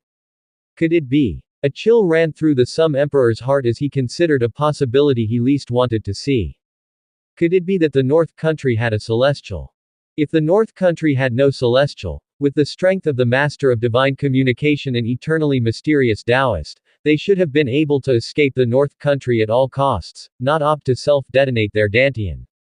The Sum Emperor's mind instantly flashed back to the recent messages from the North Country, and he immediately pieced those messages together into a coherent thread. The rebellious son used the false news of Zhuge being a celestial to intimidate the Great Shah dynasty, deterring it from launching any military actions against the North Country, and also instilling fear of the North Country in other dynasties. Although this false news was soon to be debunked, there was no need for the North Country to proactively clarify that the news about Zhuge being a celestial was false. The North Country could have maintained a sense of mystery, letting the outside world speculate whether Zhuge had truly become a celestial or not, but they did not do so. The North Prince could not be unaware of the trouble that would ensue from openly revealing that the North Country had no celestial. Even if he was unaware, Zhuge Zongguang, being the literature saint, would surely have known the consequences and would have advised the North Prince not to clarify this matter. Yet, the North Country chose to proactively clarify that Zhuge was not a celestial. What does this indicate? It indicates that the North Country is already prepared to deal with anything, including the acts of assassination against Lu Chen. Therefore, they are not afraid of the news that the North Country has no celestial being spread. Or perhaps, this is all a trap. The North Country wants those dynasties to attack them, wants the world's martial artists to try assassinating the North Prince. Indeed, the Great Wu dynasty and eternally mysterious Taoist fell right into the trap in the North Country. Thinking this through, it is very likely that the North Country already has a celestial, otherwise the North Prince would not have the confidence to publicly disclose the message that Zhuge is not a celestial. Having realized all this, the Sum Emperor's face became extraordinarily grim. He suddenly recalled that mysterious Moon Palace had long been in contact with North Country, and even Chen Wanrong, the palace master of mysterious Moon Palace, had stayed in North Prince Mansion for a long period. Could it be that the celestial from mysterious Moon Palace had gone to North Country, which is why that unfilial son now had so much confidence? Yes, it must be that the celestial from mysterious Moon Palace had struck some deal with that unfilial son. Thinking of this, Sum Emperor clenched his fists, and his hatred for mysterious Moon Palace surged once again. Sum Emperor forced himself to calm down. Then he said to the shadow in the room, "Find a way to ascertain if the Master of Divine Communication and eternally mysterious Taoist really died by detonating their Dantians. Also, check if the celestial from mysterious Moon Palace has left the palace." The shadow was about to say something when Sum Emperor said in a roaring voice, "Even if you find nothing, keep looking." To find out whether the celestial from mysterious Moon Palace had ended the seclusion was extremely difficult for the shadow guards at the moment. Not to mention whether they could infiltrate mysterious Moon Palace. Even if they managed to establish connections within the palace, the disciples inside might not even know whether the celestial had come out of seclusion or not. Unless they could win over the top echelons of mysterious Moon Palace, such as those core elders, only then might they be able to learn whether the celestial had ended seclusion. At that moment, the shadow said, "Yes, Your Majesty, I will investigate right away. I take my leave." As his voice faded, the shadow merged into the shadows of the furniture in the room and disappeared. Sum Emperor murmured to himself, "No one can block my path. I will certainly become a celestial. You died but left an offspring to oppose me. If I had known this day would come, I should have smashed him to death the moment he was born." Half a month later. A massive caravan was majestically heading towards Yan County, stretching endlessly, so long that one could not see its end from the front to the back. In the middle of the caravan was a luxurious carriage drawn by 8 horses, all adorned with gold and jewels. At that moment, the caravan suddenly stopped. As soon as the caravan halted, a cool voice came from inside the carriage, "What's the matter?" The guard immediately replied, "Princess Junwan, an old woman has blocked the way ahead." Hearing this, Wu Junwan was slightly startled. An old woman? Who would be stopping Great Wu's caravan at this time?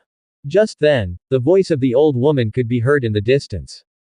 "Princess Junwan, Empress has sent this old servant to protect your way."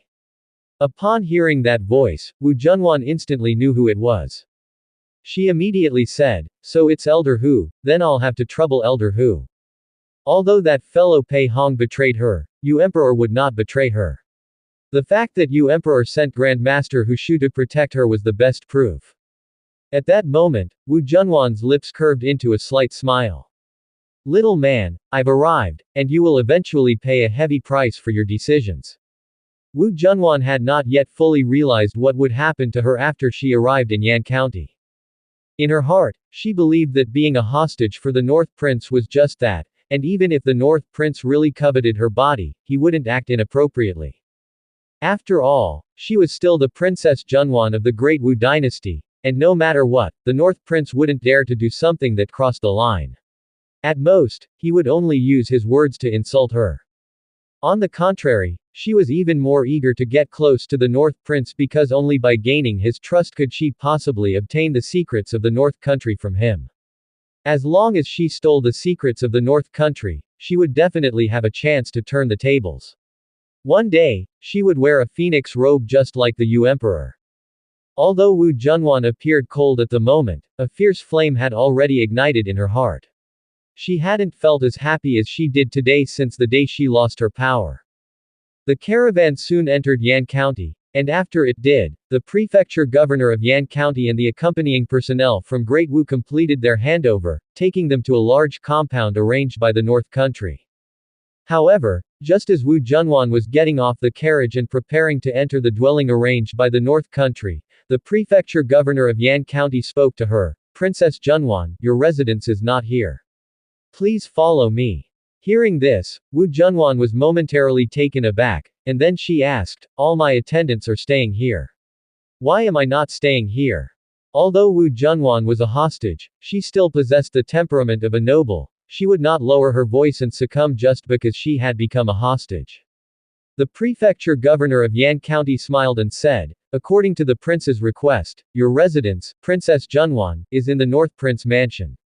Although this courtyard is also yours, you must stay in the North Prince Mansion. Hearing these words, Wu Junwan's eyebrows knitted slightly. Stay in the North Prince Mansion. What kind of joke was this? She was not a wife or concubine of the North Prince Mansion. How could she possibly stay there? What was the North Prince trying to do? Wu Junwan glanced at her attendants and seemed to understand something.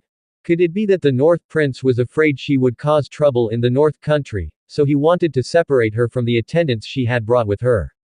If she stayed in the North Prince Mansion, then the North Prince would be able to monitor her constantly, and her movements would be restricted. Add to that the separation from her attendants, and it would be even more difficult for her to give them orders. With this in mind, Wu Junwan chuckled softly to herself. She didn't expect the North Prince to be so afraid of her. Just as Wu Junwan was about to say something, Hu Shu, standing beside her, spoke up, Princess Junwan, you mustn't. If you stay in the North Prince Mansion, and anything happens, we would not be able to come to your side immediately. The North Prince Mansion was the North Prince's residence, and the wives and daughters of the North Prince all lived there. Therefore, the North Prince Mansion would definitely not allow Hu Shu, the protector, to enter, which would mean Hu Shu couldn't protect Wu Junwan's safety all the time. If something happened to Wu Junwan, she wouldn't be able to report back to the Yu Emperor as well. After hearing Hu Shu's words, the prefecture governor of Yan County said, Princess Junwan, the alliance signed between Great Wu and the North Country clearly states that after the hostages from Great Wu arrive in the North Country, they must comply with the arrangements of the North Country. Do you intend to break this treaty? Wu Junwan's expression turned extremely cold. She indeed remembered this treaty, and when she saw it, she felt something was amiss. Then, Wu Junwan said, fine, I will go to the North Prince Mansion as you wish. Saying this, Wu Junwan turned to Hu Shu and added, Senior Hu, please stay here for the time being.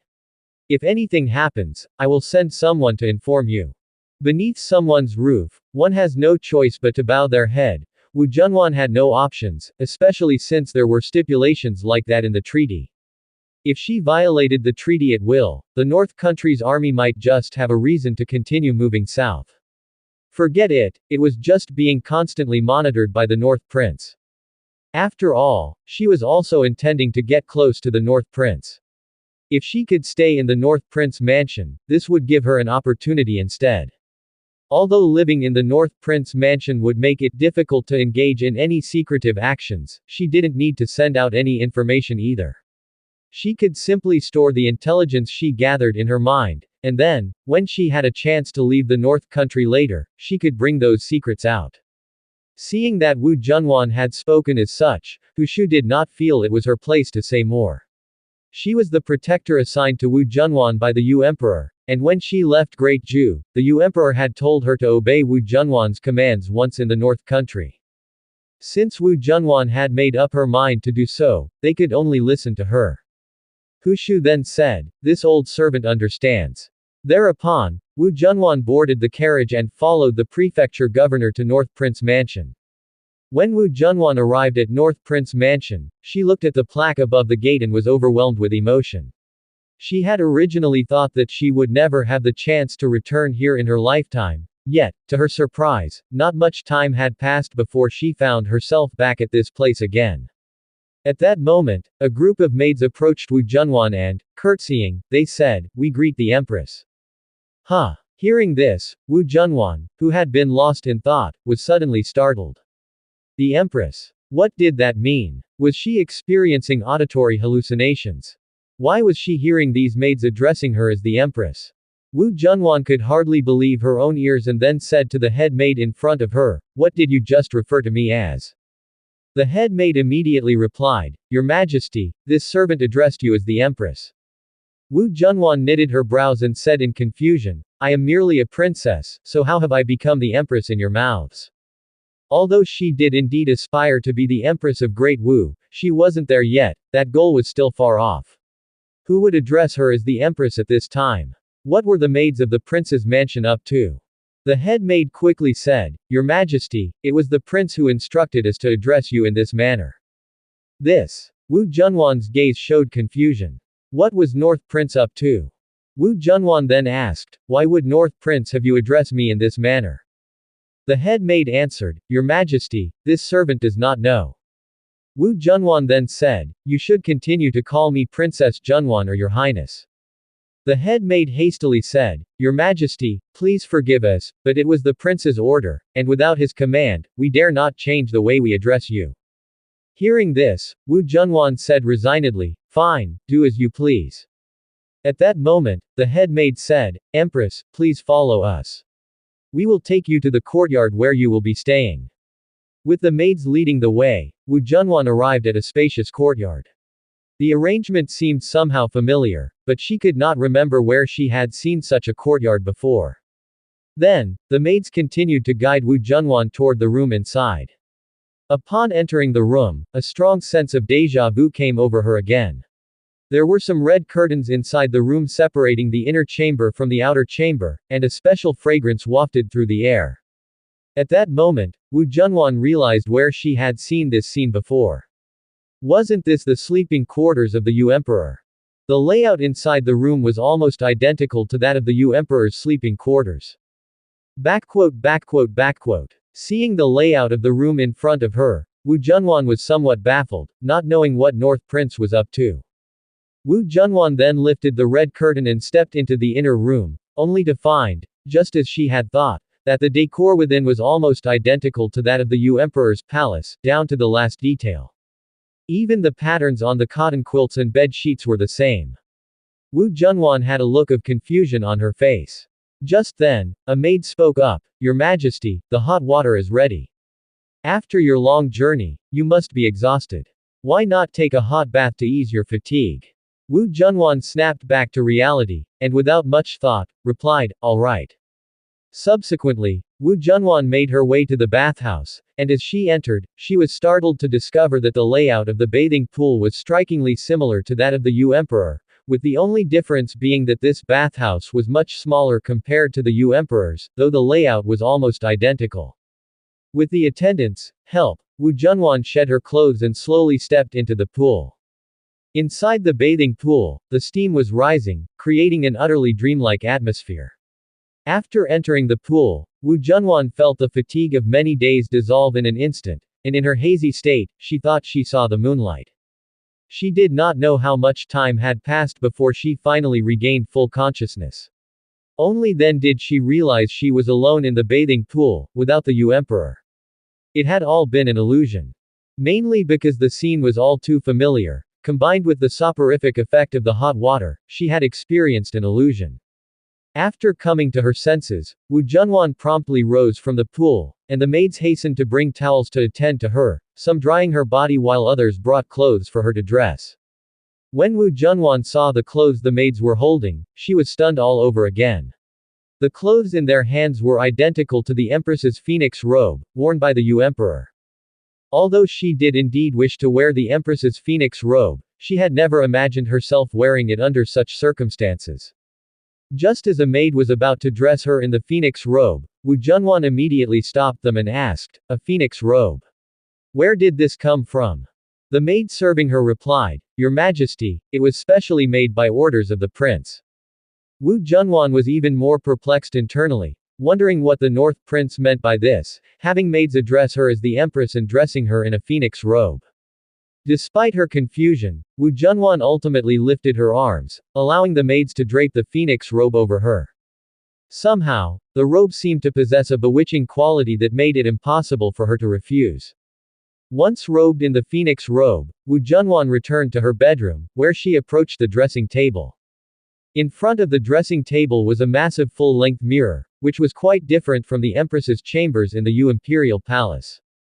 The mirrors in the North Country were glass mercury mirrors, hence very clear. Wu Junwan had long been familiar with mirrors from North Country as they were very popular and favored by noble young ladies across various kingdoms.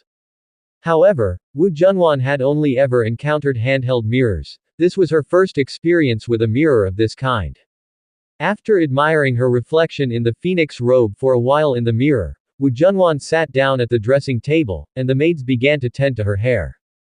After a short while, a maid suddenly brought over a phoenix crown for Wu Junwan to wear, at which Wu Junwan's eyebrows slightly raised, but this time she said nothing. Since she was already dressed in the phoenix robe, wearing a phoenix crown made no difference. Although she did not understand why the North Prince would do this, she quite liked the attire. She had long wanted to try on this ensemble but never had the opportunity. During her time in Great Ju, the Yu Emperor was the Empress, so she could not wear such attire. After returning to Great Wu, her father the Emperor was still alive, so it was even more inappropriate for her to wear it. She had thought she would only get to wear the phoenix robe upon her own ascension to the throne, if ever she had not expected to don these garments so soon. In the time that followed, Wu Junwan spent the entire evening in front of the mirror, admiring the outfit she was dressed in. As dusk fell, the maids prepared a table full of delicacies for Wu Junwan, but she didn't eat much. She looked at the food on the table and then asked the maid beside her, "Is your prince not in the prince's mansion?" Wu Junwan felt a bit puzzled. Since she had entered Yan County, she hadn't caught a glimpse of Lu Chen. Though she was a hostage, by all rights the North Prince should meet with her. Hadn't Lu Chen declared in her presence that Great Wu would send her to the North Country? Now that those from the Great Wu dynasty had indeed sent her to the North Country, wasn't it time for him to come and humiliate her? Upon hearing Wu Junwan's question, the maid answered, "Your Highness, the prince is in the prince's mansion, but he has been busy with state affairs recently, dealing with them in his study room." Wu Junwan didn't ask any further. She ate a little and then had the maids clear all the food from the table. She then returned to the full-length mirror and fell into contemplation at her own reflection. Once she calmed down, she began to speculate about Lu Chen's intentions, convinced that he didn't have her don the phoenix robe for a mere whim. That young man must have an ulterior motive. Could it be? Just as Wu Junwan suddenly thought of something, a maid's voice suddenly came from the door, greeting the prince. Then, a familiar voice reached Wu Junwan's ears, "You all may leave." "Yes, Prince." Immediately after, Lu Chen entered Wu Junwan's bedroom. He lifted the red curtain and stepped into the inner chamber. The moment Lu Chen saw Wu Junwan, he was stunned. The phoenix robe clung to Wu Junwan's body, accentuating every curve, from her slender waist to her ample hips, with flesh where it should be and slender where it should be slim. Combined with Wu Junwan's dignified and beautiful aura, Lu Chen was utterly spellbound. Seeing that Lu Chen had brazenly barged in, Wu Junwan was also taken aback. Although she had been staying in the North Prince mansion, she was, after all, sent to the North Country as a hostage by Great Wu. As the North Prince, how could Lu Chen simply enter her bedroom?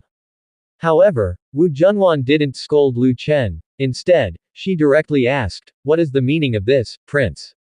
Coming back to his senses, Lu Chen smiled and counter-questioned, "How does your Highness, the Empress, like the attire I have prepared for you? Do you enjoy it?" Seeing Lu Chen address her as Empress, Wu Junwan was taken aback for a moment, but quickly recovered and then said, "Are you perhaps planning to make me the Emperor of Great Wu, using this as a pretext to interfere in the succession of Great Wu, and then take the opportunity to split Great Wu? If that is the prince's plan, then I must tell you that your scheme is likely to fail," Wu Junwan stated. Wu Junwan had been pondering why Lu Chen would have her wear the phoenix robe, until just now when she suddenly understood. History was not without instances where defeated nations sent hostages to their enemy states, who were then made emperors by the adversaries, often using it as a pretext to divide the nation and overtly interfere in their internal affairs, sometimes even proclaiming the hostage to be the legitimate ruler. Although those hostages were mostly princes, Wu Junwan held a high position in Great Wu, so she could also be considered an heir, serving anyway as a pretext for the North Country to meddle in Great Wu's internal affairs. Of course, these were all Wu Junwan's thoughts. Hearing Wu Junwan's speculation, Lu Chen laughed, "Empress, you worry too much. To me, the Empress has no political use whatsoever. Wu Junwan frowned. No political use. This young man really knows how to lie without blushing. If she were of no political use to North Country, then why would the North Prince have specifically ordered her to come to North Country as a hostage? With that thought, Wu Junwan chuckled lightly, then said, Prince, you really have a sense of humor. If you thought I was of no use, then why would you have me come to North Country as a hostage, and even have people make a phoenix robe for me? Would North Prince really think I am a fool? Lu Chen smiled and then walked towards Wu Junwan. As he drew closer, Wu Junwan suddenly felt nervous, her heart thumping wildly. Wu Junwan quickly took a deep breath, trying to ease her tension. As a princess of Great Wu and already in her 30s, she had no reason to fear this young man who was more than a decade her junior. Although that's what she thought, her heart still raced as Lu Chen continued to approach. When Lu Chen was less than 2 steps away, he finally stopped, and Wu Junwan let out a sigh of relief. At this moment, Lu Chen used the system to check Wu Junwan's personal profile. Name: Wu Junwan. Identity: Princess Wu of Great Wu, daughter of the martial emperor, friend of the Yu Emperor, 31 years old, possesses extremely high martial arts talent. Her realm has reached the master realm, and she has developed feelings for the North Prince deep inside her heart. She often dreams of the North Prince at night. This time, as a hostage to North Country, she wants to do 2 things the most. The first is to probe the secrets of North Country, preparing for her own ascension to the throne in the future, and the second is to see what is special about this young North Prince. Score: 98. Favorability: 99. Seeing Wu Junwan's favorability, Lu Chen's lips slightly curled up, not expecting Wu Junwan's favorability towards him to have reached 99, just a little short of the full mark. It seemed that just one final step was needed, and Wu Junwan's favorability towards him would be complete. At this time, Lu Chen said, I merely stated that your majesty has no political use to me, not that you have no use to me at all. This. Hearing Lu Chen's words, Wu Junwan was slightly startled. She had always believed that everything Lu Chen did was for political considerations, which is why her first thought about her value to the North Prince was in terms of political utility. What did Lu Chen mean by his words? No political use, but some other use. What other use? Just then, Lu Chen spoke, to me, your greatest use, your majesty, is to bear my children. With those words, Wu Junwan was completely stunned. You. Wu Junwan was at a loss for words. Lu Chen asked with a smile, what did you want to say, your majesty?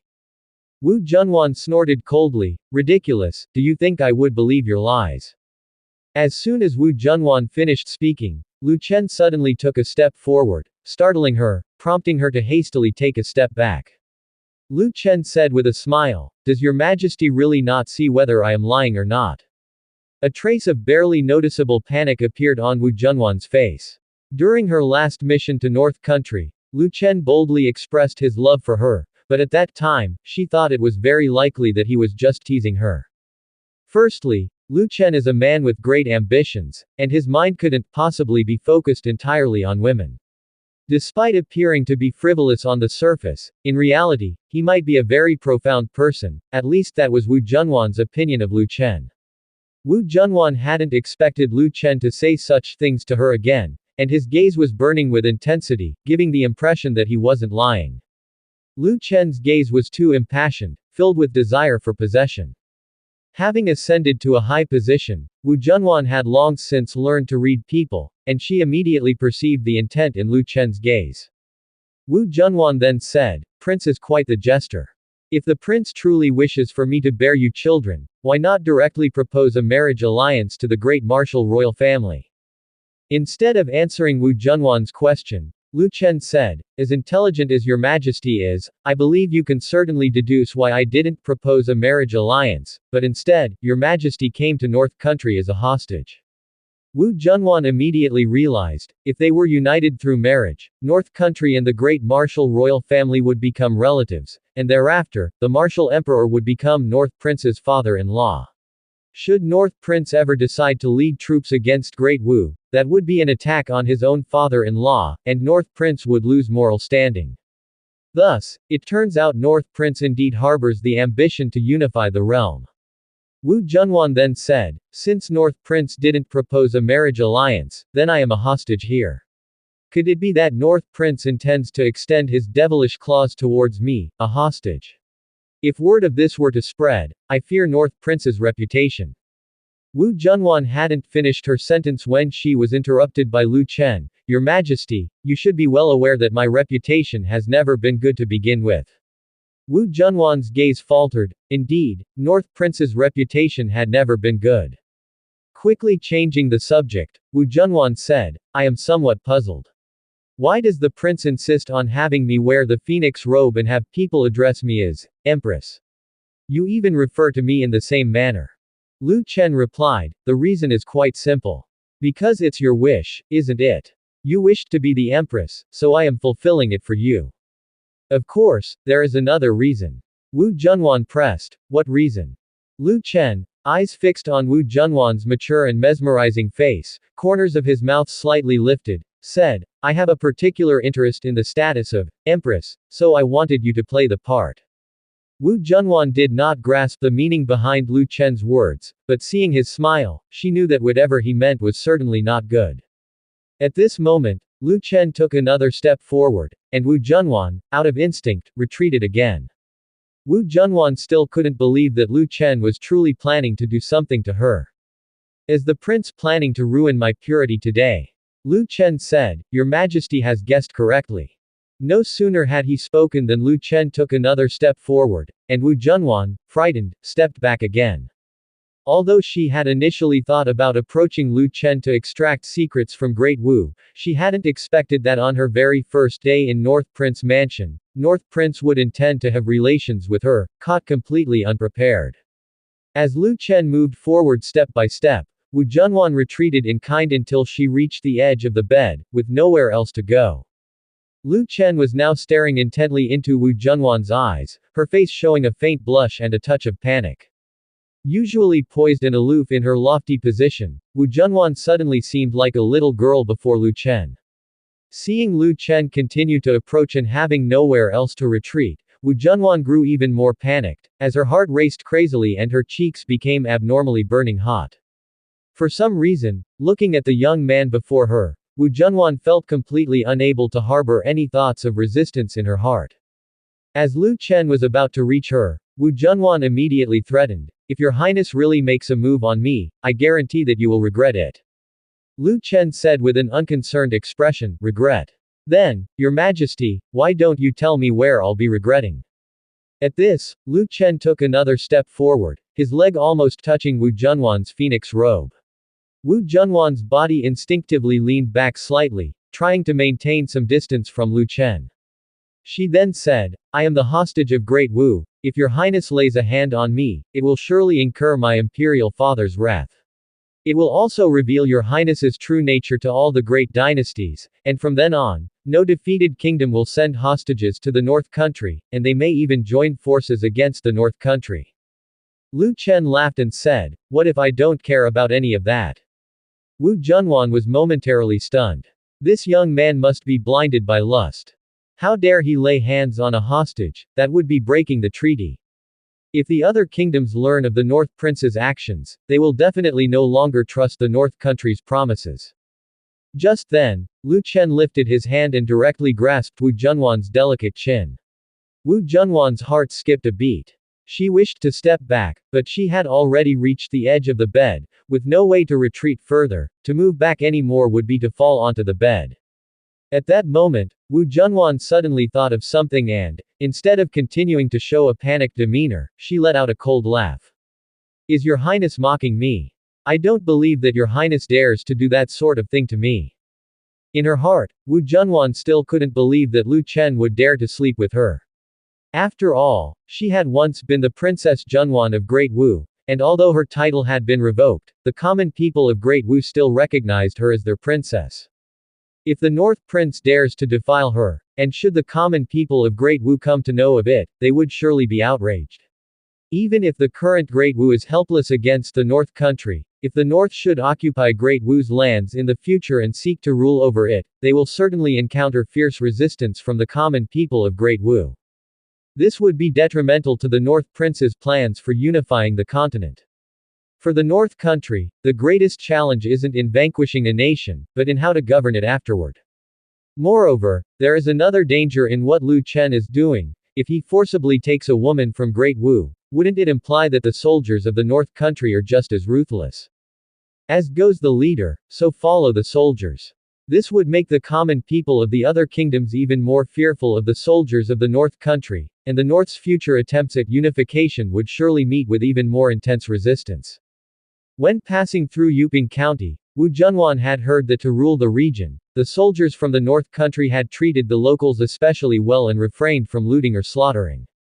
Clearly, Lu Chen was trying to establish a positive image to lessen the hostility of the commoners towards the North Country. Lu Chen was able to train an army that was strictly disciplined and did not harm the common folk, which proved that he himself was a man of extreme self-control. Therefore, Wu Junwan believed that Lu Chen would surely not do that sort of thing to her. As for why Lu Chen was putting on a lecherous act in front of her, it was most likely to mock her, to humiliate her. When Wu Junwan spoke, Lu Chen was taken aback for a moment. Mocking. Even now, Wu Junwan thought he was mocking her.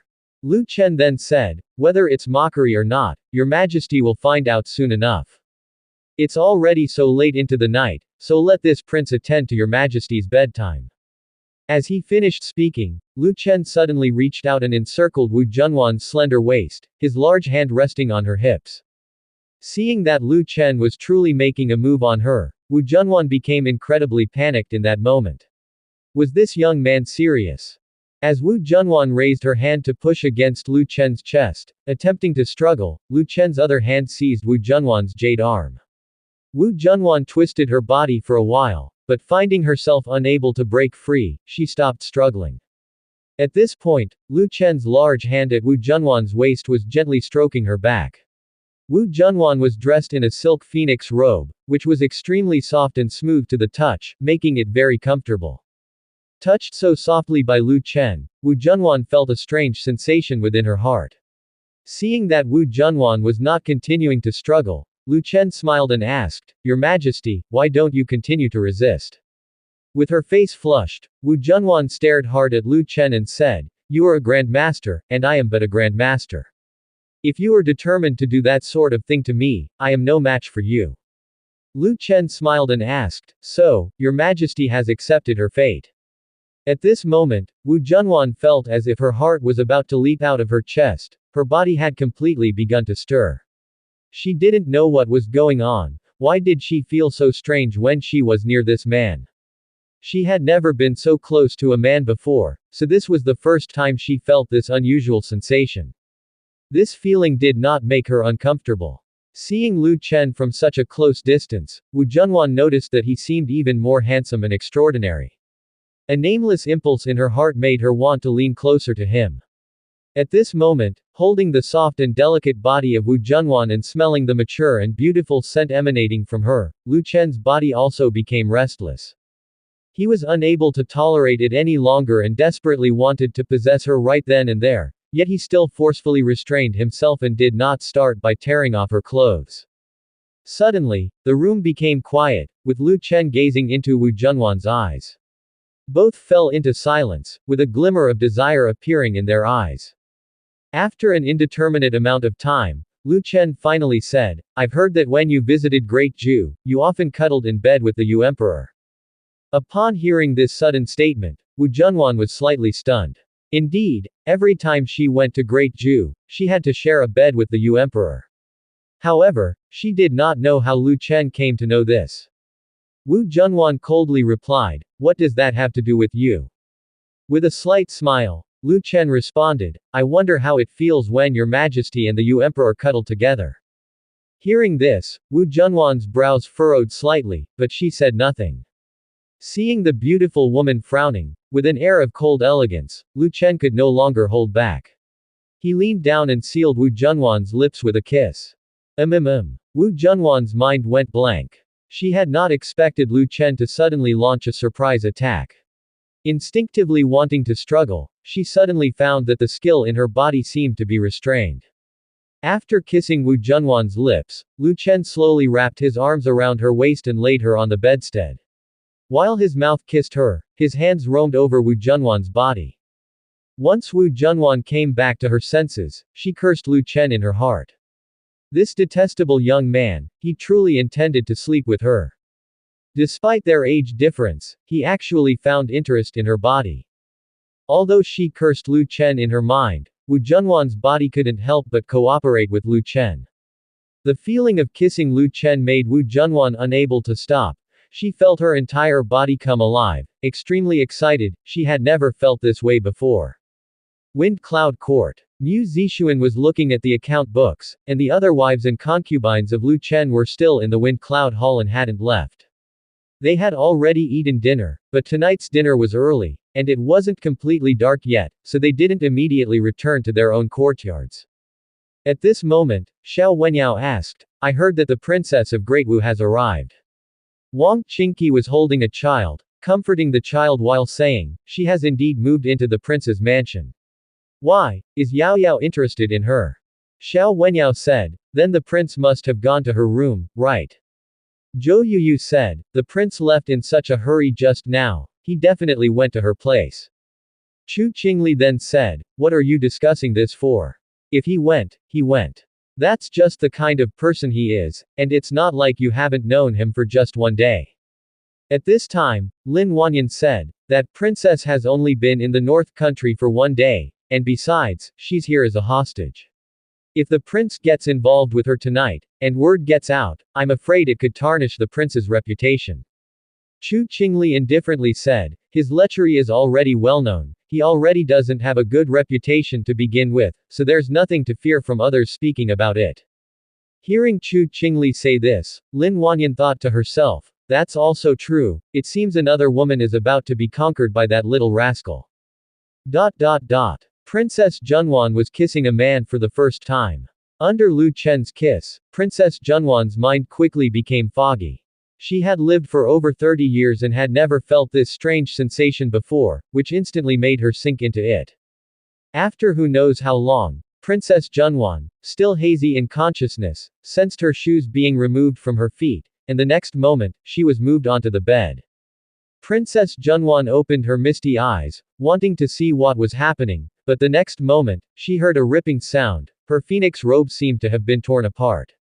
Princess Junwan's heart jolted. She suddenly widened her eyes, and just as she was about to say something, Lu Chen pressed down on her again, once more sealing her enticing red lips.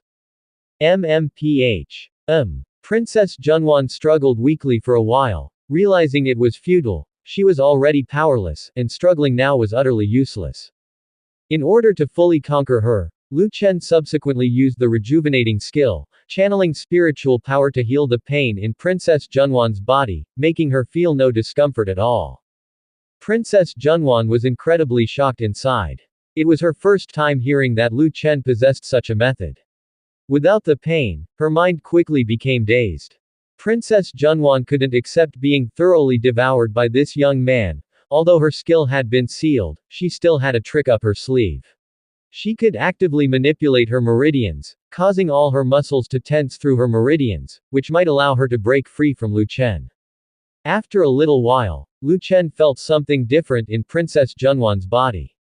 He slowly lifted his chest and looked at her, puzzled. The dignified and elegant Princess Junwan had a seductive look on her face, but her two eyes were fixed sternly on Lu Chen. Lu Chen chuckled lightly, then said, I didn't expect your majesty to have such tricks up her sleeve, impressive indeed. Seeing that Lu Chen had really gotten up, Princess Junwan thought her plan had worked. She sneered and said, Prince, is that all you've got?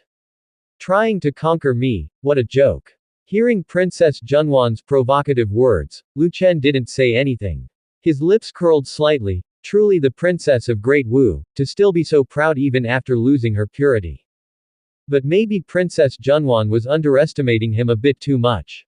Although he indeed hadn't withstood her tactics, things were far from over. Just as Princess Junwan was feeling smug in her belief that the North Prince was nothing special, Lu Chen bent down once more, sealing Princess Junwan's red lips again. Princess Junwan's eyes widened, almost in disbelief. Princess Junwan soon realized she was wrong, horribly wrong. Her little trick was utterly ineffective against Lu Chen. On the contrary, it made him very pleased. Early morning. A ray of sunshine entered the inner courtyard of the North Prince mansion, and the wives and concubines of Lu Chen were already up. After having breakfast, those with work busied themselves with it, and those without work headed to the Wind Cloud Court. At this time, Chu Yukan also arrived at the Wind Cloud Court. Just as she entered, a maid hurried into the courtyard. Greetings to the princess consort, and to Madame Chu. Mu Zixuan, who was in the pavilion, glanced at the maid and asked, "What's the matter?" The maid replied, "My lady, the entourage of Princess Junwan of Great Wu would like an audience with their princess." Hearing this, Chu Yukan said, "You can just go and inform the prince directly." The maid's cheeks flushed as she said, "The prince is still in Princess Junwan's room. I'm afraid of disturbing them." Mu Zixuan and Chu Yukan were both momentarily stunned. Then Mu Zixuan suggested, "How about you just tell the attendants to go back for now?" Chu Yukan remarked from the side, "Zixuan, if we send them away directly, they might suspect that the North Prince mansion has placed Wu Junwan under house arrest." Although Wu Junwan had come to the North Country in the capacity of a hostage and couldn't roam freely, she still had a certain degree of liberty. If the North Country didn't even allow Wu Junwan to meet with her retainers, it would be no different from house arrest, and Great Wu would certainly be suspicious. Once Chu Yukan explained this, Mu Zixuan also realized the issue. Wu Junwan had just arrived at the North Prince mansion the day before, and now denying her any visitors seemed rather indefensible. But at this time, Lu Chen was probably in the midst of a tussle with Wu Junwan. Knowing Lu Chen as they did, they knew he likely wouldn't let her go until tonight at the earliest. To someone like Wu Junwan, with her dignified elegance and cold stunning beauty, Lu Chen was sure to be utterly enamored. Chu Yukan then said, "I'll go ask Chen'er and see how he intends to deal with this." Mu Zixuan replied, "Thank you for the trouble, Sister Chu." Mu Zixuan didn't want to disturb Lu Chen while he was likely having a good time. Of all the people in the North Prince mansion, only Chu Yukan had some sway over Lu Chen, so it was best for Chu Yukan to approach him. Chu Yukan then turned and followed the maid who had come to report, heading towards the courtyard where Wu Junwan was staying. Upon reaching the outside of Wu Junwan's room, Chu Yukan heard some strange noises. "Your Majesty, how is my strength? Spare me. Weren't you very arrogant yesterday? I was wrong. Still addressing yourself as this palace. Didn't I tell you that you're now the empress? I admit my mistake." Upon hearing these words, Chu Yukan curled her lips, seemingly confirming what that bitch Wang Chinky had said. Lu Chen really did enjoy playing such games. At that moment, Chu Yukan coughed and then spoke, "Chen'er, the attendants of the princess would like to see her. What do you think should be done?" Soon, Lu Chen's voice came from the room. Madam Chu, just tell those people that their princess is in a bad mood right now and doesn't want to see them. Ask them to come back tomorrow." This. Chu Yukan thought to herself, would this work? "Alright, I understand," she responded. Afterwards, Chu Yukan turned and headed towards the entrance of the prince's mansion, not sure if she could fool those people, but still intending to try. Before long, Chu Yukan reached the entrance and saw the people from Great Wu, including Hu Shu. Chu Yukan directly told them, "Your princess said she's in no mood to see anyone right now and asked you to come find her tomorrow." Upon hearing Chu Yukan's words, everyone at the door was taken aback. In a bad mood. Could it really be that she wouldn't see them just because she was in a bad mood? Or could it be that their princess had been placed under house arrest by the North Prince mansion? Hu Shu frowned and then asked, "Did the princess really say that?" Chu Yukan answered, "You'll know when you see her tomorrow. She is indeed in a bad mood." Hu Shu then refrained from asking further, "This old one understands. Please convey our message that I will visit her tomorrow." "All right," said Chu Yukan. With that, Hu Shu led the people from the princess mansion away. As those people left, Chu Yukan breathed a sigh of relief, her heart filled with worry, uncertain if she had managed to deceive them. But then again, even if they met Wu Junwan tomorrow, Wu Junwan certainly wouldn't dare tell them about having her virginity taken, would she? At dusk, a strand of crimson twilight crept through the window, casting its glow on people's backs. Lu Chen leaned against Wu Junwan's jade-like back, their fingers interlocked, with Wu Junwan's hands placed on either side of her head. After a long silence between them, Wu Junwan finally broke the quiet. This palace is quite curious, Prince, what kind of cultivation technique do you practice? After being tossed around for so long, Wu Junwan had finally come to her senses, and she had realized the terror of Lu Chen. Not only did Lu Chen possess the means to heal people's wounds, he could even help someone enhance their skill. He had infused her with a considerable amount of skill, enabling her to break through and become a grandmaster. Such methods, she had never heard of before. Lu Chen said with a smile, I've already told you, you must think of yourself as the empress. Hearing this, Wu Junwan thought of the events that had transpired from last night until just now, and she snorted coldly, the prince really has a particularly nasty taste. She had finally understood why Lu Chen had prepared the phoenix robe for her and treated her like the empress. This young man simply had a peculiar fetish for the identity of the empress. It was no wonder that last night Lu Chen had told her of his interest in the empress. Prince, are you really not afraid such actions will ruin your reputation? Lu Chen buried his face in the disheveled hair of Wu Junwan and took a deep breath before saying, haven't I already said that my reputation can't get any worse? There is no room for it to decrease any further. If you go to the main streets of Yan County now and ask anyone about my lechery, they will all surely say I am fond of beautiful women. For someone as dignified, elegant, and mature in beauty like your majesty, it's quite normal to be taken by me. Hearing this, Wu Junwan had nothing left to say. Lu Chen's attitude was now that of a dead pig not fearing scalding water, completely indifferent. Wu Junwan said coldly, to fancy even me, a woman over a decade your senior, your tastes are indeed unique, Prince. Lu Chen whispered in her ear, so what if you were over a decade older? I like a mature woman like you. Wu Junwan fell silent. What had happened, whatever she said or did was of no use now. And she hadn't really suffered a loss. At most, she had compromised morally since she had not yet married and her purity had been destroyed. But for someone like her who valued power, the purity of the body wasn't really worth anything.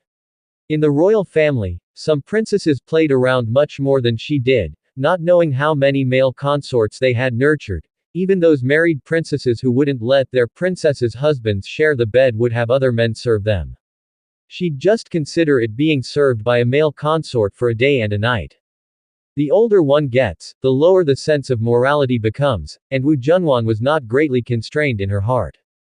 Key to her was that, for the first time, she had experienced those special sensations, and her realm had even been lifted to the Grandmaster realm because of it, something she had never anticipated at the beginning. For someone in her high position who favored the tally of gains and losses, if the benefits were considered, sleeping with the North Prince was a sure gain without loss.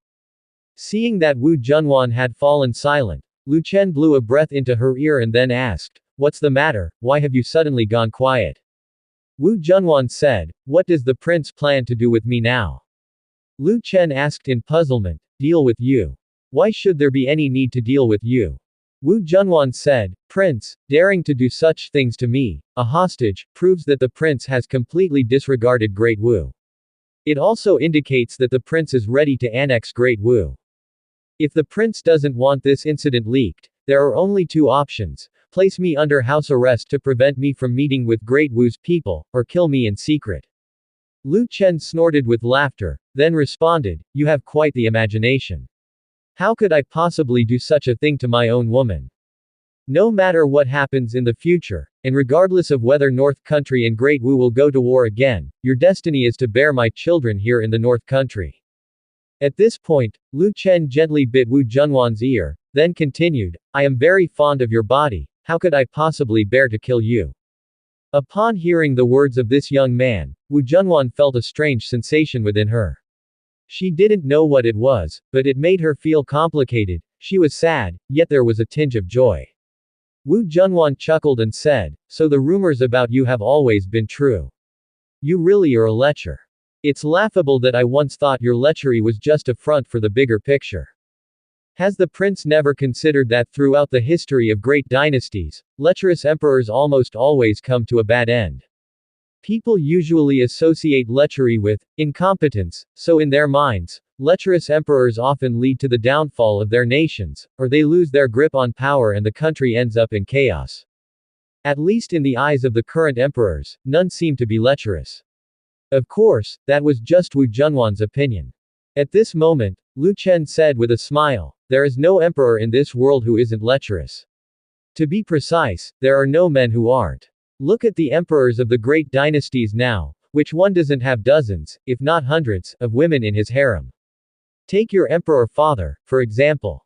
Would you dare say he's not lecherous? If he weren't, could he have fathered so many children?" Wu Junwan wanted to refute Lu Chen's words, but found herself speechless as the words reached her lips. Lu Chen continued, "You want to be empress so badly only for the power the title holds. Haven't you thought about what you would do once you had that power? Once you become a ruler, do you intend to spend your life dealing with state affairs in the study and never indulge in anything else, pouring all your energy into governance? I'm not such a selfless person. I desire power for my own personal wants. Now that North Country has defeated Great Wu under my leadership, and brought you, a beautiful woman, back to North Country, how could I play the gentleman and not enjoy the fruits of victory? Junwan, you must not take me for a saint.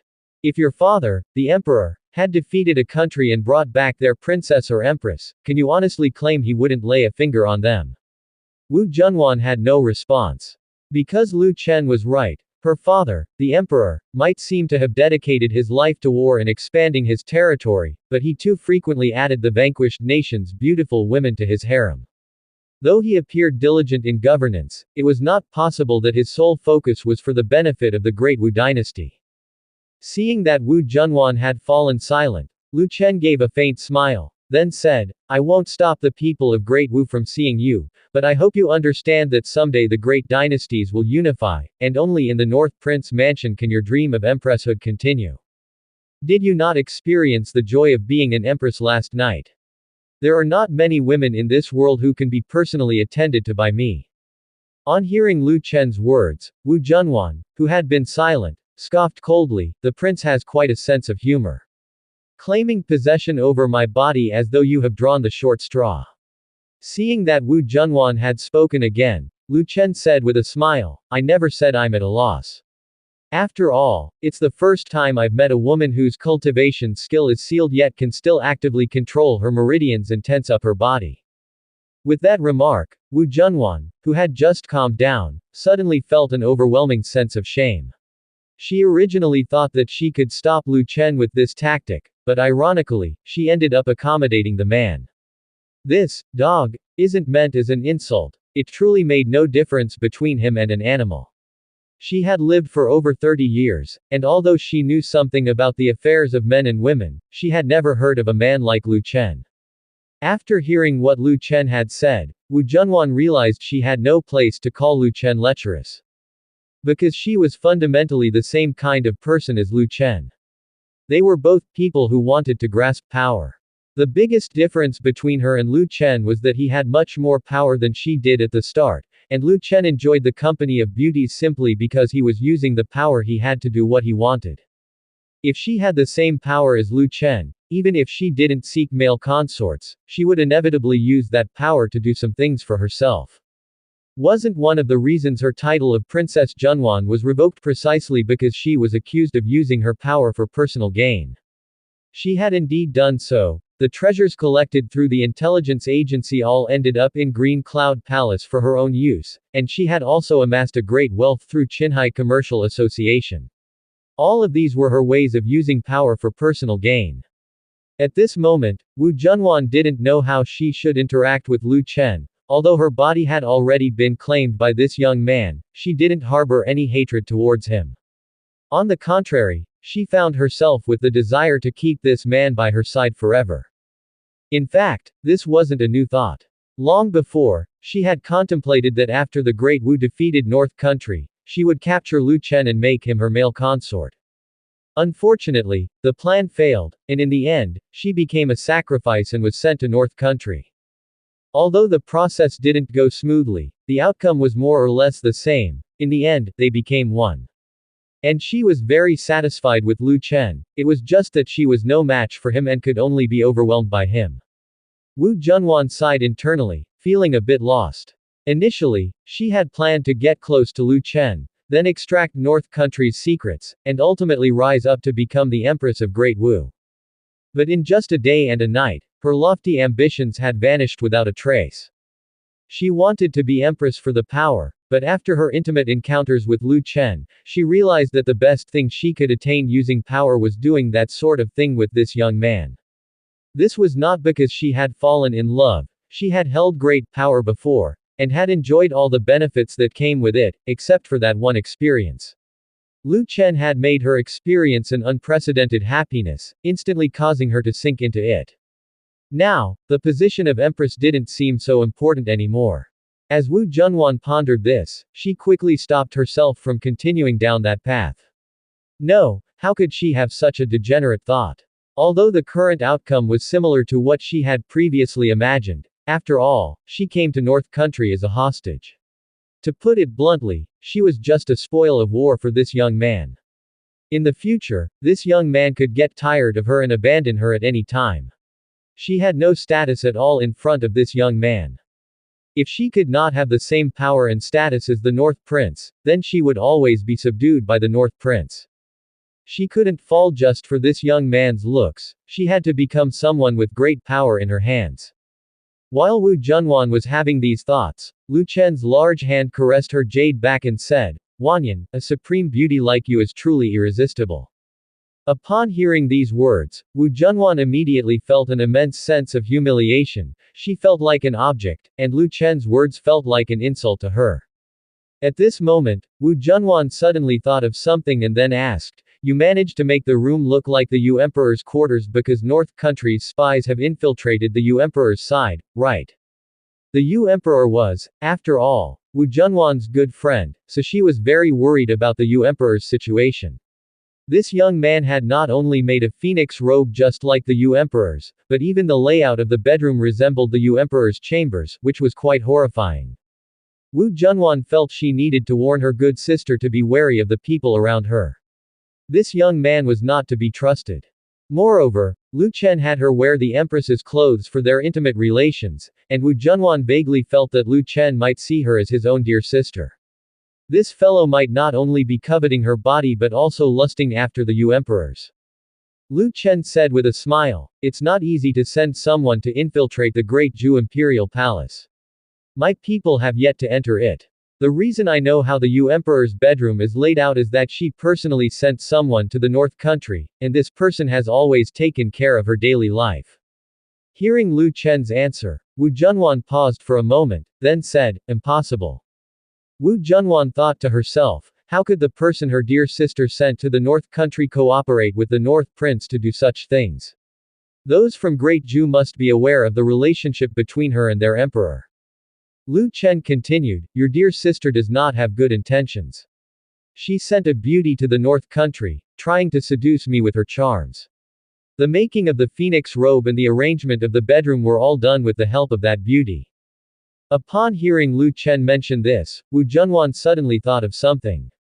She seemed to recall the Yu Emperor mentioning that once she had sent an exceptionally beautiful woman to the North Country to gather intelligence. Could it be that woman? If it was her, then it might make sense. However, such a lecherous young man, that woman must have also fallen prey to the North Prince's hands. She wondered if her dear sister's plan to use beauty as a tactic could be considered successful. This amorous young man, although fond of beautiful women, was unlikely to focus all his attention on one woman. Without his favor, it would probably not be easy to extract any confidential information about the North Country from him.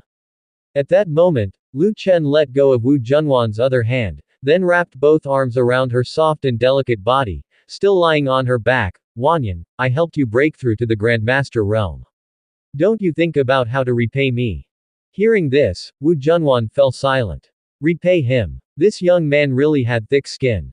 Not only did he take her virginity, but now he actually expected repayment.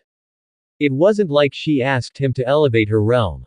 Seeing Wu Junwan didn't speak, Lu Chen said with a smile, "You don't know how to repay me, do you? In that case, How about this? You bear me a few hundred children, and we'll call it even. At that, Wu Junwan couldn't help but speak up. Prince, you really have a way with jokes. Setting aside whether I can become pregnant, I am the Princess Junwan of Great Wu. Even if I did carry your child, would you dare to let me give birth to it? If one day Lu Chen truly annihilated Great Wu, then she would become a remnant of the defeated kingdom. If she had a child, her child would carry the blood of the great martial royal family. Coupled with her own indomitable nature, Lu Chen might not dare to let her give birth to the child. Lu Chen said with a smirk, whether you can become pregnant is my concern. Among my wives and concubines, there are female masters who have borne me children and not just one. As for whether I dare to let you have the child, you needn't worry about that. As long as you can get pregnant, I dare to let you give birth, he said. Wu Junwan was startled in her heart. This young man couldn't be serious, could he? No wonder he relentlessly pursued her day and night. Could it be that his whole purpose was to get her pregnant? The bastard. Wu Junwan suddenly felt a surge of anger. Currently, she herself was very confused, unsure how to establish herself in the North Country, let alone think about raising a child. And this fellow actually wanted her to bear his children. Does the prince really think he has me at his mercy? Just because you want me to bear your child, am I obliged to do so? Wu Junwan certainly did not want to actually carry this young man's seed. If it were just a matter of sex, she could imagine Lu Chen as her male concubine in her heart. If she truly ruined Lu Chen's child, and even bore him a child, wouldn't she become nothing more than a personal breeding tool for Lu Chen?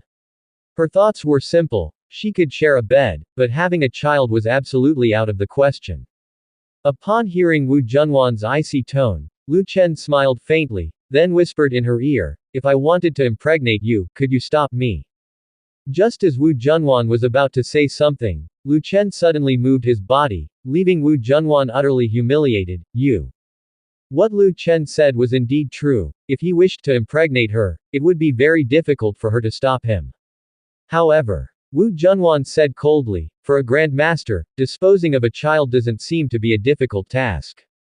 Lu Chen still did not take her words to heart, and he responded indifferently, that is also simple. If you dare to do that, I'll just make you conceive again. For me, getting you pregnant is equally not a difficult task. Upon hearing this, Wu Junwan said coldly, is the prince not afraid that when the time comes, I will let my own child join the struggle for inheritance? Lu Chen replied with a smile, struggle for inheritance. With my strength, living for 1,000 years is no problem. I don't believe I can't find a way to prevent such things from happening in these 1,000 years. To put it bluntly, you may not live as long as I do. As long as I am alive, you will never have the chance to cause trouble in the North Country.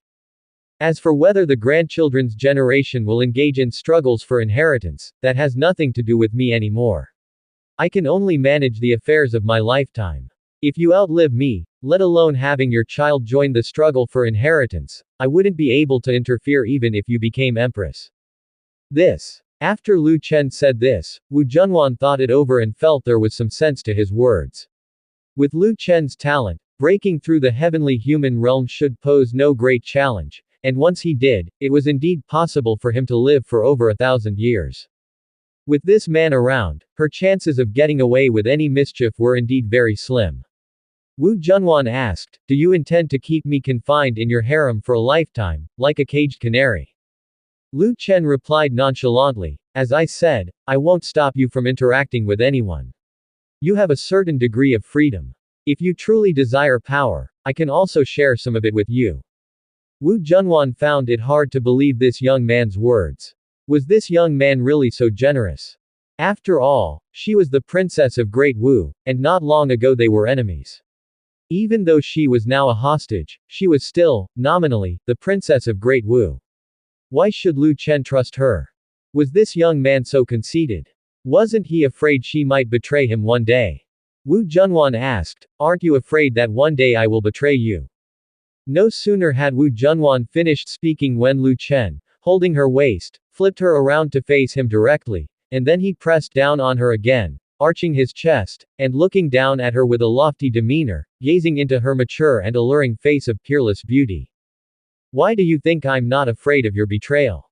Gazing into Lu Chen's eyes, Wu Junwan fell silent. How could she know where Lu Chen's confidence came from that she would not betray him? Wu Junwan didn't consider herself a woman content with her lot. Although she might not look for another man behind Lu Chen's back, her yearning for power was insatiable. To gain power, she would surely commit acts detrimental to the North Country. Seeing Wu Junwan fall silent without responding, Lu Chen lifted his hand and caressed Wu Junwan's blushing cheeks while gently brushing aside her disheveled hair, tucking the stray locks behind her ears. The answer to this question, you will know in no more than a month. There's no need for me to say more now. Backquote, backquote, backquote. Why don't we make a bet? I'll bet that within 1 month you will fall deeply in love with me and won't be able to live without me. As soon as these words came out, Lu Junwan chuckled lightly once again and then said, so that is what Prince is thinking. Is Prince really under the impression that after sharing a bed with His Highness just once, I would be utterly submissive to you? For me, the matter of men and women, though novel, does not dictate my actions. Lu Chen said, oh. You're that confident. Then tell me, are you willing to bet or not? Junwan didn't immediately answer. She felt that something was amiss. Was this young man truly so certain she would fall for him? While she was indeed interested in him, it was absolutely impossible for it to escalate to love. After all, in the royal family, there are no feelings involved, only interests. Lu Chen himself was from the Great Sum royal family. He was already of age and couldn't possibly be this naive, not even understanding such basic truth. Junwan always felt there might be some kind of plot hidden within. After much thought, Junwan finally decided to take Lu Chen's bet. She wanted to see what Lu Chen was up to. I accept your challenge. How shall we bet? Lu Chen said with a smile. If within a month, you don't call me darling, or tell me you love me, or say you like me or anything of that sort, I will give you the blueprints for the cannon. You've probably heard about the cannon before, right? It's the kind of weapon that defeated your Great Wu army. Junwan's heart skipped a beat. Cannon. Her main goal in coming to North Country as a hostage was to obtain the blueprints for North Country's mysterious weapons, and she never imagined she would have the chance to get her hands on them so soon. She simply couldn't believe it was true. Junwan said, how do I know you won't go back on your word? Lu Chen said with a smile, you don't have a choice now, do you? Besides, although I am libidinous, I am still a prince, the ruler of a feudal state. It would be beneath me to renege on a promise. Junwan said, fine, I accept your terms. Lu Chen continued, you agree so readily, don't you want to know what you'll have to pay if you lose? Junwan said with an icy expression, I cannot lose. Junwan's tone was resolute. She had great confidence in herself. Though she fancied the man's body, she wasn't about to muddle the difference between right and wrong. Winning the bet would mean completing the mission her Sum Emperor father had entrusted to her. She was determined to take the gamble. Lu Chen said, if you lose, you will have to stay in my harem for life, bearing me sons and daughters, always making me your priority. Junwan frowned slightly but ultimately said, I agree, just hoping that Prince won't back out in the end. The corners of Lu Chen's lips curved up slightly, an innocent beauty, indeed. Let alone a month, in less than 7 days, Junwan would lose. At that moment, Junwan gazed into Lu Chen's eyes and asked, Your Highness has been in my chambers for a day and a night. Isn't it time to leave? Feeling Junwan's burning yet velvety soft body, Lu Chen didn't want to let go at all. Lu Chen responded indifferently, anyway, it's already dark, so let's just continue sleeping. Junwan's mind went blank. Before Junwan could finish speaking, Lu Chen leaned down once more and captured the beautiful woman's lips with a kiss. Princess Junwan and Lu Chen had not bet for even 2 hours when she regretted agreeing to the wager with Lu Chen. She soon realized why Lu Chen dared to stake the schematics of the cannons. Lu Chen was too powerful, she simply could not fend him off. On several occasions, she almost called him darling. Once she did, it would mean she had lost. Princess Junwan couldn't understand how there could be such a terrifying man in this world. In a mix of anxiety and exhilaration, Princess Junwan gradually lost herself. Fortunately, in the end, she managed to hold onto her bottom line. She did not call Lu Chen darling, nor did she say words like, I love you. Another morning dawned. Princess Junwan looked at the light outside the bedroom, her whole being lost in thought. Even as a grandmaster, she was no match for Lu Chen without her skill. At that moment, the brute was still holding her in his embrace, but by now Princess Junwan couldn't even muster anger. She just lay on her side, looking at the red curtains outside. After what felt like ages, Princess Junwan noticed Lu Chen awaken before speaking. Yesterday, you said that my attendants would come to see me today. If you do not let me go, they might suspect you're holding me captive. Princess Junwan was utterly at a loss with the man behind her and could only speak to him softly and gently, hoping he would spare her for the moment and allow her to meet with her attendants. Upon hearing Princess Junwan's words, Lu Chen didn't hesitate to release her and then got up from the bed. Seeing this, Princess Junwan was momentarily stunned. She had thought the man might cling to her for a while before letting go, but she hadn't expected him to release her so quickly today. Had he reached his limit? While Princess Junwan was thinking this, Lu Chen said, we've sweated a lot these past few days, let's take a good bath. Just as Princess Junwan was about to say something, Lu Chen spoke to the maids outside the red curtain, is the hot water ready? The maid waiting outside hurriedly replied, Prince, the hot water in the bath is ready. Upon hearing the maid's answer, Lu Chen immediately stretched out his arms and scooped Princess Junwan up in a princess carry before heading straight to the bathtub. Princess Junwan initially wanted to struggle a bit but ultimately chose to give up. She was utterly powerless at the moment and struggling in front of this man was futile. She was more concerned about provoking his wild side later on. It was better to stay docile in his arms. To avoid falling, Princess Junwan couldn't help but raise her jade arms and wrap them around Lu Chen's neck. Soon the two entered the bathtub in the inner room. Maids carrying baskets of flowers kept throwing petals into the steaming hot water, filling the bathtub with the fresh scent of flowers. At this moment, Lu Chen smiled at Princess Junwan and said, Your Majesty, allow me to serve you well in your bath. Hearing this, Princess Junwan's delicate body couldn't help but tremble slightly as she quickly said, No need. Lu Chen laughed, that won't do. As the Empress, how could you bathe alone? You must be served. Before Princess Junwan could say anything, Lu Chen had already set her down beside the bathtub. Then, water splashed in the bathtub, and they both thoroughly bathed. By the time the two emerged dressed, it was already almost noon.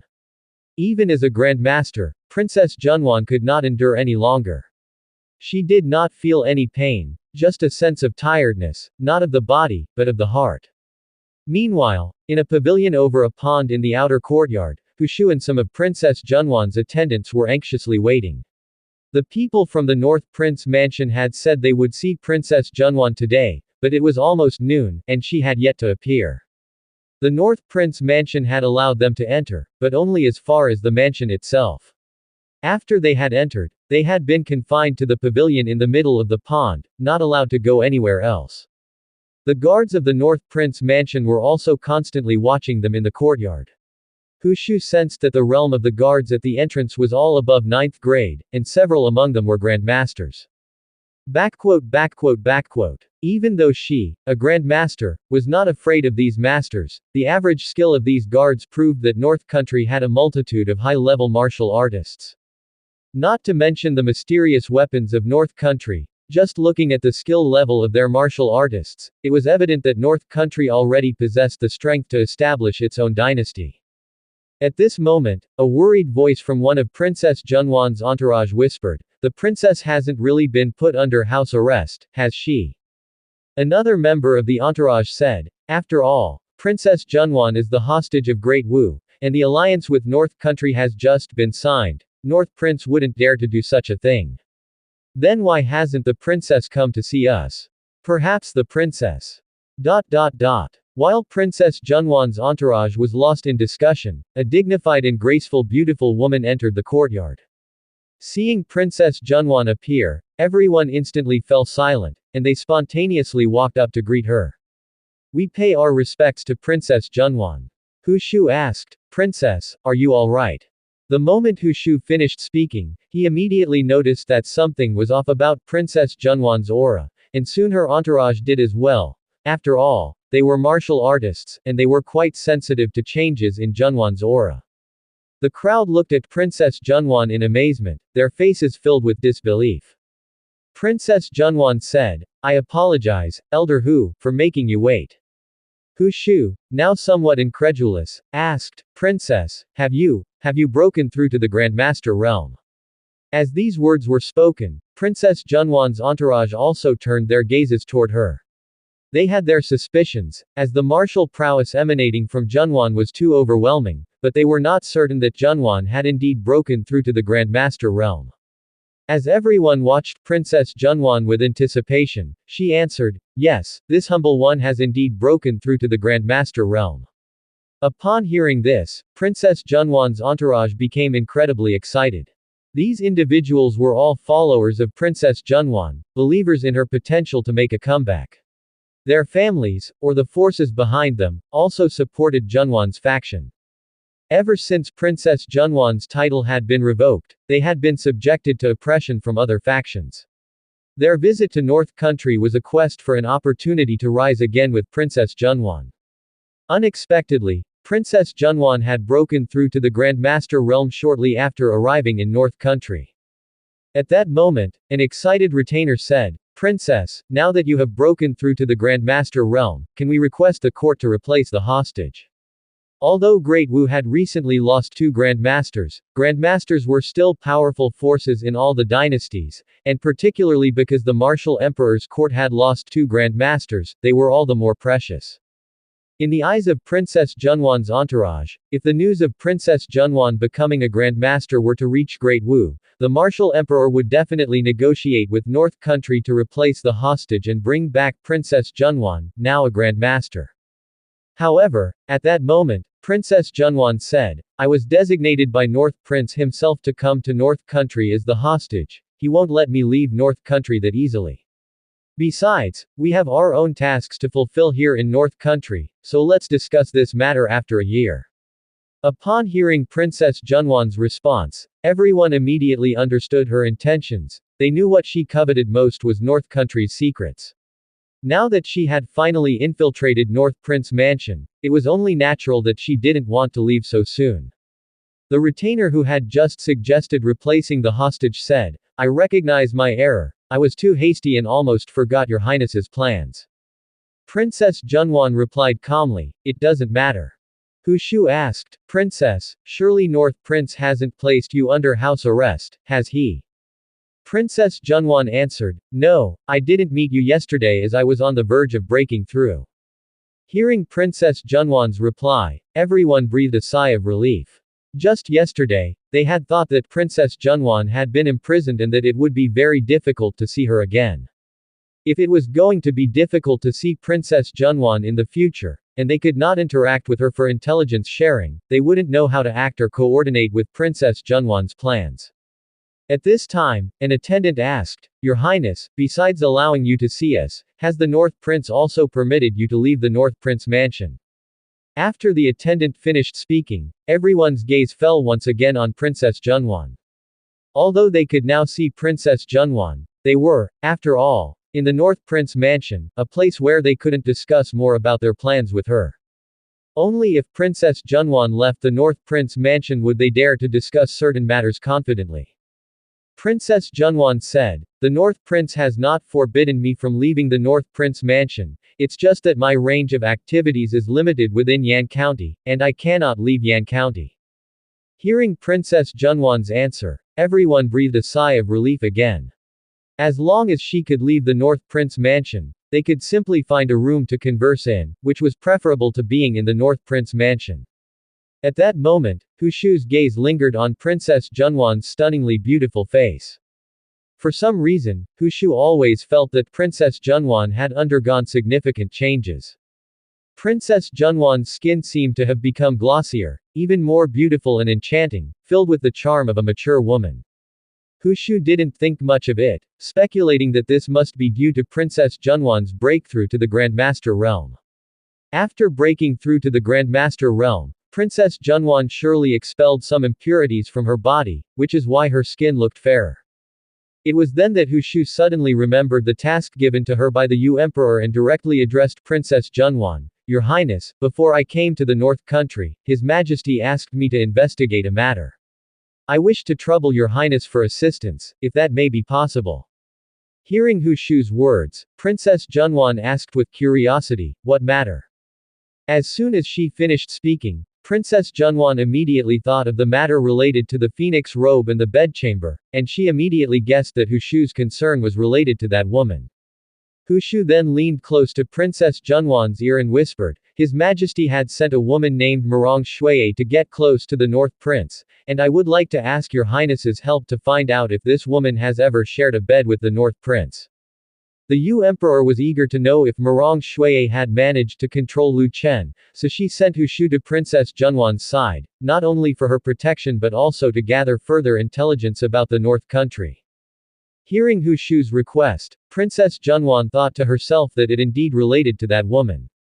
Princess Junwan then said, I can do that, I will find an opportunity to inquire. Hu Shu promptly expressed her gratitude, then I will trouble Your Highness. Princess Junwan replied, Senior Hu, there's no need for formality. At that moment, a female guard said, Your Highness, now that you are alone in the North Prince mansion without anyone to take care of you, why not speak to the North Prince and ask him to leave a few female guards to attend to you? After all, Princess Junwan was the esteemed princess of Great Wu, sent to the North Country as a hostage. How could she have no one of her own by her side? Without her people around her, even passing messages would be extremely difficult. Princess Junwan replied, There's no need. The North Prince will not allow my people to stay in the North Prince mansion. If it was just monitoring her alone that would be fine, but if Princess Junwan's side had other people from Great Wu, the security work at the North Prince mansion would significantly increase. Princess Junwan didn't believe the North Prince would allow her people to stay. Princess Junwan continued, You should all go back today. If there's anything in the future, I will have the maids of the North Prince mansion notify you in advance. Next time, you don't need to come to the North Prince mansion. If there's something to discuss, I will directly go to the Princess mansion arranged for me by the North Prince. This place was, after all, the North Prince mansion, and they couldn't hold discussions here, so Princess Junwan did not intend to have her attendants come looking for her in the North Prince mansion again. Hu Shu and the others immediately understood Princess Junwan's intent, and they chorused, Yes, Your Highness. Hu Shu spoke, Then take care, Princess Junwan. Shall I lead them back to the Princess mansion now? Princess Junwan nodded slightly and said, Yes, go ahead. Subsequently, Hu Shu led Princess Junwan's attendants away from the North Prince mansion. Watching their departing figures, Princess Junwan sighed softly, wondering if she could withstand the pressure and hold out for a month to obtain the cannon blueprints from Lu Chen's hands. If she managed to get her hands on the blueprints of that mysterious weapon, then it would be worth it even if she had to share a bed with Lu Chen for the next half year. Meanwhile, in the North Prince mansion, the study. Lu Chen sat in the chair, browsing through the system prompts. Congratulations, host, for gaining another woman, reward obtained, Gatling blueprint. Host builds rapport with his consorts once, Chi refinement mantra experience points increase. Host and consorts achieve telepathy times 20, reward, 2 realm-breaking pills. Host builds rapport with his consorts once, Chi refinement mantra experience points increase. Host and consorts achieve telepathy times 10, reward, 20 beauty enhancement pills preserving beauty pills. Looking at the system interface before him, Lu Chen fell into deep thought. Who should receive the 2 realm-breaking pills? To give them to his own women, or to his military generals? Better to give them to the military generals. There are already 2 Grand Masters in the inner court of the prince's mansion, there's no need to increase their number any further. In a year, he'd be heading south, and would need quite a few Grandmaster military generals by then. Wenren Lai has already broken through to the Grandmaster realm, so he doesn't need the realm-breaking pill. How about giving one to Xuanyuan Chen, and the other to Wei Siwan? Both were summoned by the system and were absolutely loyal to him, so there was no problem giving them the pills. Furthermore, Wei Siwan's navy had already been essentially established. Although it was made up of wooden steam warships, they could be used at a push. When heading south to assist the king in the future, the navy might play an important role. With this thought, Lu Chen immediately spoke to the maid at the door, summon General Xuanyuan to the prince's mansion, and have the brocade guard notify Wei Siwan to return to Yan County once. Yes, Prince. It wasn't long before Xuanyuan Chen arrived at the prince's mansion. At that moment, Wu Junwan was still in the outer court. When she saw a master clad in armor heading towards Lu Chen's study, her curiosity was piqued. She wanted to know what that military general was doing at the North Prince mansion. However, considering the sensitivity of her own status, Wu Junwan didn't follow directly. She stayed in a pavilion in the outer courtyard, pretending to sip tea while observing the situation in the North Prince mansion's outer court. At this very moment, in the study, after arriving at Lu Chen's study, Xuanyuan Chen saluted and said, "Your Highness." Lu Chen nodded slightly, at ease. Xuanyuan Chen asked, "May I know why Your Highness has summoned this subject?" Lu Chen took out a realm-breaking pill and said directly, "This is a realm-breaking pill. After taking it, your strength will rise to the Grandmaster realm." Upon hearing this, Xuanyuan Chen was stunned. The next moment, his eyes blazed with an eager light. He had been stuck at the Master Realm for quite some time. Xuanyuan Chen was well aware that if he wanted to further attract the attention of the North Prince, he must prove his worth when the North Prince heads south to support the king. They would face the Grandmasters of Great Sum, and even with powerful firearms at their disposal, using firearms alone wouldn't be enough to kill a Grandmaster. Therefore, if he wished to be of significant use, he must break through to the Grandmaster realm. He had been anxious about his inability to break through to the Grandmaster realm, especially after learning that Wenren Lai had already done so. Wenren Lai and he were both from Great Yu City, but now Wenren Lai had broken through, and he had not. Xuanyuan Chen, somewhat incredulous, asked, "Your Highness, is this realm-breaking pill for me?" Lu Chen, with a smile, did not answer but directly tossed the realm-breaking pill to Xuanyuan Chen, who hastily caught it. "Thank you for bestowing the pill, Prince." Lu Chen said, "I plan to establish another synthetic camp, which should include not only infantry and cavalry but also artillery. From now on, this unit will be under your command. As for the defense of Yan County, I intend to temporarily entrust it to your sister. What are your thoughts, General Xuanyuan?" Hearing Lu Chen's words, Xuanyuan Chen was stunned for a moment. Lu Chen was willing to let him command a synthetic camp alone, and of course, he was overjoyed. The synthetic camp was the main force of the North Country, and in the event of war, it would immediately rush to the front lines. The synthetic camp of the North Country wasn't a camp in the modern sense but a term used for an army at that time. A synthetic camp in the North Country had at least several 100,000 soldiers. Leading a synthetic camp meant that Xuanyuan Chen would become the main commander of a main force from now on. Although he had previously led the Black Cavalry was only a part that coordinated with the main force in combat, he didn't have command authority.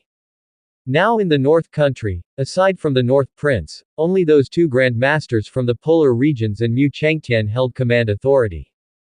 Despite feeling pleased, Xuanyuan Chen still expressed his concern. "Senior, Yunqi is just a master, she may not be competent enough to defend the capital city."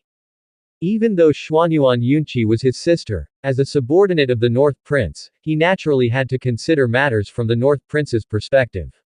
Xuanyuan Chen didn't believe his sister was capable of protecting Yan County properly. Hearing Xuanyuan Chen's words, Lu Chen said with a light smile, "General Xuanyuan seems to underestimate his own sister too much.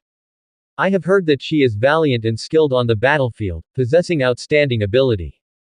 Mu Changtian would write to Lu Chen from time to time, not only to report on military affairs but also to update him on Xuanyuan Yunqi's performance.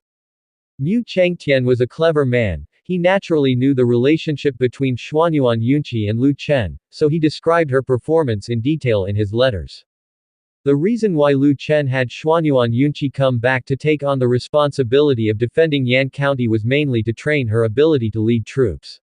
Compared to the synthetic camp, which had to engage in warfare abroad, the city defense troops of Yan County were much safer. and the number of soldiers was also significant, an ideal environment to train Xuanyuan Yunqi's leadership abilities.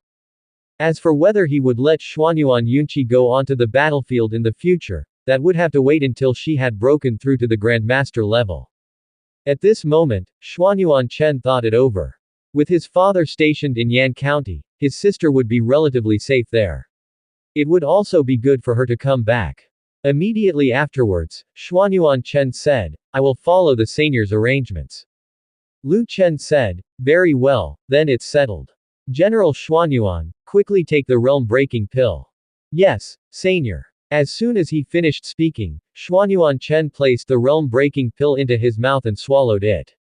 Moments later, Xuanyuan Chen felt a surge in his skill, then a wave of spiritual energy erupted from his body, sweeping through the entire study.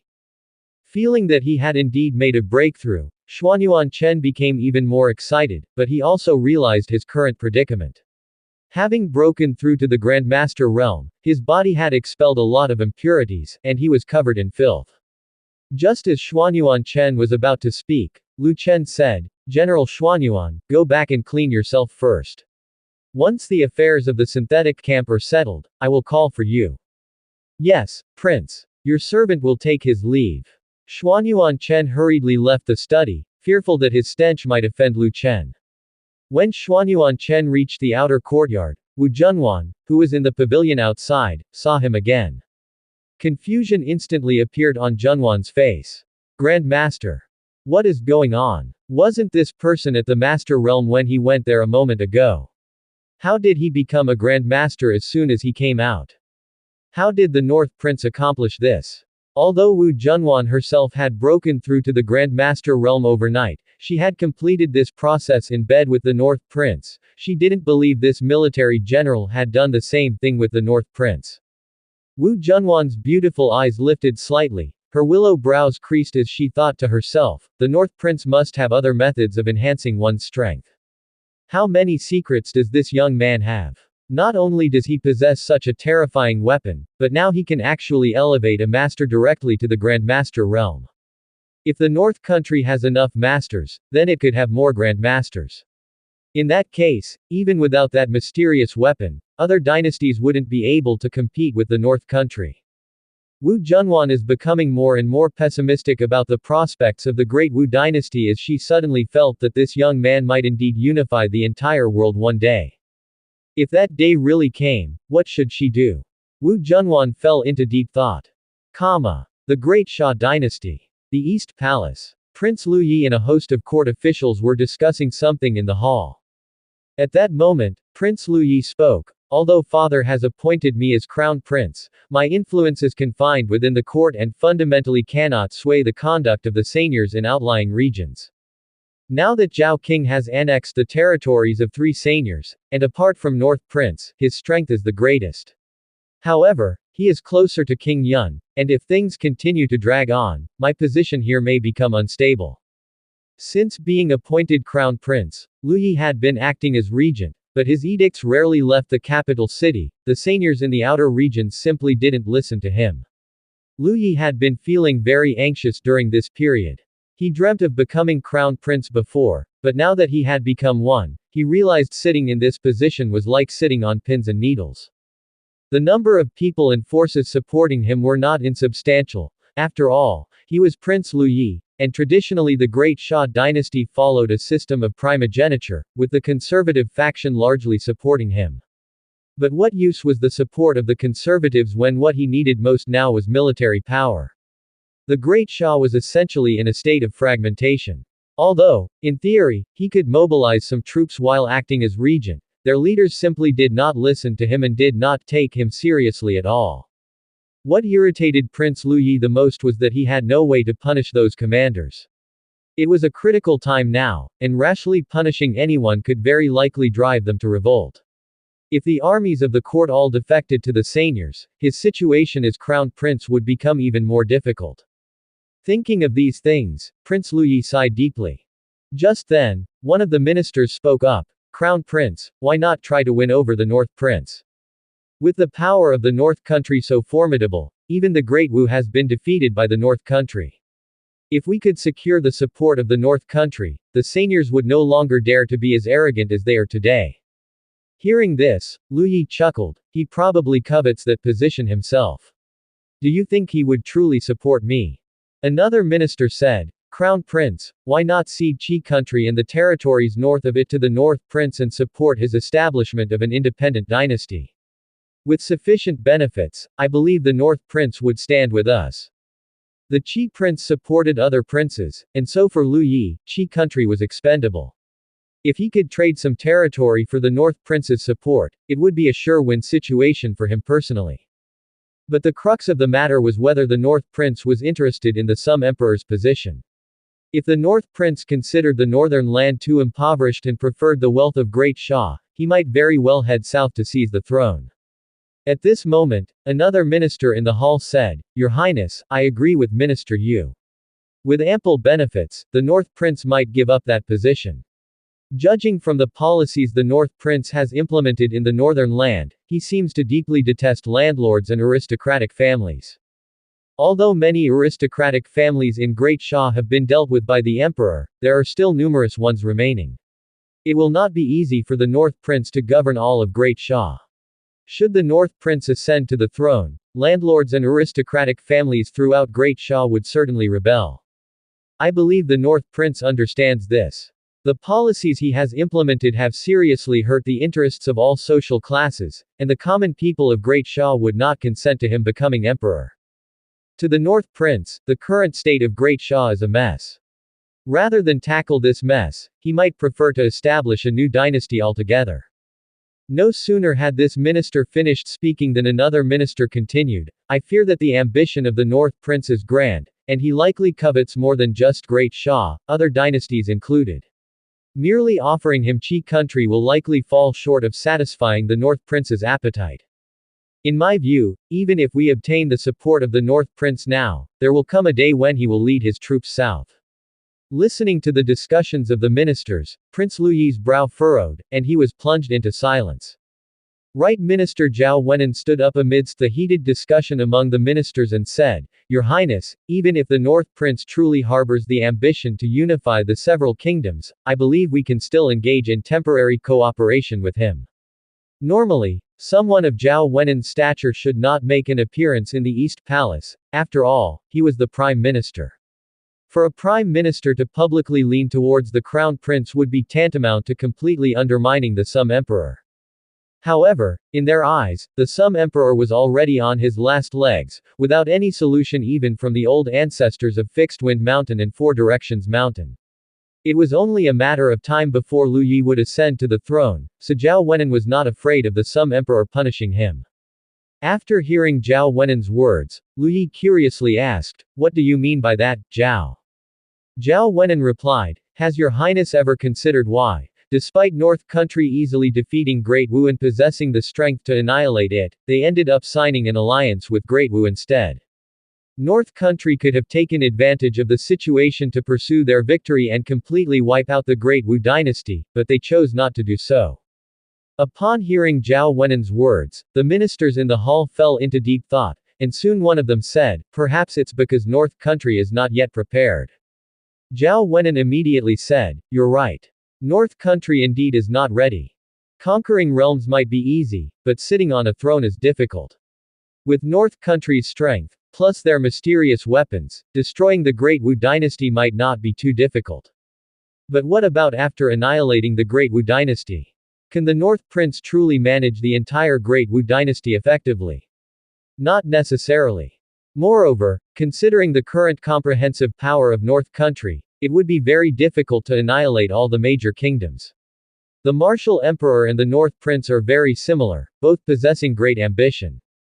Ever since the Martial Emperor came to power, he has led Great Wu in constant warfare, expanding the territory through battles from the south to the north. It may seem that Great Wu's territorial size has increased, but its internal contradictions have also grown, with uprisings in the southeastern regions being the best example. If North Country neglects its governance capabilities, even if they were to occupy the entire Great Wu dynasty, the remnants of Great Wu would find ways to create chaos for North Country. The most crucial point is if North Country did occupy the Great Wu dynasty, would they need to recruit soldiers from the previously controlled Great Wu territories. If North Country conscripts from the territories once controlled by Great Wu, then there's a high likelihood that their mysterious weapons would fall into the hands of the Great Wu remnants. Once North Country's internal governance faces problems, those Great Wu remnants would use North Country's own weapons to strike back at them, leading to North Country's inevitable collapse. After listening to Zhao Wenan's analysis, all the ministers in the hall fell silent, and Lu Yi did not speak either, mentally digesting Zhao Wenan's discourse. A while later, Lu Yi finally asked, "Then, according to Zhao, what do you think North Country's next move will be?" Zhao Wenan said, "What the North Prince needs most to unify the kingdoms is time. Not the time to obliterate each dynasty, but the time to transform the populations of the other kingdoms into the citizens of North Country. Now that North Country has occupied 2 counties of Great Wu, the governance of these 2 counties will take up a considerable amount of time, so I believe North Country will not make any significant moves for the time being. We can take this opportunity to send envoys to negotiate with the North Prince. On one hand, we would cede the lands north of Qi Country to North Country, increasing their time spent in governance. On the other hand, we'll tell North Country that Great Sum will fully support them in the future. Whatever North Country needs, Great Sum will provide." This. Hearing Zhao Wenan's words, the ministers were somewhat stunned. If Great Sum provided whatever North Country needed, wouldn't Great Sum essentially become a vassal state to North Country? How could this be acceptable? Just as Lu Yi was about to say something, Zhao Wenan continued, "My proposal is primarily aimed at stabilizing the North Prince, to deter any thoughts he might have of moving southward. Think about it, Your Highness. If the North Prince were to move south, he would inevitably clash with the various aristocratic families and landlords, and he would spend a considerable amount of time managing the resulting mess. If Your Highness were to pretend to be a puppet for the North Prince, assisting him in managing the entirety of Great Sum, not only providing North Country with what it needs to develop, the North Prince would temporarily avoid direct conflict with the major landlords and aristocratic families. It's very likely he would agree to such a proposal. If Your Highness continues to show a weak stance towards North Country, then in the eyes of the North Prince, Great Sum won't pose any threat, and he won't need to directly deal with the major landlords and aristocratic families for the time being, as Your Highness would be managing things for him." Upon hearing this, someone realized the loophole in Zhao Wenan's suggestion, and at that moment, Lu Yi asked, "Zhao, if the North Prince truly has the ambition to conquer the entire world, then from his perspective, Great Sum would also be within his grasp, and he would eventually mobilize troops to move south." Zhao Wenan said, "I understand. My intention is to distract the North Prince's targets as much as possible, to make Great Sum seem non-threatening to North Country, able to continuously provide benefits, and ideally to give the North Prince the illusion that he could claim all of Great Sum without waging war. Your Highness, if Great Sum were to be utterly subservient to North Country, wouldn't the North Prince think that as long as Great Sum provided the resources needed for North Country's development, and given how weak Great Sum is, if North Country were to conquer the other kingdoms, wouldn't Great Sum surrender without a fight? This way, North Country wouldn't need to deploy troops against Great Sum." Lu Yi furrowed his brows, contemplating for a moment before they relaxed again. "I have understood Zhao's intention. Zhao wants me to bide my time and then secretly amass strength." Zhao Wenan continued, "That is indeed what I meant.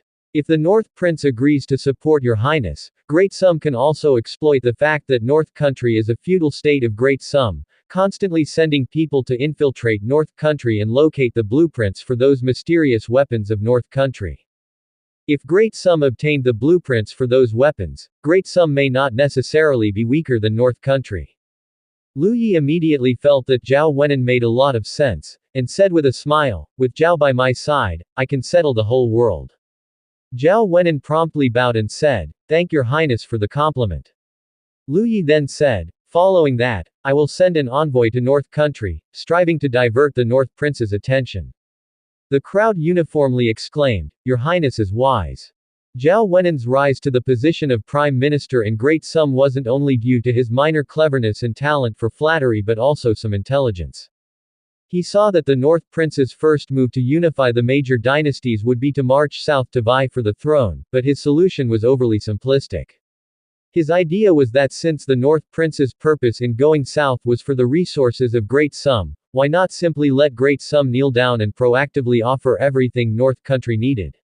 That way, the North Prince temporarily wouldn't need to head south. A few days later, North Country. Inside the courtyard, a little bridge spanned flowing water where carp swam to and fro. Wu Junwan sat alone in the pavilion, looking somewhat lonely and desolate. Now, there were no one from her side in the entire North Prince mansion. Even the maids were from the North Prince mansion, and she couldn't even find someone to talk to. Wu Junwan sighed softly. Ever since Lu Chen spent 2 nights with her a few days ago, that man hadn't come to see her again, leading Wu Junwan to suspect whether Lu Chen had already forgotten about their bet. At that moment, a maid approached Wu Junwan and brewed a pot of dragon and phoenix tea for her. Wu Junwan curiously asked, "What has your prince been doing these past few days?" Upon hearing Wu Junwan's question, the maid immediately replied, reporting to Princess Junwan, "The prince has been dealing with state affairs in his study for the past few days." This wasn't something that needed to be kept secret. After all, Lu Chen was always in his study and didn't go anywhere special. If Lu Chen had visited the armory or gone to a distant place, perhaps secrecy would have been necessary. Hearing the maid's response, Wu Junwan couldn't help but wonder if there had been some major event or operation in North Country recently that had kept Lu Chen especially busy, so much so that he didn't even have time to come to her room. While Wu Junwan was contemplating this, she suddenly heard the voice of a maid at the courtyard gate, greeting the prince. The next moment, a familiar voice reached Wu Junwan's ears, "At ease." Shortly after, the figure of that petty man appeared at the entrance of the courtyard. Seeing Lu Chen enter, Wu Junwan immediately dismissed her speculations. With so many women, this man had no need to come to her room every day. His absence was normal, and she was overthinking it. After entering the courtyard, Lu Chen glanced at Wu Junwan, who was drinking tea in the pavilion, and asked with a smile, "Is Princess Junwan getting accustomed to living here?" Hearing this, Wu Junwan replied expressionlessly, "Thanks to the prince, I am quite accustomed to it." Lu Chen then directly walked into the pavilion, sitting down on the stone bench next to Wu Junwan after arriving at the stone table and pouring a cup of tea for himself. After taking a sip of tea, Wu Junwan then asked, "Does the prince have any business with me?" Lu Chen put down the teacup in his hand, turned his head, and gazed into Wu Junwan's eyes. "Why can't I come to see you if there's nothing important?" Wu Junwan replied, "The prince is a very busy man, why would you come to see me if there's nothing?" At that moment, Lu Chen reached out his hand and wrapped an arm around Wu Junwan's slender waist. Wu Junwan tried to struggle as they were in the courtyard, not in her room, and she didn't want anyone to see her struggling with this petty man, even if only the maids of the North Prince mansion were present. However, as soon as Wu Junwan tried to resist, she realized her skill had once again been sealed. Wu Junwan could hardly believe it. Last time she had contact with Lu Chen, it was the same, her skill had been sealed in an instant. She had thought it was something in the room that affected her, such as a problem with the scent of the bath she took. But now she was in the pavilion, surely there was nothing here that could affect her body, right? Could it be the tea? At this point, Wu Junwan's eyes involuntarily fell on the teacup on the stone table, and she thought to herself that she had always been drinking this tea, and these past few days were no exception. It hadn't had any bad effects on her body. Far from having a bad effect, it had actually helped with her training and even had the effect of refreshing her mind and clearing her head. How could there be a problem with it? Most importantly, this was not the first time she had drunk this tea. She had had this tea during her last mission to North Country, and Lu Chen had even gifted her a lot of it. Upon her return, she often drank this tea, and after drinking it for so long, she had never seen any issues with her body. So it probably wasn't the tea. While Wu Junwan was mentally sifting through reasons that could lead to her skill being sealed whenever she came into contact with Lu Chen spoke teasingly, "Is Her Majesty the Empress angry? Blame me for being too busy these past few days, not coming to see you every day, making you feel lonely and neglected." Upon hearing Lu Chen's words, Wu Junwan merely huffed coldly and said nothing more. These past days in the North Prince mansion, she indeed felt lonely and isolated. After all, none of the people she knew were around her. The courtyard was filled with unfamiliar maids, and even outside there were some female guards. This made her feel caged and extremely uncomfortable. Lu Chen continued, "If your majesty finds it too dull to stay in the courtyard all the time, you can also go out for a walk." Hearing that, Wu Junwan said, "Does the prince not fear that this palace might do something to harm the North Country?" Lu Chen said with a smile, "If you want to cause trouble, you may as well do so." Wu Junwan said, "Do you think this palace poses no threat to you, that I cannot stir any waves?" Lu Chen replied, "You can think of it that way." Hearing Lu Chen's response, Wu Junwan's eyebrows knitted slightly. This young man really did not take her seriously at all. "Someday you'll pay for your arrogance." Wu Junwan did not wish to say more to Lu Chen. Since the young man had said she could take a walk, she would spend her days at the princess mansion arranged by Lu Chen, staying with her entourage, and then return in the evening. He wasn't afraid of her causing chaos in the North Country, was he? He would regret it eventually. Just as Wu Junwan was contemplating what she would do after leaving the North Prince mansion, her body was suddenly lifted by Lu Chen. Before she could struggle, she was seated on Lu Chen's lap. Lu Chen wrapped his arms around her soft waist from behind, his head resting on her fragrant shoulder, inhaling the scent of her hair as if utterly enchanted. Wu Junwan had intended to struggle, but remembering that her skill was sealed, she simply gave up, allowing this lecher to sniff around her as he pleased. After a while, Lu Chen said, "If you feel lonely, I'll arrange someone to stay with you in a few days. I believe you two will have much in common." Wu Junwan asked, "Who is it?" Lu Chen answered with a smile, "You'll find out in a few days." Wu Junwan spoke expressionlessly. "It seems the prince is still worried this palace might do something detrimental to the North Country and plans to have someone monitor me." Without going into too much detail, Lu Chen simply said, "The person I'm arranging for you is not from the North Country." Wu Junwan was taken aback. Not from the North Country. She fell into thought, wondering what Lu Chen was planning next. With Wu Junwan's soft body in his arms, Lu Chen, a vigorous young man, momentarily had thoughts, with a beauty in his embrace. How could he lack intentions? Wu Junwan soon sensed Lu Chen's change, and she began to twist her body, trying to stand up, but Lu Chen's arms held her waist tightly. No matter how she struggled, she couldn't rise. The more Wu Junwan writhed, the more excited Lu Chen became. However, before he could take the next step, a female guard entered the courtyard and said, "Prince, Commander Liang is looking for you." Lu Chen felt helpless. There were too many things during the day, and he couldn't even take a moment of rest. "Tell him to wait for me in the study room." With that, Lu Chen whispered into Wu Junwan's ear, "Your Majesty, wait for me tonight, let me take good care of you." As his voice trailed off, Lu Chen released Wu Junwan and stood up. At this moment, a slight blush appeared on Wu Junwan's cheeks. In just those few moments, her heart had been stirred by the young man, even developing feelings for him, making her whole body restless.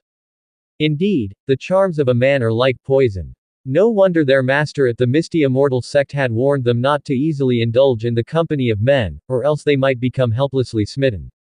Wu Junwan now felt she was beginning to lose control. Just a casual provocation from this young man was enough to make her feel uncomfortable, longing to engage in intimate pleasures with him.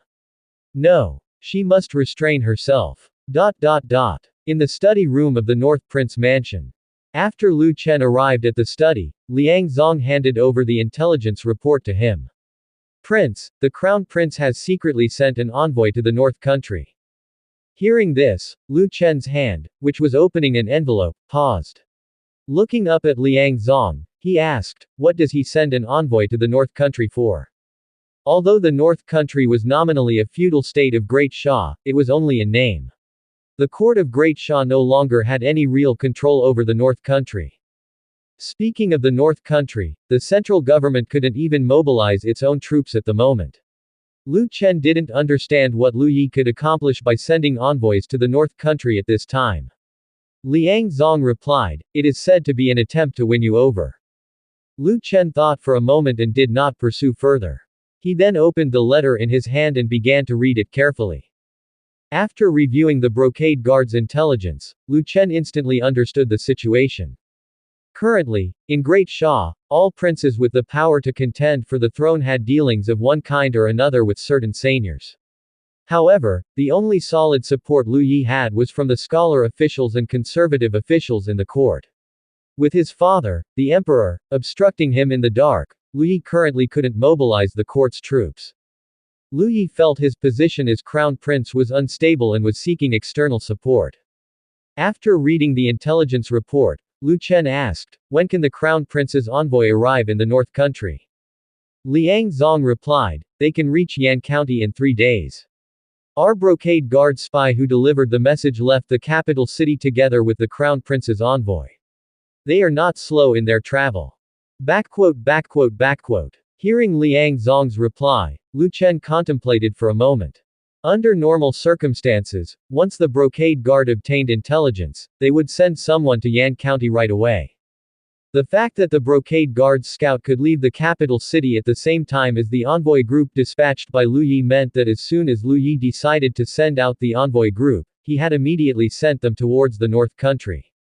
Lu Yi was in a hurry, eager to establish a connection with the north country.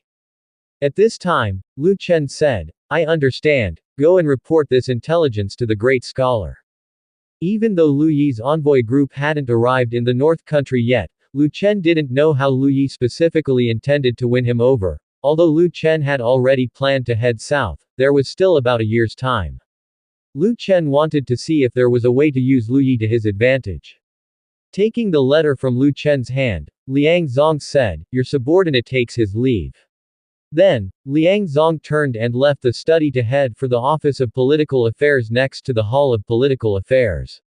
For the time being, Lu Chen didn't dwell on the matter. Until the envoy group arrived in Yan County, he wouldn't know Lu Yi's specific demands or what conditions Lu Yi would offer to win him over. Pondering too much now was useless, everything would wait until the envoy group reached the north country. As evening approached, when Lu Chen was having dinner, Mu Zixuan asked from the side, Princess Junwan from Great Wu has been at the prince's mansion for several days now and has not once come to Wind Cloud Palace for dinner. Why don't you speak to her and invite her to the Wind Cloud Palace for dinner?" Lu Chen said with a smile, "There's no need for now, let her get used to life at the North Prince Mansion first." Chu Yukan said, "Chenur, I saw the princess yesterday and noticed that her martial artist's aura is not inferior to mine. She seems to have reached the Grandmaster realm. Continuing to let her stay in the inner courtyard of the prince's mansion might be a threat. After all, Wu Junwan was a princess from a hostile nation, and Chu Yukan always felt uneasy about Wu Junwan, fearing that she might do something detrimental to the North Prince Mansion. Since Wu Junwan arrived at the North Prince Mansion, Chu Yukan had been closely watching the courtyard she stayed in, desperately afraid that Wu Junwan might harm Lu Chen's wives or children. Lu Chen said with a smile, "Don't worry, she's already my woman now, she won't cause trouble." Chu Yukan wasn't aware of the matter with the dragon and phoenix tea, so she was quite worried that Wu Junwan would not be tamed by Lu Chen. Seeing how confident Lu Chen was, Chu Yukan just sighed softly in her heart and did not say much. After dinner, Lu Chen went straight to the courtyard where Wu Junwan was staying.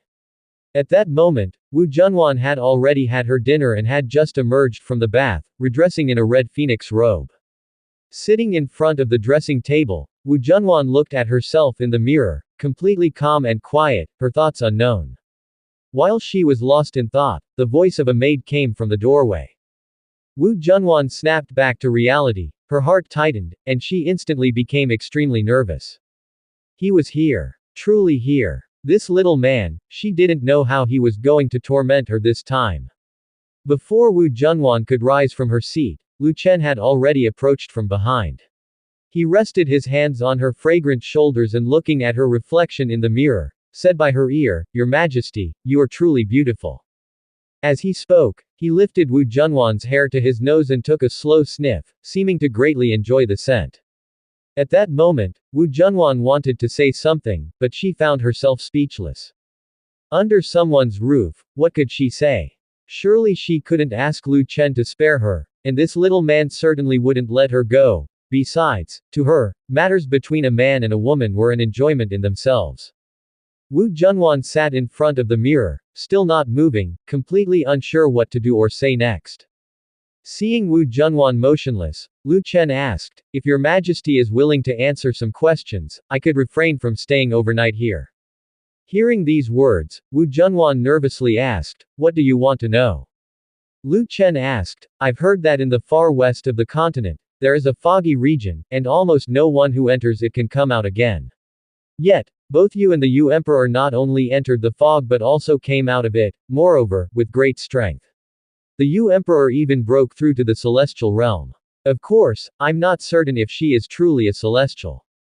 Wu Junwan frowned slightly, not expecting Lu Chen to suddenly take an interest in the foggy region. She then warned, "The foggy region is very dangerous. You'd best not be curious about that place." Lu Chen, lifting Wu Junwan's hair, took a deep breath and said, "That's my affair. You just need to tell me what's inside the foggy region, or what lies beyond it." Wu Junwan replied, "Since you are so interested in the foggy region, I will tell you some things. The foggy region is another world. The Yu Emperor and I once shared the same master. After he led us into the foggy region, we lived there for nearly 10 years. During those 10 years, I desired to return home to visit, but no matter which way I went, I could not find my way out of the fog. Until one day, the ground shook, and the fog suddenly vanished for a short while. It seemed our master realized something and took the initiative to send both the Yu Emperor and me back. Her Highness advises you best not think of entering the foggy zone. Within that zone, celestials are nothing at all." Upon hearing these words from Wu Junwan, Lu Chen felt a jolt in his heart. Celestials are nothing at all. Had the time finally come when grandmasters were less than dogs and celestials roamed everywhere? However, this was not surprising.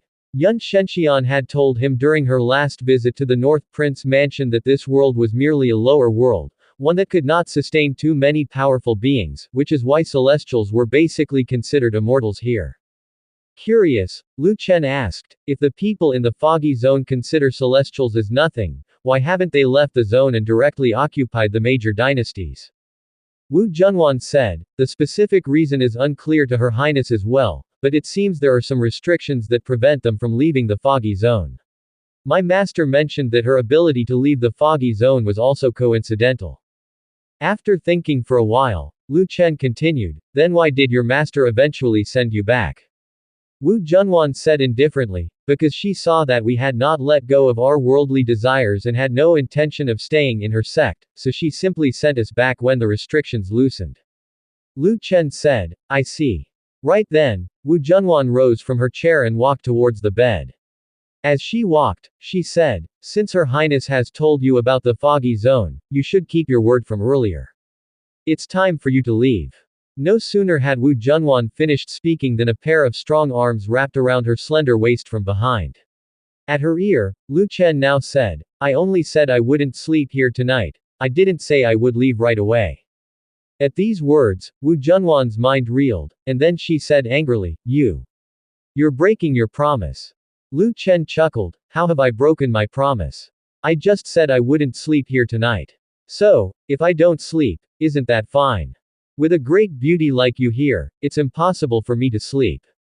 No sooner had Lu Chen finished speaking than he pushed Wu Junwan onto the bed and immediately pressed down on her. Wu Junwan tried to struggle a bit, only to discover that her skill was restrained within her body, just like when Lu Chen had held her earlier that day. It dawned on Wu Junwan that, as long as this young man made contact with her body, her skill would be restrained, unable to circulate. Could this guy have placed some incantation skill on her? Having cultivated for so many years in the Misty Immortal sect, she had some understanding of incantations. Both the Yu Emperor and she had learned quite a few, though she rarely used them and had forgotten some. Thinking this, Wu Junwan was certain, this must be some kind of incantation. No wonder this man dared to treat her that way, even daring to let her live in the inner courtyard. It turned out he had used some incantation on her. The thought of possibly being cursed by Lu Chen's magic, Wu Junwan simply stopped struggling and let Lu Chen's hands roam freely over her body. However, she was not just going to lie there and take it. She then asked, "The mysterious weapon of North Country must be related to the foggy zone, otherwise you wouldn't be so interested in it." As Lu Chen pulled off Wu Junwan's embroidered shoes and toyed with her body, he replied, I have no connection with the foggy zone. I'm just worried that one day an enemy with power beyond my understanding will come from the west, so I plan to prepare in advance. Knowing both oneself and the enemy, one can be more easily victorious in battle. Great Wu suffered such a defeat this time because it did not understand North Country at all, and didn't even know the power of the weapons used by North Country before rashly sending troops. Wu Junwan spoke up, you really don't need to worry. Feeling Lu Chen's hands all over her, Wu Junwan cut herself off with a startled cry, biting down on her teeth hard to steady her emotions. After a moment, she managed to say, the foggy zone has restrictions, those inside can't possibly come out. There is no need for you to worry at all.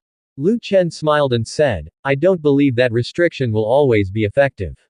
Since you and the Yu Emperor were able to enter and even come out of the foggy zone, and even your master came out from there, it shows that the restriction has significant flaws. Or perhaps that restriction could be broken. If one day it were to be broken and powerful enemies from the foggy zone emerged, and North Country was completely unprepared, wouldn't it mean only becoming slaves of a defeated country? Hearing Lu Chen say this, Wu Junwan found some reason in his words, prompting a slight change in her view of him. Who would have thought this lecherous young man still had some merits, and knew to be wary even in times of safety? Wu Junwan said, even if the people inside the foggy zone really do come out, even if you are well prepared, you won't stand a chance against them. Take the Misty Immortal sect where I was once a part of, the lowest cultivators in the sect are all celestials. Not to mention whether North Country has any celestials at all. Even if you do have some, how could one or two celestials stand a chance against the Misty Immortal sect? Hearing this, Lu Chen's hands momentarily stopped their movements. He did not respond immediately. What Wu Junwan said made sense. If the forces from the foggy zone truly broke their so-called restrictions and descended upon this world, it would indeed be a devastating one-sided assault. If that was the case, then he must hurry to enhance his strength and become more powerful. As long as he broke through to the heavenly human realm, he could rely on the system to continue advancing his realm. Wu Junwan's words instantly gave Lu Chen a sense of urgency. Originally, he thought that unifying the various dynasties was something that could be done slowly. Now, he reckoned he could not afford to take it slow. What if the restrictions in the Misty Zone were broken by the people of that world before he unified the land? Wouldn't he then be crushed by the enemies within? With this thought, Lu Chen's hands moved again. He yanked fiercely, and a piece of Wu Junwan's phoenix robe was torn away, revealing her smooth and tender skin. The voluptuous and elegant body of Wu Junwan, her graceful figure, her soft skin, all suddenly ignited the wildness within Lu Chen. Wu Junwan originally wanted to say something else, but in the next moment, her lips were sealed by Lu Chen, and she could only make sounds. Lu Chen's kisses rapidly entangled Wu Junwan's heartstrings. After a short while, Wu Junwan's eyes became blurred, and her mind was filled only with Lu Chen's figure.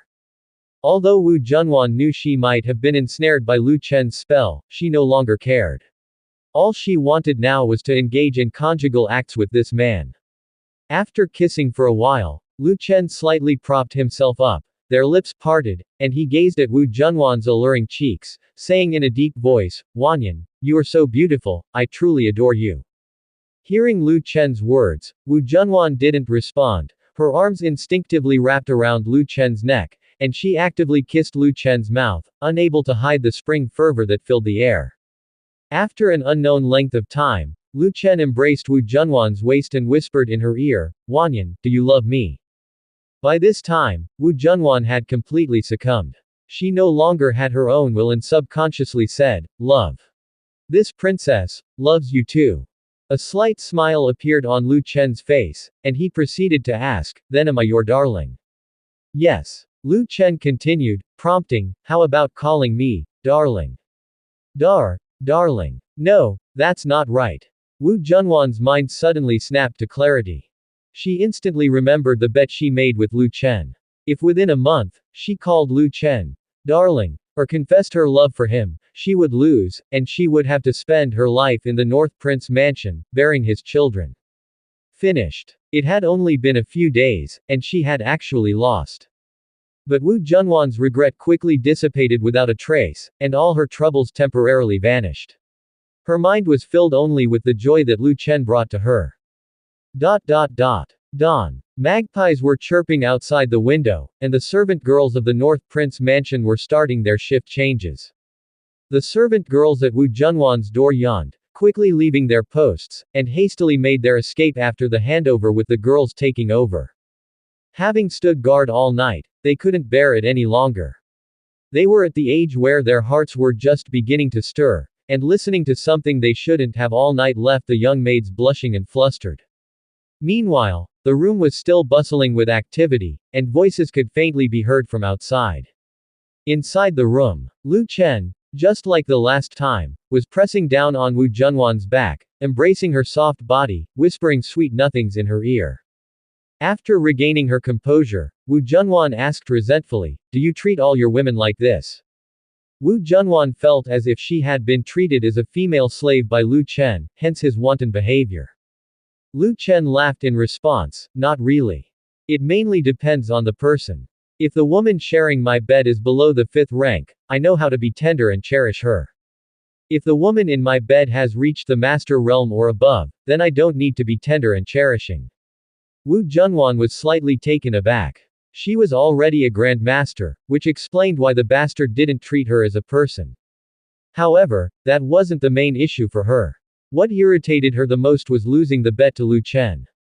Having lost the bet, according to the stakes, she would have to live as Lu Chen's consort for life and bear his children. At that moment, Lu Chen whispered in her ear, "My dear wife, do you remember our bet?" Hearing this, Wu Junwan's complexion turned cold, but being pinned underneath him, Lu Chen couldn't see the chill on her face. Wu Junwan then said, "Bet? What bet? When have I ever made any bets with you?" Wu Junwan thought, since Lu Chen had shamelessly stayed the previous day, she could just as well deny their bet. As the princess of Great Wu, she was the one who subdued other men, so how could she possibly be conquered by a boy over a decade younger than her? This scoundrel even wanted her to bear his children, he could dream on. Seeing Wu Junwan denying the bet, Lu Chen said with a smile, "Your denial is useless because you've already lost the bet. From now on, just stay obediently in the North Prince mansion and bear my children." Wu Junwan coldly said, "Unless you imprison me, I will never respect that so-called agreement." Wu Junwan didn't bother to pretend any longer. Seeing Wu Junwan's unwillingness to adhere to the agreement, Lu Chen didn't get angry. He simply said indifferently, "I like tough cookies. The last one who was this difficult is now restless without coming to the North Prince mansion to practice calligraphy with me for a few days. I wonder how long you can hold out." With that said, Lu Chen blew a breath into Wu Junwan's ear. Wu Junwan didn't know who Lu Chen was talking about, but she realized that he probably had some means to make her submit. This young man was so confident, could it be because he had cast some sort of incantation skill on her? Although she suspected that Lu Chen had placed some sort of incantation skill on her, Wu Junwan did not sense anything wrong with her body. To determine whether she really was under the effect of an incantation skill, she decided to probe further. She then said, "Even if you have used some incantation skill to control me and occupy my body continuously, it's impossible for me to truly like you." Lu Chen was no fool. He immediately heard that Wu Junwan was testing him. "Are you testing me, thinking that I've placed some curse on you?" Wu Junwan let out a light chuckle, "Isn't that so? As soon as your body comes into contact with mine, my skill will immediately be sealed. If you have not cursed me, how could such a thing happen?" Having heard Wu Junwan's words, Lu Chen thought for a moment. Although the effects of dragon and phoenix tea were excellent, they were indeed a bit too conspicuous. Every time they made contact, the skill within her would be sealed, and any woman would notice something amiss. The wives and concubines in his inner court must have noticed it too, they just hadn't brought it up directly. After all, they didn't need their skill for anything while sleeping with him, and they must have guessed it was related to him. At this moment, Lu Chen did not respond directly to Wu Junwan's words. Instead, he inquired inwardly to the system, "Is there a way for women who have drunk dragon and phoenix tea to circulate their skill after coming into contact with me?" The host only needs to input his own spiritual power into a woman's dantian, and then they will be able to use their skill again. Lu Chen was stunned for a moment. Is it that simple? Then why, when I have transferred such vast spiritual power to them before, haven't I seen them? Before Lu Chen could complete his thought internally, the system responded again. When the host performs dual cultivation with his wives and concubines, they can already use their skill. However, since a loop of spiritual power is formed during dual cultivation, they are not able to attack you either. Lu Chen instantly understood. He had previously thought that a woman's skill would be completely lost upon contact with him, but that was not the case. When they were engaged in dual cultivation, his wives and concubines had already returned to normal. However, because they were in that state, their ability to mobilize skill was restricted by him, rendering them unable to attack him. Then again, they were in the middle of intimate relations at the time, so how could his wives and concubines possibly attack him? Wu Junwan felt the silence of Lu Chen, who had become lost in thought behind her, and after a long period of quiet, she coldly said, "It seems I've hit the mark. You really have cast some incantation skill on me." Quote. Hearing this, Lu Chen laughed and said, "Do you really think it's a matter of an incantation skill?" Wu Junwan replied, "Apart from an incantation skill, I can think of no other means that could so thoroughly seal my cultivation technique." Lu Chen then released his spiritual power, gathering it into Wu Junwan's dantian. The next moment, Wu Junwan felt full of strength. Her skill had returned. Once her skill had returned, the first thing Wu Junwan wanted to do was to turn the tables and take control. But as soon as she began to muster her skill, she realized she was still unable to move. She was still firmly pinned down by Lu Chen. Wu Junwan was stunned. What was going on? Her skill had returned, so why was she still unable to resist this young man? While Wu Junwan was puzzled, Lu Chen immediately released the imposing aura of his body. Shocked by the pressure emanating from Lu Chen, Wu Junwan exclaimed, You've already become a celestial. Impossible. How old are you this year? Lu Chen said with a smile, Indeed, I am not a celestial. Wu Junwan quickly realized, even if you're not a celestial, you've entered the unity realm. Lu Chen then whispered in her ear, How about it?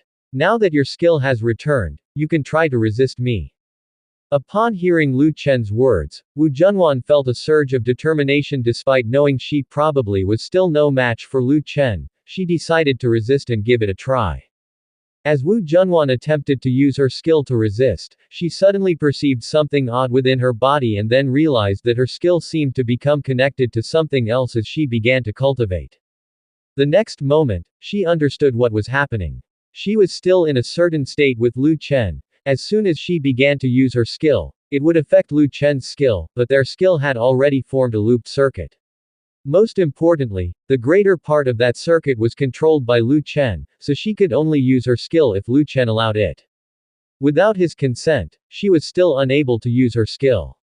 Wu Junwan was perplexed. What kind of technique was this? She had never heard of such a thing where the skills of two people could merge together like this. As Wu Junwan was trying to understand, Lu Chen suddenly began to circulate his skill, and in the next moment, Wu Junwan felt all her skill being mobilized. She immediately experienced the sensation of her skill being driven by someone else and subconsciously said, Don't. But Lu Chen paid her no mind, continuing to circulate his skill, and their internal forces once again started to revolve in a cycle. This time, Lu Chen began to play dirty, and Wu Junwan was left with no choice but to be like before. After an indeterminable length of time, Wu Junwan finally accepted her fate. She truly had no way to resist at the moment. Lu Chen then said, So, even if you recover your skill, what can you really do? Wu Junwan asked weakly as she lay there, How did you do it? Lu Chen had no intention of keeping secrets. He said directly, It's a dual cultivation technique that can be cultivated by a man and a woman together. Wu Junwan asked, Yin-yang balance. Demonic cultivation from the demon sect. Lu Chen chuckled, If it were yin-yang balance, given the intensity of my actions, you would probably be a dried-up corpse by now. Haven't you noticed that your strength has been continuously increasing? Just a few days ago, I used this method to help you break through to the Grandmaster realm. Wu Junwan thought about it for a moment, Although this cultivation technique was very similar to the evil techniques of the demon sect, judging by the results, it really didn't seem like yin-yang balance. If it were an evil cultivation from the demon sect, considering Lu Chen's way of doing things, she would probably be close to death by now, especially after that time. 2 nights and 1 day later, it would be odd if she didn't die, yet instead, she had broken through to the Grandmaster realm. So, could it be that this technique was actually a righteous cultivation technique? Wu Junwan immediately realized the crux of the matter and quickly said, "There can't possibly be such a technique in this world. Who gave you this technique?" At this moment, Lu Chen whispered into her ear, "My dear wife, just because you don't know about it, doesn't mean it doesn't exist in this world." Wu Junwan didn't believe Lu Chen's words. She stuck to her conjecture that this technique must come from another world, and it was very likely from the Misty region. Linking this to Lu Chen's earlier inquiries about the Misty region, this further solidified Wu Junwan's guess. At that time, one of Lu Chen's hands was caressing Wu Junwan's smooth and tender body, while he asked, "This cultivation technique is not something that just anyone can practice. Do you know what conditions are required to cultivate it?" Wu Junwan asked, "What conditions?" Lu Chen answered, "To practice this technique, a man and a woman need to like each other, to have affection between them. If one party lacks feelings for the other, then this technique cannot be cultivated." Wu Junwan immediately understood what Lu Chen was implying. He was suggesting that she liked him, and that was why they could cultivate this technique together. Wu Junwan immediately denied it. "Impossible. How could I possibly like you? This condition is definitely not necessary to practice this technique." Lu Chen said, "No matter how much you deny it, it's futile." Wu Junwan felt somewhat chaotic inside. She dared not believe this was true. If what Lu Chen said was true, didn't that mean she liked this man? Although she indeed found his body appealing and had long considered him a handsome man, she was only attracted to Lu Chen's physical appearance. How could she have feelings for him? As someone who lived in the imperial palace, it was impossible for her to have such emotions. Lu Chen said, "All right, the day has broken, and I have things to attend to, so let's not discuss this matter for now. In any case, just understand that you can no longer be without me." This time, Wu Junwan did not continue to refute Lu Chen's words. The next moment, Lu Chen got up from her body, then prepared to head to the bathhouse. Just then, Wu Junwan suddenly rolled over and struck a palm toward Lu Chen. As Wu Junwan's palm was about to reach Lu Chen's body, it was as if a force held her back, making it impossible for her palm to go any further. At that moment, Lu Chen turned his head to look at Wu Junwan, seeing that she had just been about to make a move against him, yet her hand had stopped midair. Lu Chen's mouth curved slightly upward. "I was right, wasn't I? Even if you have regained your skill, what can you do? You can't bear to strike me." Wu Junwan looked at her hand, stopped midair. In disbelief, she truly couldn't bring herself to do it. He had treated her like this, tormented her as if she were a female slave, and yet she was unable to make a move against him. Previously, when she couldn't act against Lu Chen, she could make excuses that she was under Lu Chen's control and couldn't act against him. But this time was different. She had recovered her skill, and with Lu Chen's back to her, she could totally attack Lu Chen, yet she just couldn't do it. She was not restricted by any power, it was simply that she could not bring herself to act, feeling a pang of pain in her heart the instant she tried to strike. While Wu Junwan was lost in thought, Lu Chen quickly grabbed her wrist and pulled her slender body up from the bed, then carried her in a princess hold towards the bathhouse. Wu Junwan instantly became incredibly calm, no longer struggling, instead wrapping her arms around Lu Chen's neck, allowing him to carry her to the bathhouse. Once inside the bathhouse, with Lu Chen embracing Wu Junwan as they sat in the bath, she finally spoke, "I'm a woman with tremendous ambition." Wu Junwan's tone had softened considerably, and she no longer referred to herself as this palace. Hearing Wu Junwan's unexpected remark, Lu Chen said indifferently, "I know." Wu Junwan continued, "Aren't you afraid that after becoming your woman, I will turn the North Country upside down?" Lu Chen said, "If I were afraid, I wouldn't have let you into the North Prince mansion, nor would I have made you my woman." Upon hearing Lu Chen's response, Wu Junwan fell silent.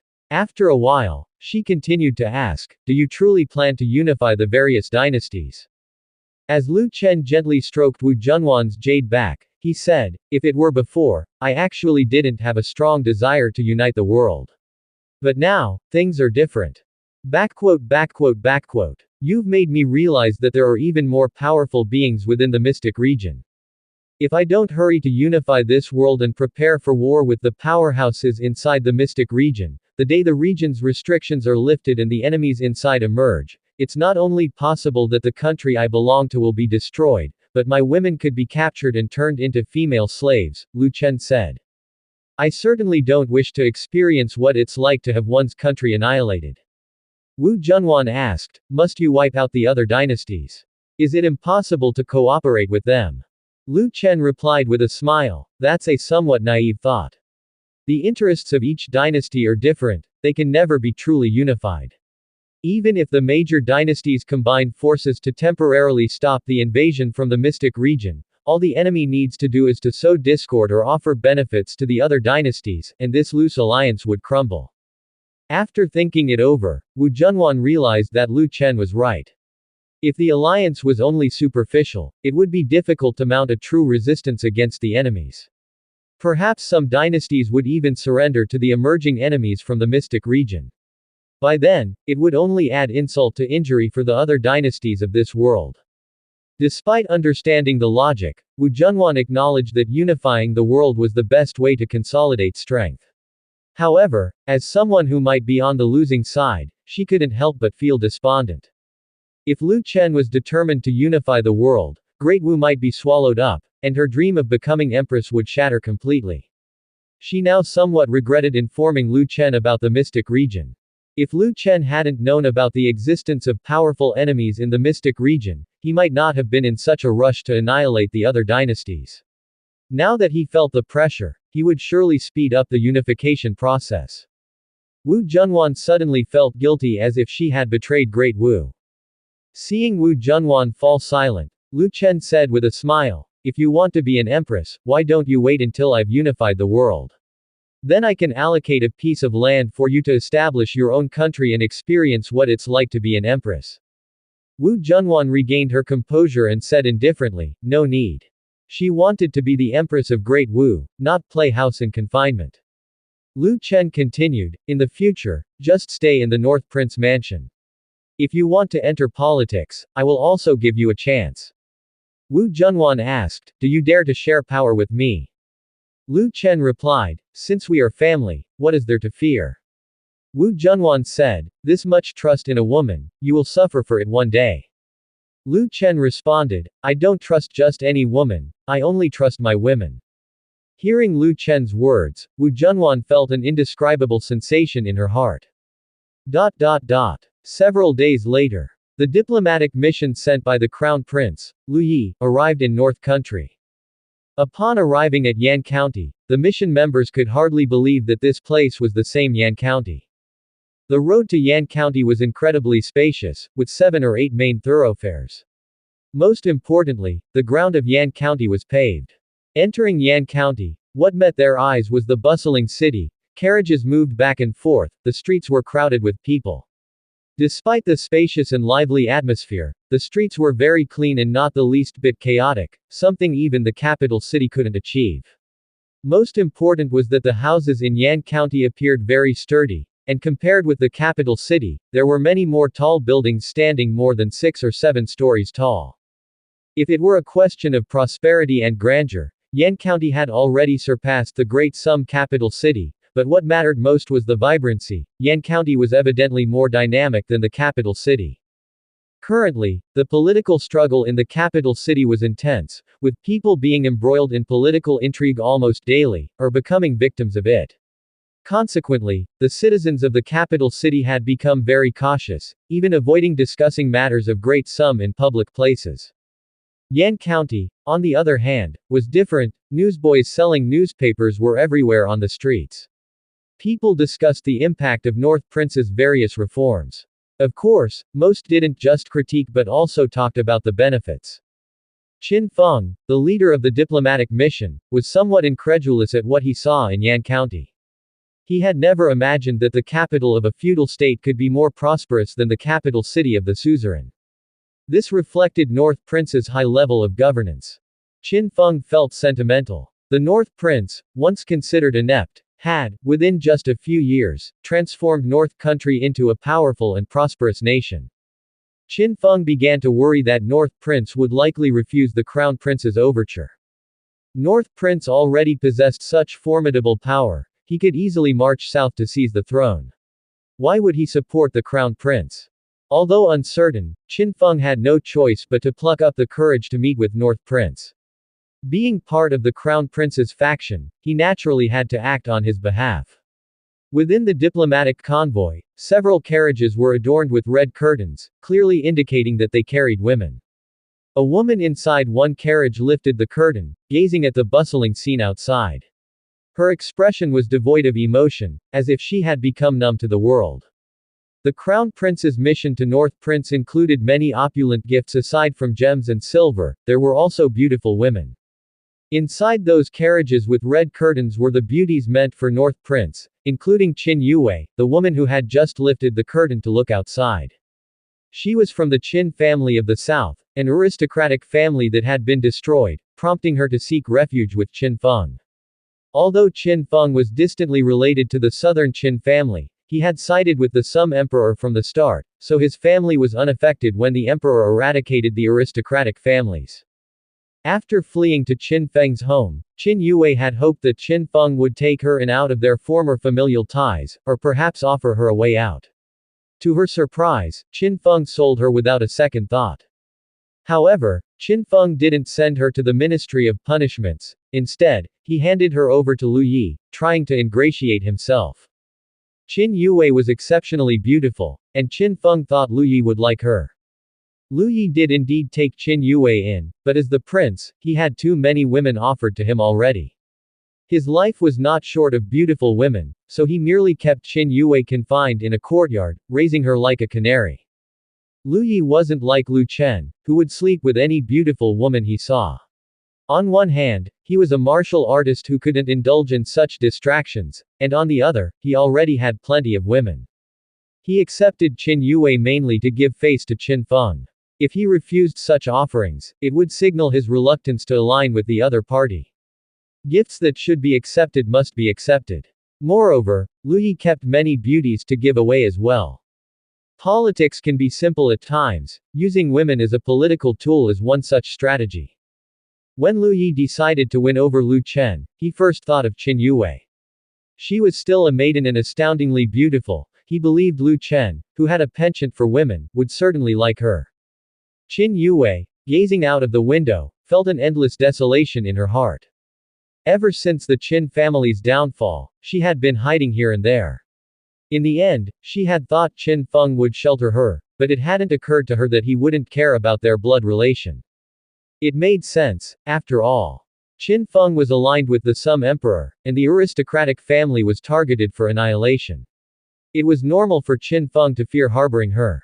Looking through the window, Qin Yue felt like a canary caged within, her fate to be passed from one to another.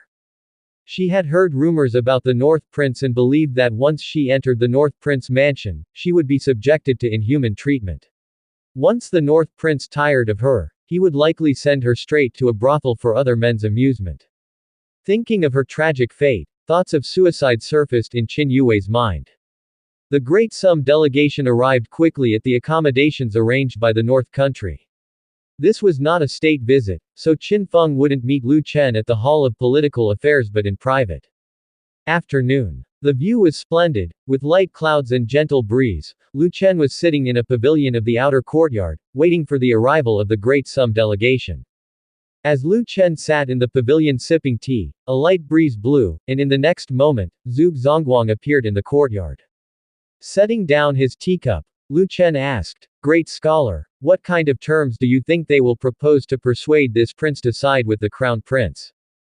Zhuge Zongguang stroked his beard, smiling slightly. "In this old official's opinion, they've likely guessed that your highness plans to head south to fight for the throne, so they will spare no expense to ingratiate themselves, making you feel they pose no threat and you needn't bother competing for the throne."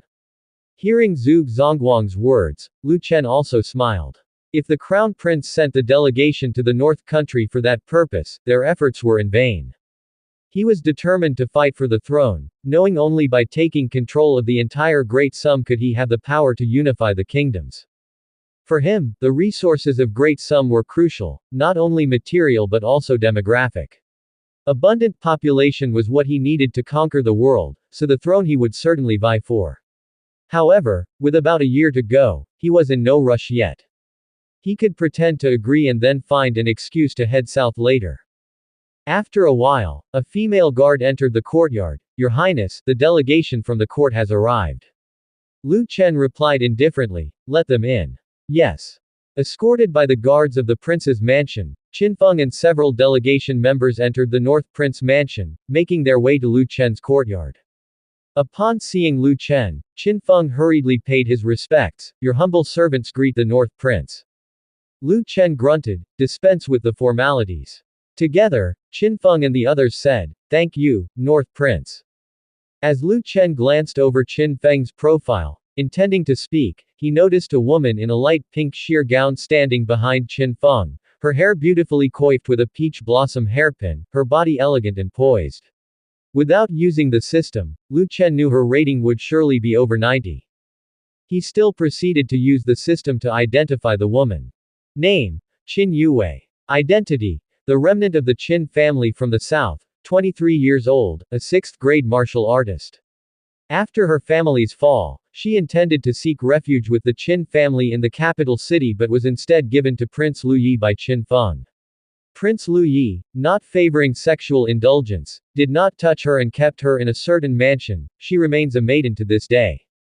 To win over the North Prince, Prince Lu Yi decided to present her as a gift. She seems to know some things others do not. Rating: 92. Favorability: 50. Seeing Qin Yue's information, Lu Chen smiled slightly. His brother was indeed a decent man, not partaking in the pleasures of beauties himself but thinking of his sibling. Noticing that Lu Chen's gaze lingered on Qin Yue, Qin Feng felt a surge of joy, confirming the rumors were true. Although the North Prince had indeed shed the label of good for nothing, his lustfulness was very real. As soon as Qin Yue entered the courtyard, the North Prince's gaze was captured by her and he couldn't look away. At that moment, Qin Feng took the initiative to speak. Prince, you came to the bitterly cold north at the age of 16 and not only repeatedly defended North Country, protecting the gates of Great Sum but also developed North Country to its current prosperity. You even defeated Great Sum's most threatening enemy. Your contributions. Seeing Qin Feng go on, Lu Chen knew that Qin Feng was definitely about to heap a pile of flattery on him and he quickly interrupted, enough, enough. Lord Qin has come all this way, surely not just to sing praises about this prince, right? Qin Feng said with a smile, of course not. The Crown Prince believes that the North Prince's toils and merits should be rewarded.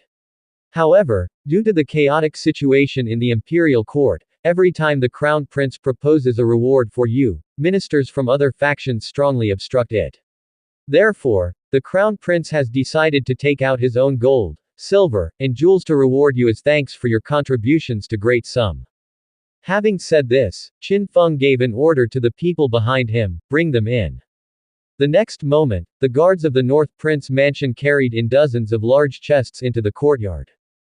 Qin Feng continued speaking, the Crown Prince knows that you also fancy beauties, so he has specially selected some exceptionally beautiful girls as gifts for you. They are all virgins. As he spoke, Qin Feng turned his head towards Qin Yue, and his face instantly changed, coldly saying, from now on, you belong to the prince, go and serve the prince. Qin Yue said expressionlessly, yes, Lord Qin. Then Qin Yue walked towards Lu Chen, and Lu Chen did not stop her. Soon, Qin Yue stood behind Lu Chen. Lu Chen glanced at the chests filled with gold and jewels and smiled, Lord Qin, you might as well stop beating around the bush. Just say what you want to say. The Crown Prince wouldn't send over so many things without reason. Qin Feng immediately said, the prince is astute. Prince, the Crown Prince plans to support your independence in establishing a dynasty in North Country, and he's willing to cede all the land north of Qi Country to you. Lu Chen laughed, as the Crown Prince afraid that this prince will go south to fight for the throne. Hearing the unfriendly tone in Lu Chen's voice, Qin Feng's forehead started to break out in cold sweat. Prince, Yan County is now even more prosperous than the capital city. I've heard that the common people in North Country no longer suffer from hunger and cold, living better than the common people in other parts of Great Sum. For the prince, the current Great Sum is just a hot mess. Now that you have developed North Country to this extent, why would you need that throne? If the prince were to go south, with the military strength of North Country, seizing the throne would indeed not be difficult. But even if the prince captures the throne, with the things you have done in North Country, the common people of Great Sum would hardly agree to you sitting on that seat. If they start rebelling, it would be another big trouble for you. Hearing Qin Feng's words, Lu Chen smiled faintly. It seems Zhuge Zongguang was right. Lu Yi, or rather the people around Lu Yi, have indeed realized the possibility of my moving south, which is why they're so anxious to send an envoy to North Country. Lu Chen then said, you do make some sense. However, for North Country to develop, it needs a massive amount of resources, and its land is not fertile, so it's hard to grow crops. Although it now seems that the common people in North Country don't suffer from hunger anymore, a large reason for that is because we're buying a lot of foodstuff from other dynasties. If one day other dynasties refuse to sell us food, the common people of North Country might once again live through those days of sheer hunger. So, for the sake of the bellies of North Country's common people, the North Prince also has to fight for that position. Qin Feng wiped the sweat from his forehead and immediately said, Prince, your consideration for the well-being of North Country's common people shows you to be a benevolent ruler. But you should be very clear, if you lead troops southwards, it would inevitably lead to a massacre, and countless people would die. Since you are so benevolent, you should not start a war willingly.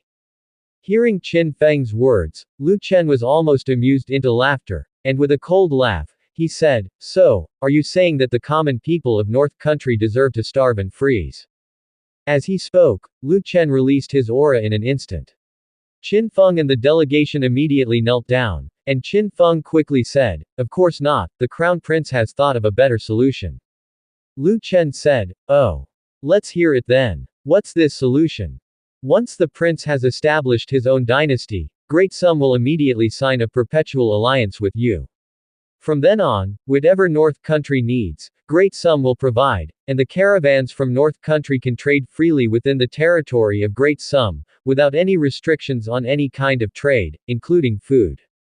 In this way, North Country will no longer have to worry about a lack of food. And by doing so, you, Prince, won't have to deal with those landlords or aristocratic families and can concentrate on developing North Country. Hearing this, Lu Chen burst into laughter. After laughing for a while, Lu Chen then said, my older brother is really considerate. To think that he would go to such lengths. Seeing that Lu Chen seemed to be in a better mood, Qin Feng finally breathed a sigh of relief. Just when Qin Feng was about to say something else, Lu Chen spoke, the Crown Prince wouldn't have you speak of benefits alone. Tell me, aside from supporting this prince's independence, what are the conditions, or rather, what does he want this prince to do? Qin Feng said, Prince, you are wise. The Crown Prince wants you to publicly support him, and also to send troops to fend off other seigneurs at the crucial moment. Lu Chen's lips curved slightly upward, betraying a charmingly wicked smile. Before Qin Feng could continue, Lu Chen interjected, good, I agree. Seeing how quickly Lu Chen had agreed, Qin Feng and the others were momentarily stunned. They had thought the North Prince would demand more conditions, not that he would agree so readily. Qin Feng asked with some disbelief, Prince, you really agree? Lu Chen said indifferently, the Crown Prince is my elder brother, of course, I should give him face. Moreover, Great Sum has always followed the principle of primogeniture. After several hundred years of decay in our customs, it's time to return to the right path. Besides, the Crown Prince has shown such sincerity, offering treasures and gold, ceding lands, and even presenting such a beautiful woman to me. If I didn't agree, wouldn't I be ungrateful? As he spoke, Lu Chen turned to glance at Qin Yue standing beside him. Feeling Lu Chen's gaze, Qin Yue couldn't help trembling involuntarily as if she were prey under a beast's watchful eye. Thinking about her fate from now on, Qin Yue felt an immense sadness. At this moment, Lu Chen suddenly thought of something and then said, Right, when you go back, tell the crown prince to send more beauties to me in the future. Here in North Country, where it's freezing cold and poor, there are no beautiful women to be found. Qin Feng hastened to say, yes, yes, your humble servant will inform the crown prince upon returning, to send more beauties to you, prince. It was then that Lu Chen waved his hand dismissively, all right, if there's nothing else, you can all go back and rest. Qin Feng rose and said, thank you, prince. Afterward, Qin Feng led the envoys out of the courtyard and away from the North Prince mansion. As they left, they all wore radiant smiles. After all, their mission was complete and the North Prince had indeed agreed to the Crown Prince's request. As long as the North Prince remained content to stay in the North Country and took Lu Yi's side, then upon the Sum Emperor's demise, Lu Yi would likely ascend the throne with ease. Given some time, Great Sum might eventually wield the same weapons as North Country, and by then, Great Sum could become even more powerful than North Country.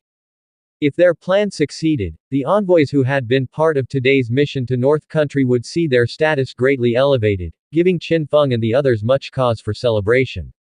After Qin Feng and the envoys had left the courtyard, Lu Chen ordered the servants of the prince's mansion to carry away the chests in the courtyard. Before long, aside from the maids, only Lu Chen, Zhuge Zongguang, and Qin Yue remained. Ignoring Qin Yue, Lu Chen asked Zhuge Zongguang, Great scholar, do you think I should have agreed to the crown prince's request? Zhuge Zongguang answered with a smile, Prince, don't you already have the answer in your heart? Although Lu Chen had verbally agreed earlier, Zhuge Zongguang could tell at a glance that Lu Chen was merely feigning agreement. If Lu Yi truly faced danger necessitating the North Country's troops to march south, Lu Chen would surely seize the opportunity to take the throne for himself during the southward campaign. At this time, Zhuge Zongguang continued, Prince, if there's nothing else, your humble servant will return to attend to state affairs. With that, Zhuge Zongguang glanced at Qin Yue, knowing that Lu Chen might be preoccupied with important matters next, and hence he did not wish to disturb any further. Lu Chen replied, very well. The next moment, Zhuge Zongguang left the courtyard, leaving only Lu Chen and Qin Yue in the company of the maids. Qin Yue became extremely nervous, her hands involuntarily clutched at her dress, uncertain of what was to come. Lu Chen then said indifferently, Miss Qin, did you learn how to serve someone properly while you were in the East Palace? Hearing this question, Qin Yue was momentarily taken aback. She quickly reviewed the recent events and realized Qin Feng had not told the North Prince her surname, so how did he know she was a Qin? Although curious, Qin Yue didn't voice this query. Instead, she answered, Your Majesty, the female officials of the East Palace have taught this servant. Ever since Qin Feng had sent her to the East Palace, the female officials had taught her daily how to please men. She had long lost the temperament of the Qin family's miss and had been forced to learn those things. Under the instruction of those female officials and though she had not yet practiced, Qin Yue was already very familiar with the affairs of men and women. Lu Chen said with a smile, Good, I will give you an opportunity. If you serve me well tonight, you will be free to move about Yan County in the future, and I can even grant you the status of a concubine. Upon hearing Lu Chen's words, Qin Yue could scarcely believe it was true. She had been prepared to be confined in the North Prince mansion for life, but now Lu Chen was willing to let her leave, and though she could only move about in Yan County, it was still far better than lifetime confinement in the North Prince mansion. Qin Yue immediately said, Thank you, Prince. This servant will serve you diligently. Lu Chen then told the maids, Take her to bathe and change her clothes. Yes, Prince, they replied. The maids then led Qin Yue away. Lu Chen sat in the courtyard for a while longer before rising and retiring to his study. As Qin Yue bathed, she found her mind wandering. She couldn't shake the feeling that the North Prince was not as she had imagined. Then, she asked the maids by the pool, May I ask, what kind of person is your prince? Upon hearing Qin Yue's question, the maids by the side of the bath looked at each other hesitantly. They did not recognize Qin Yue, so they did not dare to speak carelessly in her presence. At this time, the maid who had led Qin Yue here spoke to the others, This young lady is the new wife of the prince. After hearing this, the maids finally came to their senses, and one of them said, So you are the wife of the prince. What is your family name, madam? Qin Yue answered, Qin. The maid who had led the way then said, Madam Qin need not worry. Although there are rumors that the prince is debauched, in truth, he is merely fond of beauty, and he treats his wives and concubines especially well. Now that the prince has decided to take you in as his concubine, all you have to do is look forward to a life of luxury.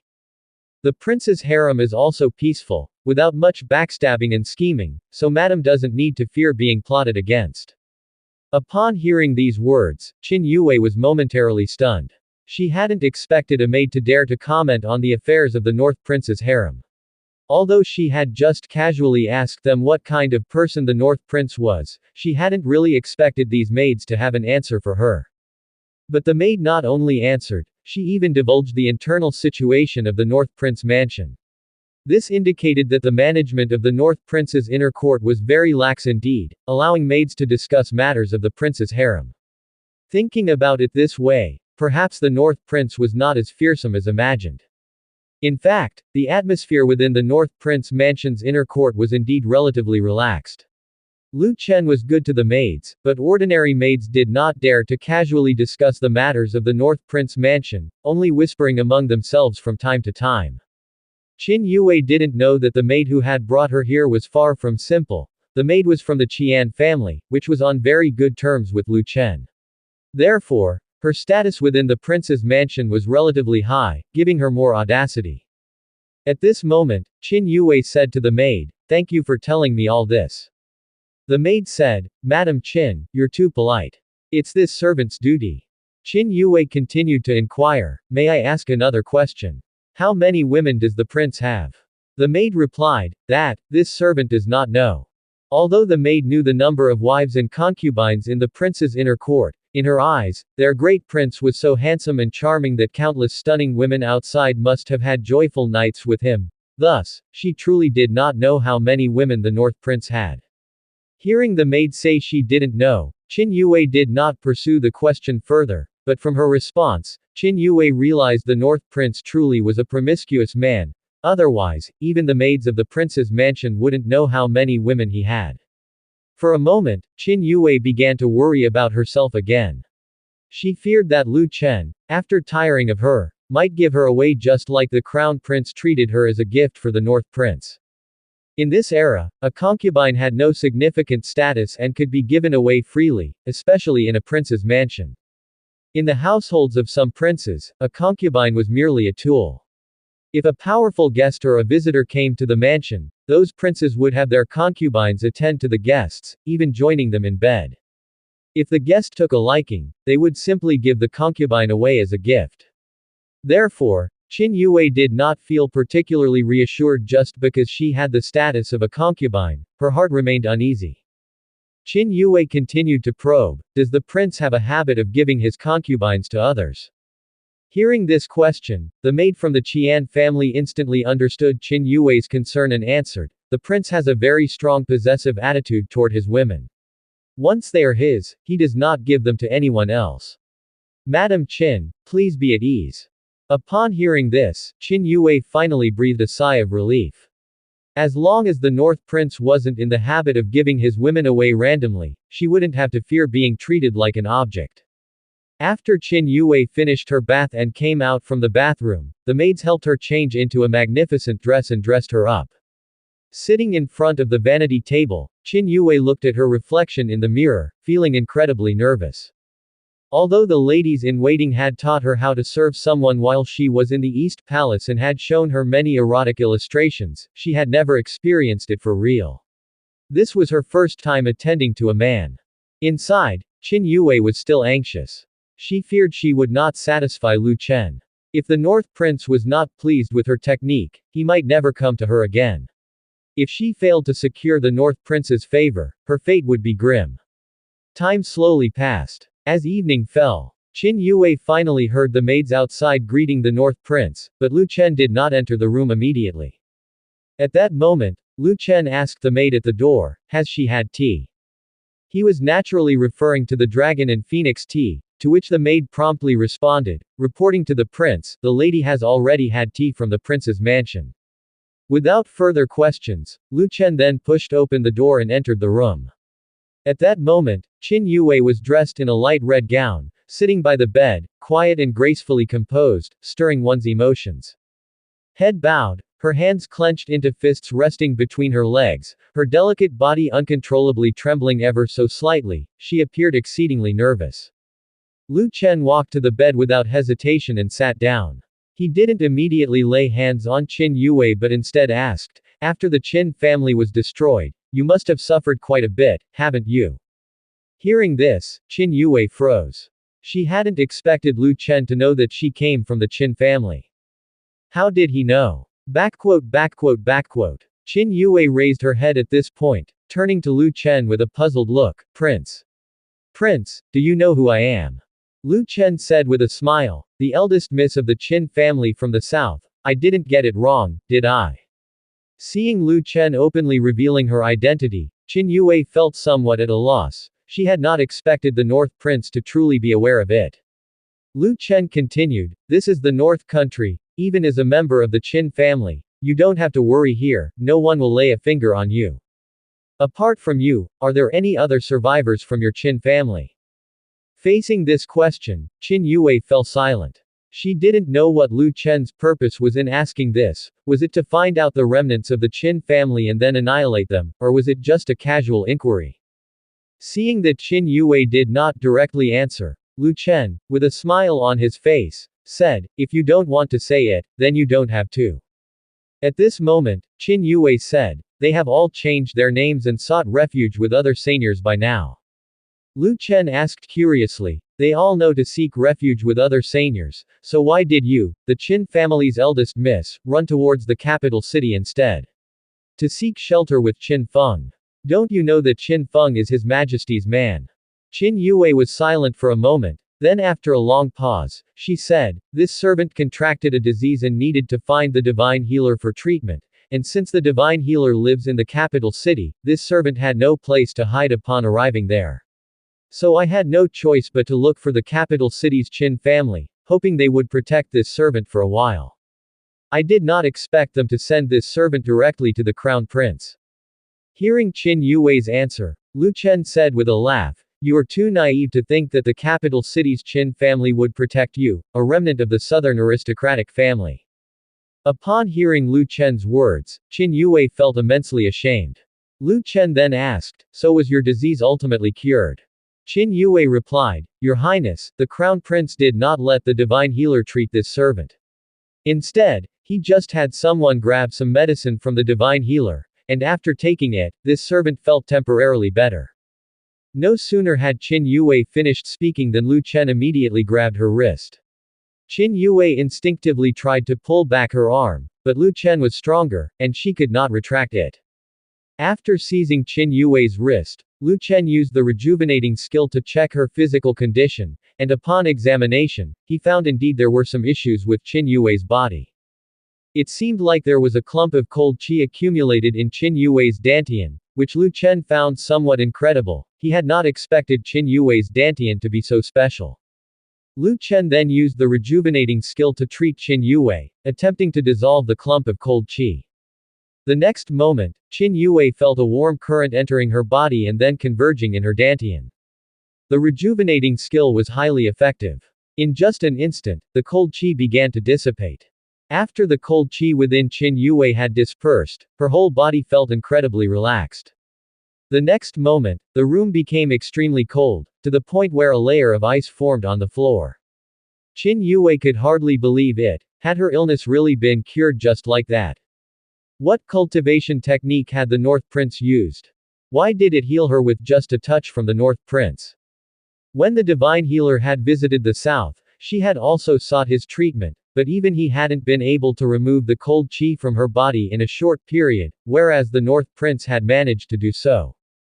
Qin Yue was stunned, and after a good while, she came back to her senses and hastily said to Lu Chen, this servant thanks your highness immensely.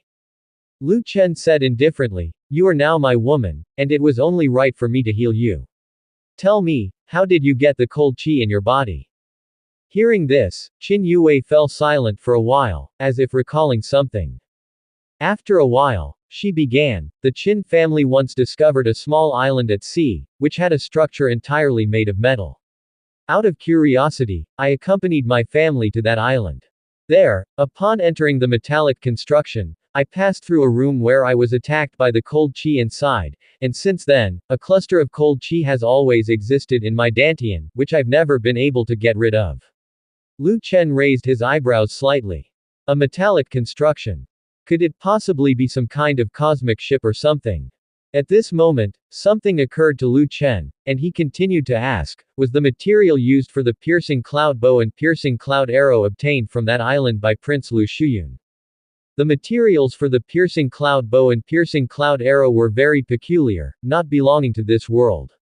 Since Qin Yue mentioned the presence of an item akin to those from other worlds, Lu Chen naturally linked the materials used for making the piercing cloud bow to that island. However, Qin Yue replied at this time, this servant is unclear about that. The Qin family had tried to melt those metals, but no matter the method, it was not successful. Later, when Prince Lu Shuyun heard about this, he mediated on behalf of the Qin family, and they sold the island to the Wang family. Lu Chen thought to himself that the materials for making the piercing cloud bow and arrow came from the Wang family, so it seemed likely that these materials were indeed from the metallic structure on that island. It seems I need to find an opportunity to look at it. There might be a lot of things I need inside. Lu Chen continued to ask, where is that island located? Do you remember? After pondering for a moment, Qin Yue answered, I remember.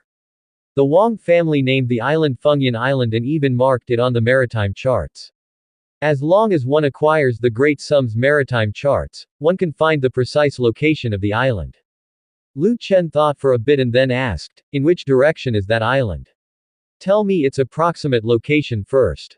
Lu Chen wanted to see if the island was far from the North Country, and if it wasn't too distant, he would directly dispatch their ships or have someone from the Dongfang family pay a visit to the island. The island lies to the southeast of Suhai County, Qin Yue replied. When I followed my clan to the island, it took us roughly 4 days. Lu Chen frowned, it seemed a bit far. If a ship were to be dispatched from the North Country and sailed southward, it would need to resupply in the coastal cities of Great Sum. Such a conspicuous move, combined with the current sensitivity among various seigneurs, would certainly be noticed. After pondering for a moment, Lu Chen asked, after the aristocratic family in the south was annihilated, was the island also occupied by the imperial court? After Sufeng City was captured, I fled to the north, said Qin Yue. I don't know what happened after that.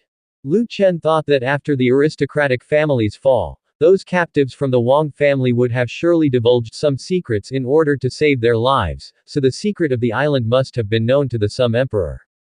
He feared that the Sum Emperor had long ago sent people to occupy the island, which was probably now garrisoned with a large number of Great Sum soldiers. There was no point in sending anyone now. The best course of action would be to wait until he had claimed the throne and then send someone to assess the situation on the island. Seeing Lu Chen engrossed in serious thought, Qin Yue's mind slightly wandered.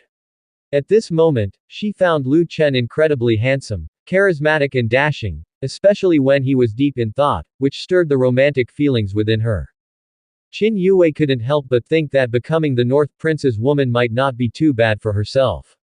Although rumors spoke of the North Prince's insatiable lust and debauchery, she now thought that with his handsome looks, no woman could resist his temptation.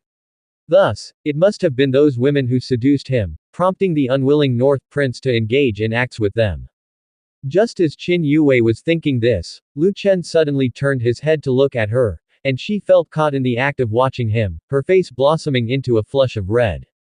Moreover, when Lu Chen had treated her illness earlier by transferring some warm spiritual power into her, it made her body feel incredibly warm, and even caused her body to heat up more and more, making her feel restless. Seeing Qin Yue's flushed and shy demeanor, Lu Chen's interest piqued. Those ladies in waiting in the East Palace must have taught you quite a few things, right? Qin Yue nodded, her face red, and whispered a soft, ahem. Lu Chen then took off his shoes and lay on the bed, saying to Qin Yue, now let's see your performance. Lu Chen was by no means a saint, so naturally, he would gratefully accept the gift of a woman as lovely as Qin Yue presenting herself to him. As Lu Chen lay down, Qin Yue seemed a bit lost. Even though the ladies in waiting had taught her what to do, This was still her first time in practice, her first time serving someone.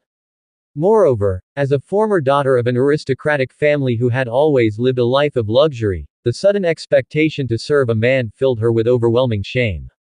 However, the thought that only by pleasing Lu Chen could she stay in the North Prince mansion, and avoid being sent to the filth of a brothel, spurred her into action. Qin Yue took off her shoes, then extended her slender, jade-like hands to undress Lu Chen. All the while, Lu Chen lay there watching her from his pillow, doing nothing himself, contemplating whether to have Qin Yue become a teacher for his wives and concubines if she proved adept at serving a man. So he was now assessing Qin Yue to see how well she would perform. Qin Yue's movements were extremely gentle, and she quickly disrobed Lu Chen. Seeing that Qin Yue was still clothed, Lu Chen said indifferently, "Take off your clothes as well." Hearing this, Qin Yue's face turned even redder, and she softly replied, "Yes, Prince." She swiftly undid her own dress, baring herself to Lu Chen. When she looked down and saw certain things, she couldn't help but be startled. The thought that she would only have an easier life after serving the prince well made Qin Yue quickly overcome her fear and began to serve Lu Chen, giving him a massage. Watching Qin Yue's gentle touches, Lu Chen said with a smile, "It seems you really did learn seriously from those women in the East Palace." Hearing this, Qin Yue felt utterly humiliated. In the past, the aristocratic families of the South could manipulate the throne and even oppose the emperor. Back then, the young masters and misses of their families had very high statuses, and even some princes or seigneurs would be very polite in front of them. But now that her family had been destroyed, to survive, she could only please the North Prince in such a manner. For a moment, Qin Yue felt an overwhelming sense of desolation and sorrow. She had never imagined that she, a young mistress, would one day be doing these things in front of the North Prince and also be commented on by him. Although she felt very sad inside, Qin Yue did not stop the movements of her hands. In the time that followed, Qin Yue was earnestly massaging Lu Chen, but for someone as vigorous as Lu Chen, Qin Yue's efforts were still not up to standard. Lu Chen promptly turned over, pressing Qin Yue beneath him. Qin Yue was instantly startled. As she was about to say something, Lu Chen covered her mouth with his hand, and Qin Yue could only make muffled sounds. Lu Chen did not kiss Qin Yue. He did not want to taste certain things, but even without a kiss, Qin Yue eventually fell. Congratulations to the host for gaining a concubine, awarded with generator blueprints and 10 sets of generators. Host cultivated affection with the concubine once, chi refinement mantra experience increased. Heart controlling skill experience increased by 1000, breaking through to the third layer. Early morning. When Qin Yue woke up, she found a pair of strong arms tightly embracing her slender waist, and she felt somewhat burdened on her back. For a moment, she recalled all the events that had transpired the previous day. Qin Yue laid her head down on the pillow as if trying to escape from everything. After a while, she heard the man's voice, "The skills you learned in the East Palace are indeed useful, but you still need more practice." Hearing this, Qin Yue immediately became nervous, unsure whether she had passed Lu Chen's assessment. While Qin Yue was feeling anxious, Lu Chen continued, "From today onwards, you are my concubine. You will reside in this courtyard. After you bathe, have the maid take you to Wind Cloud Court to meet the princess consort." Hearing Lu Chen's words, the stone in Qin Yue's heart finally fell. She had finally passed Lu Chen's assessment, though she felt she hadn't served Lu Chen very well yesterday and that it was mainly Lu Chen who had taken the initiative. Regardless, she now had a backer for the future, and her illness was gone. If she could continue to live in North Prince Mansion, even if she couldn't return to her previous life in the south, it was still better than being destitute and adrift. Unlike usual, Lu Chen didn't linger in bed. After bathing and changing his clothes, he headed for the Hall of Political Affairs. There was a minor court session today, and he wouldn't postpone it for a woman. At the minor court session, officials reported on the situation in various counties of North Country this year, and Lu Chen listened attentively. When all the officials had finished their reports, Lu Chen's gaze fell on the official from the Ministry of Agriculture. The Ministry of Agriculture was a newly added department, created by Lu Chen to rapidly promote high-yield crops so that North Country would no longer be constrained by food shortages. Lu Chen asked, "How is the promotion of crops like potatoes and sweet potatoes going?" The Minister of Agriculture immediately replied, "Your Highness, according to the current progress, high-yield crops will be comprehensively promoted across North Country next year. By then, the common people of North Country will no longer have to worry about filling their bellies." Hearing the Minister of Agriculture's response, Lu Chen smiled slightly. It seemed the promotion of these crops was happening much faster than he had expected. Good. When autumn comes next year, he would lead troops to the south. Lu Chen then inquired about other governmental affairs, and about 2 hours later, the minor court session concluded. He returned to North Prince Mansion and was just about to go to his study when Lin Wanyan suddenly called out to him from behind. "Chenur! Chenur!" Hearing Lin Wanyan's voice, Lu Chen turned around and saw Lin Wanyan's mature and charming cheeks slightly flushed, looking somewhat shy. Although Lin Wanyan had followed Chu Yukan in calling Lu Chen Chenur, she still wasn't used to the term. Having intimate relations with this little rascal made it especially strange for her to call him Chenur, yet Lu Chen insisted, so she had no choice but to address him that way. Lu Chen asked, "Aunt Yun, what's the matter?" Lin Wanyan took out a letter and handed it to Lu Chen. Rongrong has written, she will be returning to the prince's mansion in a few days. At these words, Lu Chen paused, then quickly took the letter from Lin Wanyan's hand, opened the envelope, and began to read intently. Just thinking of Chen Wanrong's graceful figure, her cool demeanor, and her stunning beauty, Lu Chen felt a stir in his heart. But he soon suppressed his inner agitation and smilingly said to Lin Wanyan, "Aunt Yun, I understand. I have other matters to attend to, I'll go to the study now." Lin Wanyan said, "All right, go ahead." Lu Chen then turned and headed for the study. Watching his retreating figure, Lin Wanyan sighed softly. It wasn't long after Lu Chen arrived in his study that Mo Xing came in. "Greetings, Your Majesty." Lu Chen gave a noncommittal grunt and nodded, his gaze never leaving the blueprints in his hands, examining them closely. Mo Xing was curious about what Lu Chen was studying. Just as Mo Xing was about to ask what Lu Chen wanted him to do, Lu Chen spoke, "The production process for the steam locomotive is now mature. From now on, others will take care of manufacturing the locomotives and laying the tracks. I have a more important task for you." Mo Xing was momentarily stunned. A more important task. Lu Chen then handed the blueprints to Mo Xing, who took them and began to study them intently. After a while, Mo Xing asked, puzzled, "Your Majesty, what is this?" Lu Chen replied, "These are the blueprints for an electric generator." Mo Xing. It was the first time Mo Xing had heard the words, electric generator, and he had no idea what its use was. The corners of Lu Chen's mouth lifted slightly, and then he explained, "This is a machine capable of generating and controlling lightning." With that declaration, Mo Xing was completely astonished. Control lightning. He never even dared to dream of such a thing before.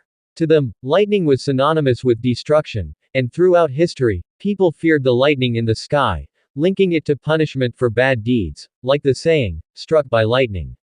Mo Xing had not imagined that a machine capable of controlling lightning could exist in this world. If such a machine could be invented. Wait a minute, even if this machine was invented, what use would it have? Could it be used as a weapon? Like releasing lightning to attack enemies or something like that?